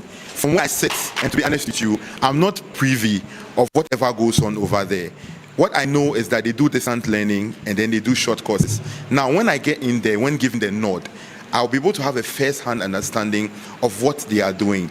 Then, in terms of what the general UniMAC family is looking at, get them on board. If it means that we also have to carve some kind of probably program for them to get them on board, we will do that. But I need to get there, see what is happening on ground, together with my executive council, dean of students and management, then we can come up with something that can benefit everybody.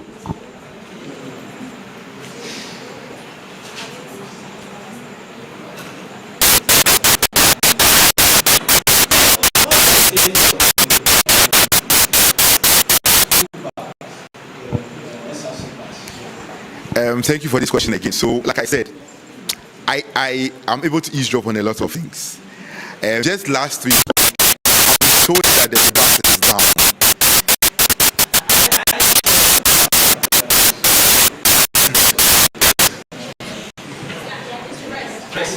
Yes, so I'm told it is down.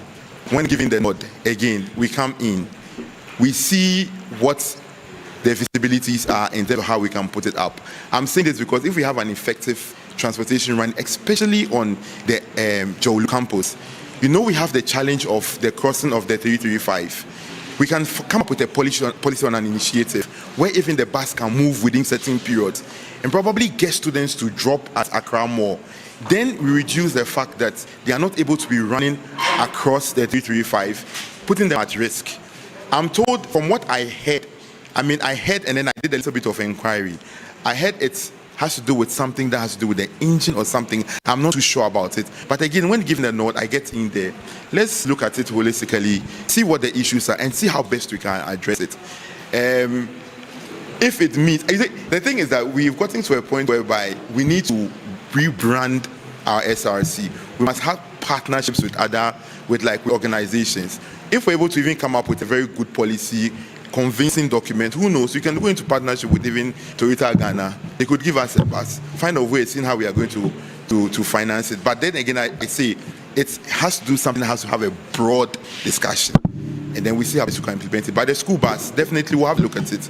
And the SRC bus, when given the, but then see how best we can get to be motorable.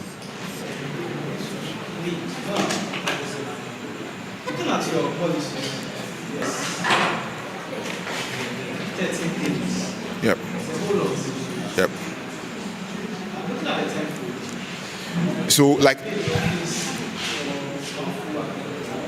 yes, one for academic year. Yes. Which of these policies are coming? Like, let me say, your priorities that you should look at. Because I'm not sure. I'm not sure you'll be able to implement all. Yeah. Tell us, just 3 in 30 days. Which of them will you think to work? So I'll look for the smart fund. Yes, I'll look at the smart fund. That's the first one. I should mention 3. Yeah, so the smart fund. Then we are looking at the passports, the UniMAC student passports, and then the last one probably like the Honorable Chief of Staff. Hey, sorry. Honorable, sorry.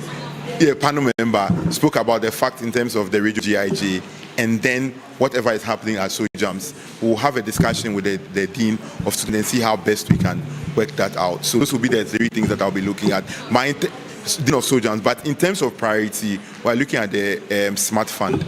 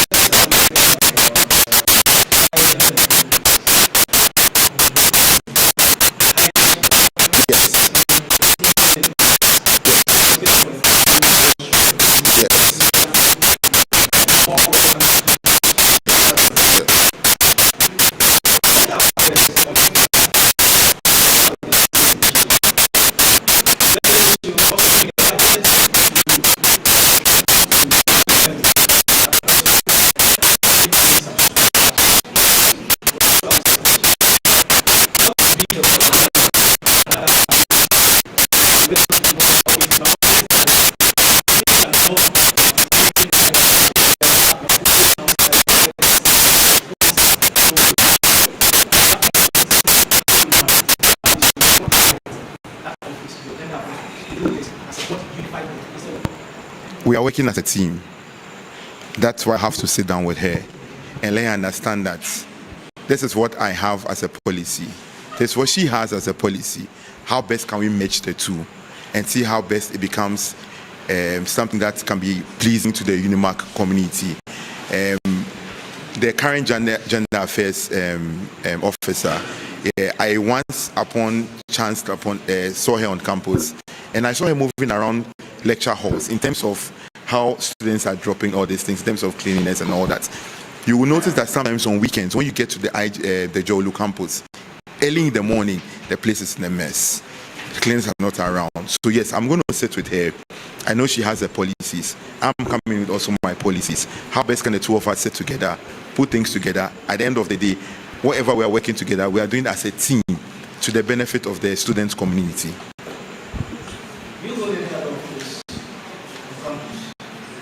I don't, but I'm a proud member of Asajifo. Yes.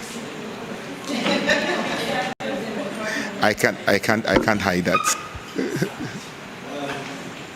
coordination between the financial sector and how we counter that's what financial reporting.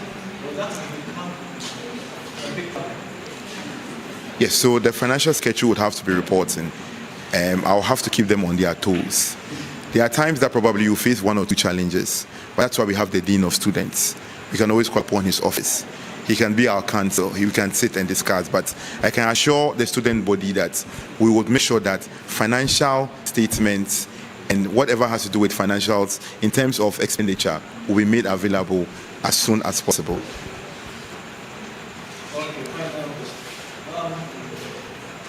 When it comes to dressing, I know some institutions have very strict rules covering that. In any way, if time to come, or maybe UniMAC should not really say how do you handle this, the student body. Especially some of these things, calling rules against women. I mean, generally, it has to be a decent kind of dressing. And we'll agree that sometimes what you see some of our fellow female students on campus doesn't look too decent. Sometimes, I'm saying fellow females. Honorable Chair, please, I'm coming to that. You didn't allow me to land. I mean, yes, and like Honorable Chair said, sometimes some of our male colleagues too do not dress appropriately. I have heard it around that there was going to be some kind of proposal in terms of some kind of uniformity on how we should appear on campuses. I'm saying that when management should propose it, definitely they will come out with their standards. Once their standards meet what I think that can be favorable to the branding of UniMAC and the students' body, I'll go with it. Where I feel like probably 1 or 2 changes needs to be done, I will address it. I mean, I'll raise it up because I am the voice of the students between the community and management.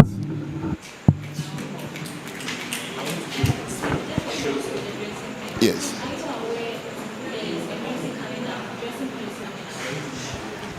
I heard of it. No, I heard about management. That's somewhere, I think, when I was in Diploma 1. I don't think it had come in, but then I heard that it's something that they were looking at. Yes, so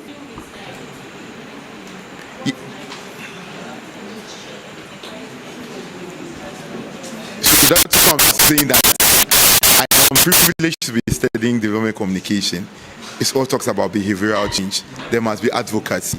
There must be some kind of ways of trying to change the behavior of students. There must be programs. There must be policies. All these things we talk about it. I said earlier that if it even means that we have to have short skirts or probably any other probably way of doing things, we'll go with it.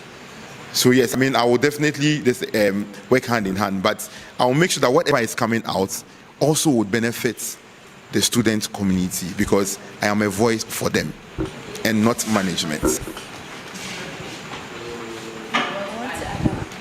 So I want to add up to what my running mate said. The Honorable Speaker of Parliament is right. So with what he said, with what Francis said. Yeah. Okay, to what my press. I am. Okay. What the Honorable try putting. So please, I want to add up to what Francis said. Let me put it that way. So with the enforcing of decent dressing in the institution, I can testify to it that when we came, initially level 100, we used to dress anyhow. But HOD enforced or enacted a law that we should dress, since we are being groomed as faces of the media. We need to dress as how we want to be addressed, because I can't say I'm going to interview a minister, then I'll be dressed shabbily. With that, the person can also have the audacity to also approach me anyhow. So with that, should in case should the policy be implemented, we will enforce on that.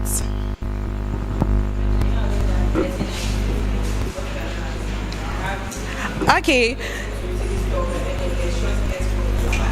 For me, I deal in official wares, so I sell them on credits. Yes. So you just deposit just any amount, like 50% or even half of it. You take it with time, you pay it. So we can do that. No.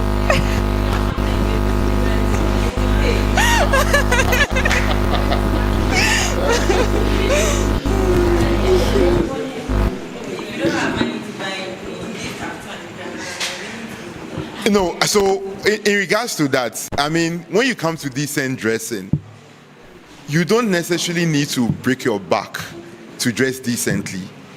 You can always go to what we call the bend down boutique. You have a lot of something reasonable priced attires over there, and you can probably get those ones and you can wear. As for the kaftan, it's very cheap, so it shouldn't scare you.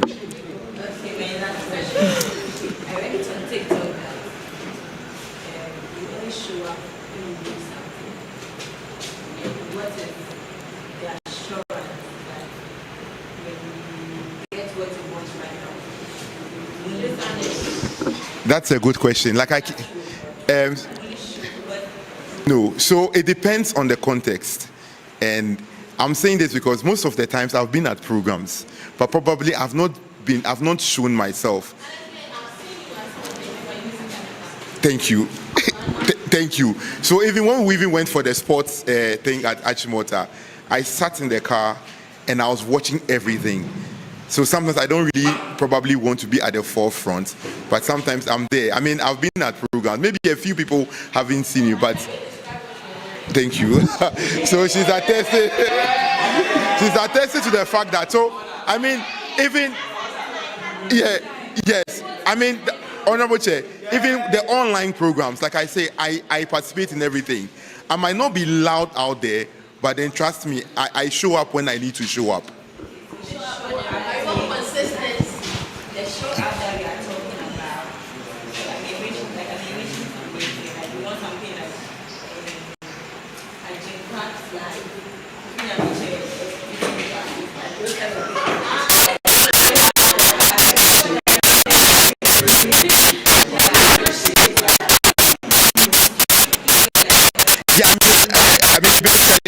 Be connected to the student body. Yes, I mean programs. They are talking about probably visiting students and making them feel like, listen, your leader is part of you. He understands you. He wants to push your voice to the level it has to be. I mean, I've taken up the leadership role and I know what responsibility comes with. That means I cannot sit at the back. I must be at the forefront. I must hold the mantle. I must put this brand of the SRC MEK grades. So I can assure them that they'll be seeing me. This time not at the back, but at the front. Most of the times, yes. Yes. I have been to most of the SRC weeks, but I always stay behind and I watch everything. Sometimes I even get them early before everyone else.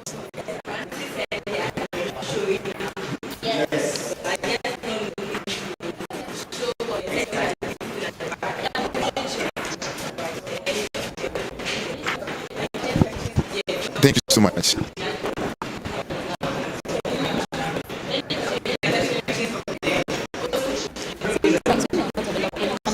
Yeah, no, yeah, that's tablet. Who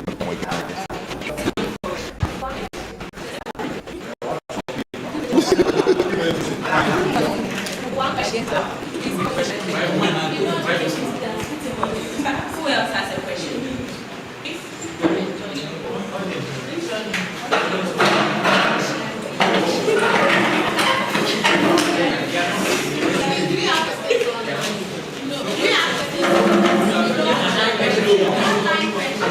Don't stand up until they don't stand up until they charge us.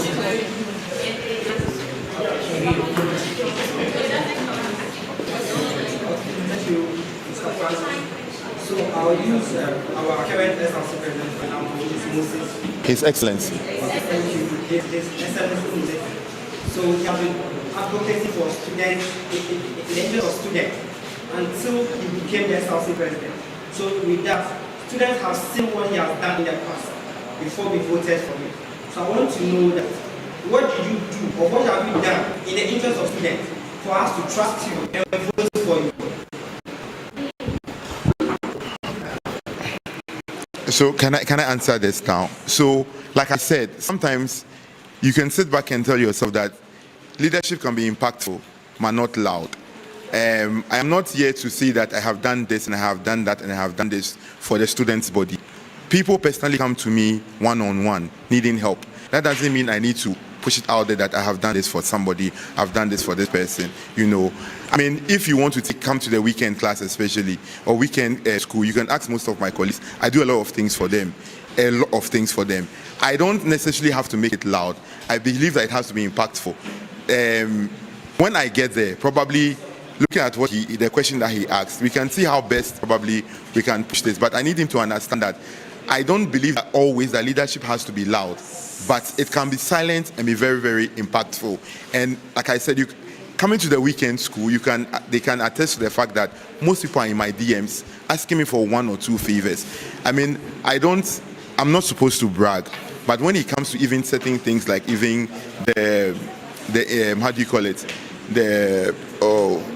What was it? When you complete the NSS, there are ways I have helped people out with the NSS, not necessarily through the SRC, but with my own initiative, because, like I said, I know somebody who knows somebody who knows somebody. So I don't need to come out there and be loud all over the place that Francis has done this, Francis has done that. No, leadership can be silent, but it can be impactful.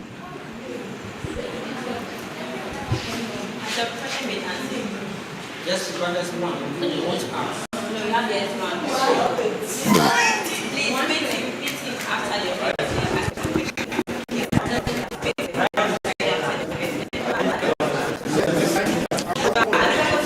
Yes, and I mean that I also want him to understand that if we are giving the nod, he needs to understand that this is an open door policy.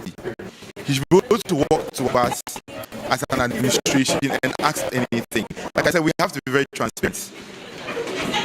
If giving the nod, Honorable Chair.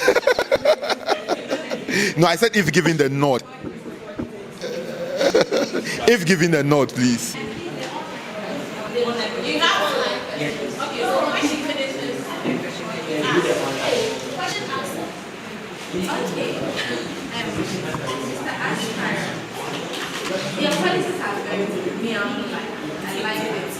I hope you. I have a question. One of your policies is smart student initiative. Right now, we have a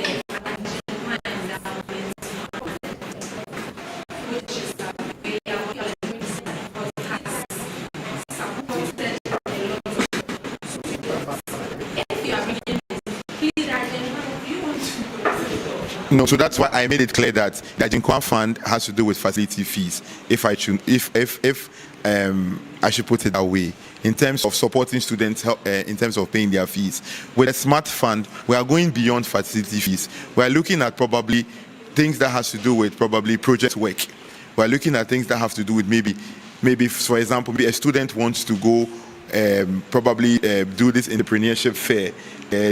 Money is demanded. They are not able to fund it. We are looking at that. So it goes beyond the facility fees into going more into what's like I said, sometimes we all have financial challenges where probably I can finance something to a certain point. But just for the fact that within the short period, I'm going through some challenges, I have to go on a project work, I have to go probably on maybe a field trip. I am tied up at that moment.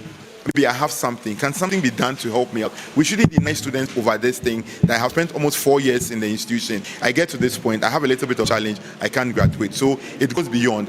If we get there, and this is a policy, and I think that I have not really gone deep into the Jinkwan Fund, but if it's something that my policy can run under, why not? At the end of the day, it's to build on what the current leadership has built on. So it's not to rubbish or to push aside what they've done, but at the end of the day, it's to what to make the student community feel very present in anything that we do. So even though there are policies, that doesn't mean that whatever is there is being pushed away. But then we'll see how we can merge them, build them, and see where 1 or 2 adjustments can be done to the benefit of all.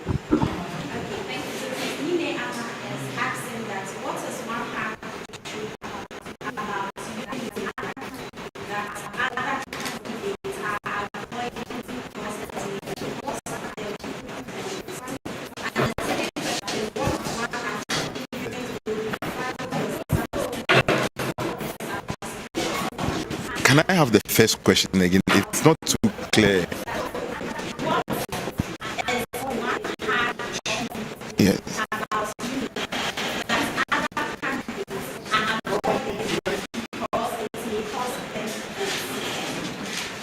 Probably, will I see maybe maybe I want to say they've not conducted themselves well on campus, because definitely before you come before a committee, I'm sure background checks have been done. I'm sure probably the committee has gone through academics office to find out his CGPA at this point. Has he probably lied anywhere? Has he forged any documents? So, I mean, once you think that you are doing things right, you shouldn't be scared of anything. You should be able to come and then prove yourself. Okay, so what's one achievement to define your success as SRC person? Achievement.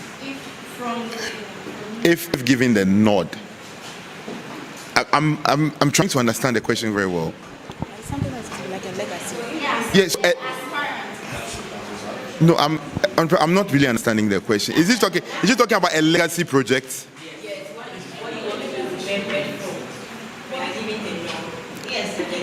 Yeah. So it's like raising the bar of our SRC. That's number one. Number two, branding our SRC to stand out there. That when you look out there, we don't look at negativity, positivity. Raising the bar. So let me give an example. Like I said earlier, current executives, one of the things I can relate it to is, like I said, they brought an artist that we all agree that has never been on our campus before. Imagine if SRC week comes and I'm going to bring an artist below that standard, I'll be killed. I mean, they will finish me. Dealing with the Gen Zs, we want to raise the bar. Who knows? We could bring Blacko. I mean, I'm just saying something. Let's see how it goes when I get there.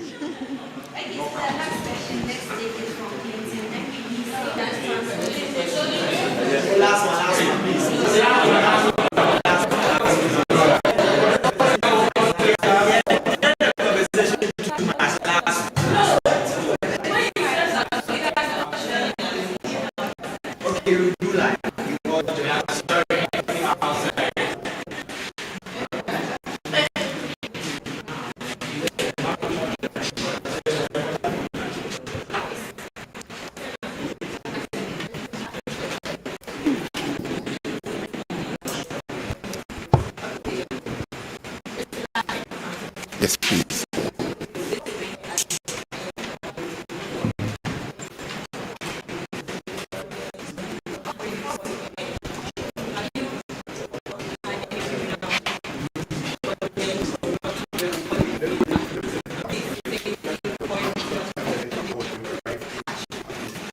So, Honorable Chair, let me just laugh over this. There was one that we sat in the lecture hall and we were writing our end of semester.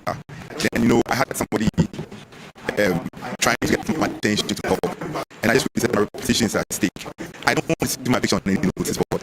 I mean, look at somebody who has come from the corporate world, having to come to school, wanting to get my certificates and move. I don't want to tarnish what I've built over the years. If I don't know, I don't know. What I can write, I can write. By the grace of God, I've been able to know, and that's why you see my CGPA is smiling at me. Thank you.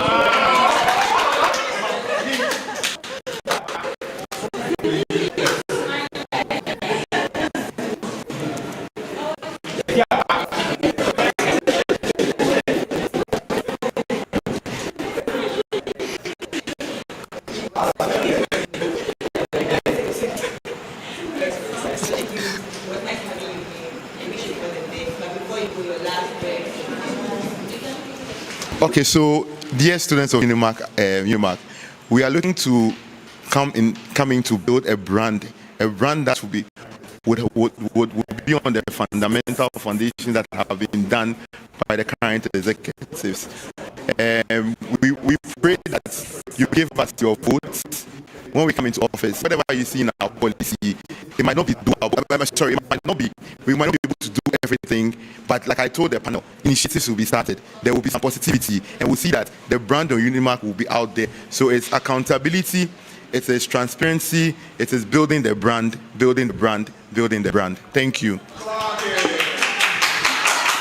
Welcome to UniMAC once again. We told you that we will bring you all the stories that will be unfolding today during this vetting. One of our aspirants had his running mate disqualified due to constitutional eligibility issues.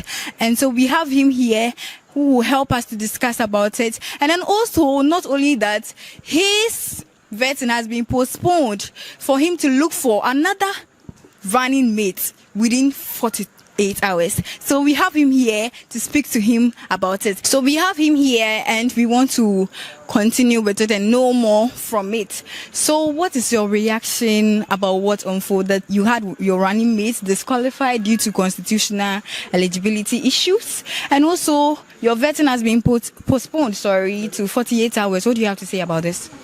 First of all, I want to use this opportunity to thank all my supporters, people rally behind me, that they shouldn't relent on the promoting the talk and do agenda. Now, responding to your question is very simple. The EC says my candidate is, the Electoral Commission says my candidate is actually disqualified because he hasn't spent 1 full year. And so, all right, what I know is that universities are being run according to academic year. And when we say academic year, we all know what academic year are. So on the floor, I was saying that no university has ever run the full year, basing it as academic year, which is 12 months. You understand? If you come to school in a university, first semester, we could spend like 3.5 months, then we write exams. Maximum is 4 months. Second semester, same. Watcha is 4 months or 3.5. You write exam, you go. So let's say the academic year in universities, almost you can spend almost like 8 months. Then a new academic year begin. But according to them, they're saying that it's full year, 1 year, and we all know that 1 year is 12 months. And I know that no student has ever spent 12 months in a level before. So for me, we are still on consultations. We'll do consultations. This is legal issues. Okay, this is legal issues. But we'll bounce back. Once again, let me tell all my supporters, I love you all. And I know how you are promoting the talk and do agenda. The EC says that the candidate is, the running mate is disqualified, so she's giving us, the Electoral Commission is giving us 48 hours. I'll be back with a running mate. Thank you. I'll be back with a running mate. So my next question is, will this harm your chances of becoming the next SRC president in any way? I don't think so. I don't think so. It is up to you, the candidate. So I'm supposed to now, with my team, the good work we are doing about the talk and do agenda, for the people to understand the nitty-gritties that is in the talk and do agenda, the policies, explaining it to them, sell the policy for the people to understand. And UniMAC should watch out. This is the leader unit. I'm that type of leader who have garnered all the experiences right from the word go, from level 100. I was never dormant from level 1. I've been active in the SRC business, and I'm ready to take up this mandate and serve the student interest very well. I will bounce back once again. Watch out. I'll bounce back once again. We are all watching out. So what's the way forward for your campaign? The campaign is still ongoing. The EC hasn't hot campaign. What the Electoral Commission has told me is that my candidate is, my running mate is actually disqualified because she's not spent 1 full year in the institute. And they are giving me 48 hours to get a running mate. So I'm never affected.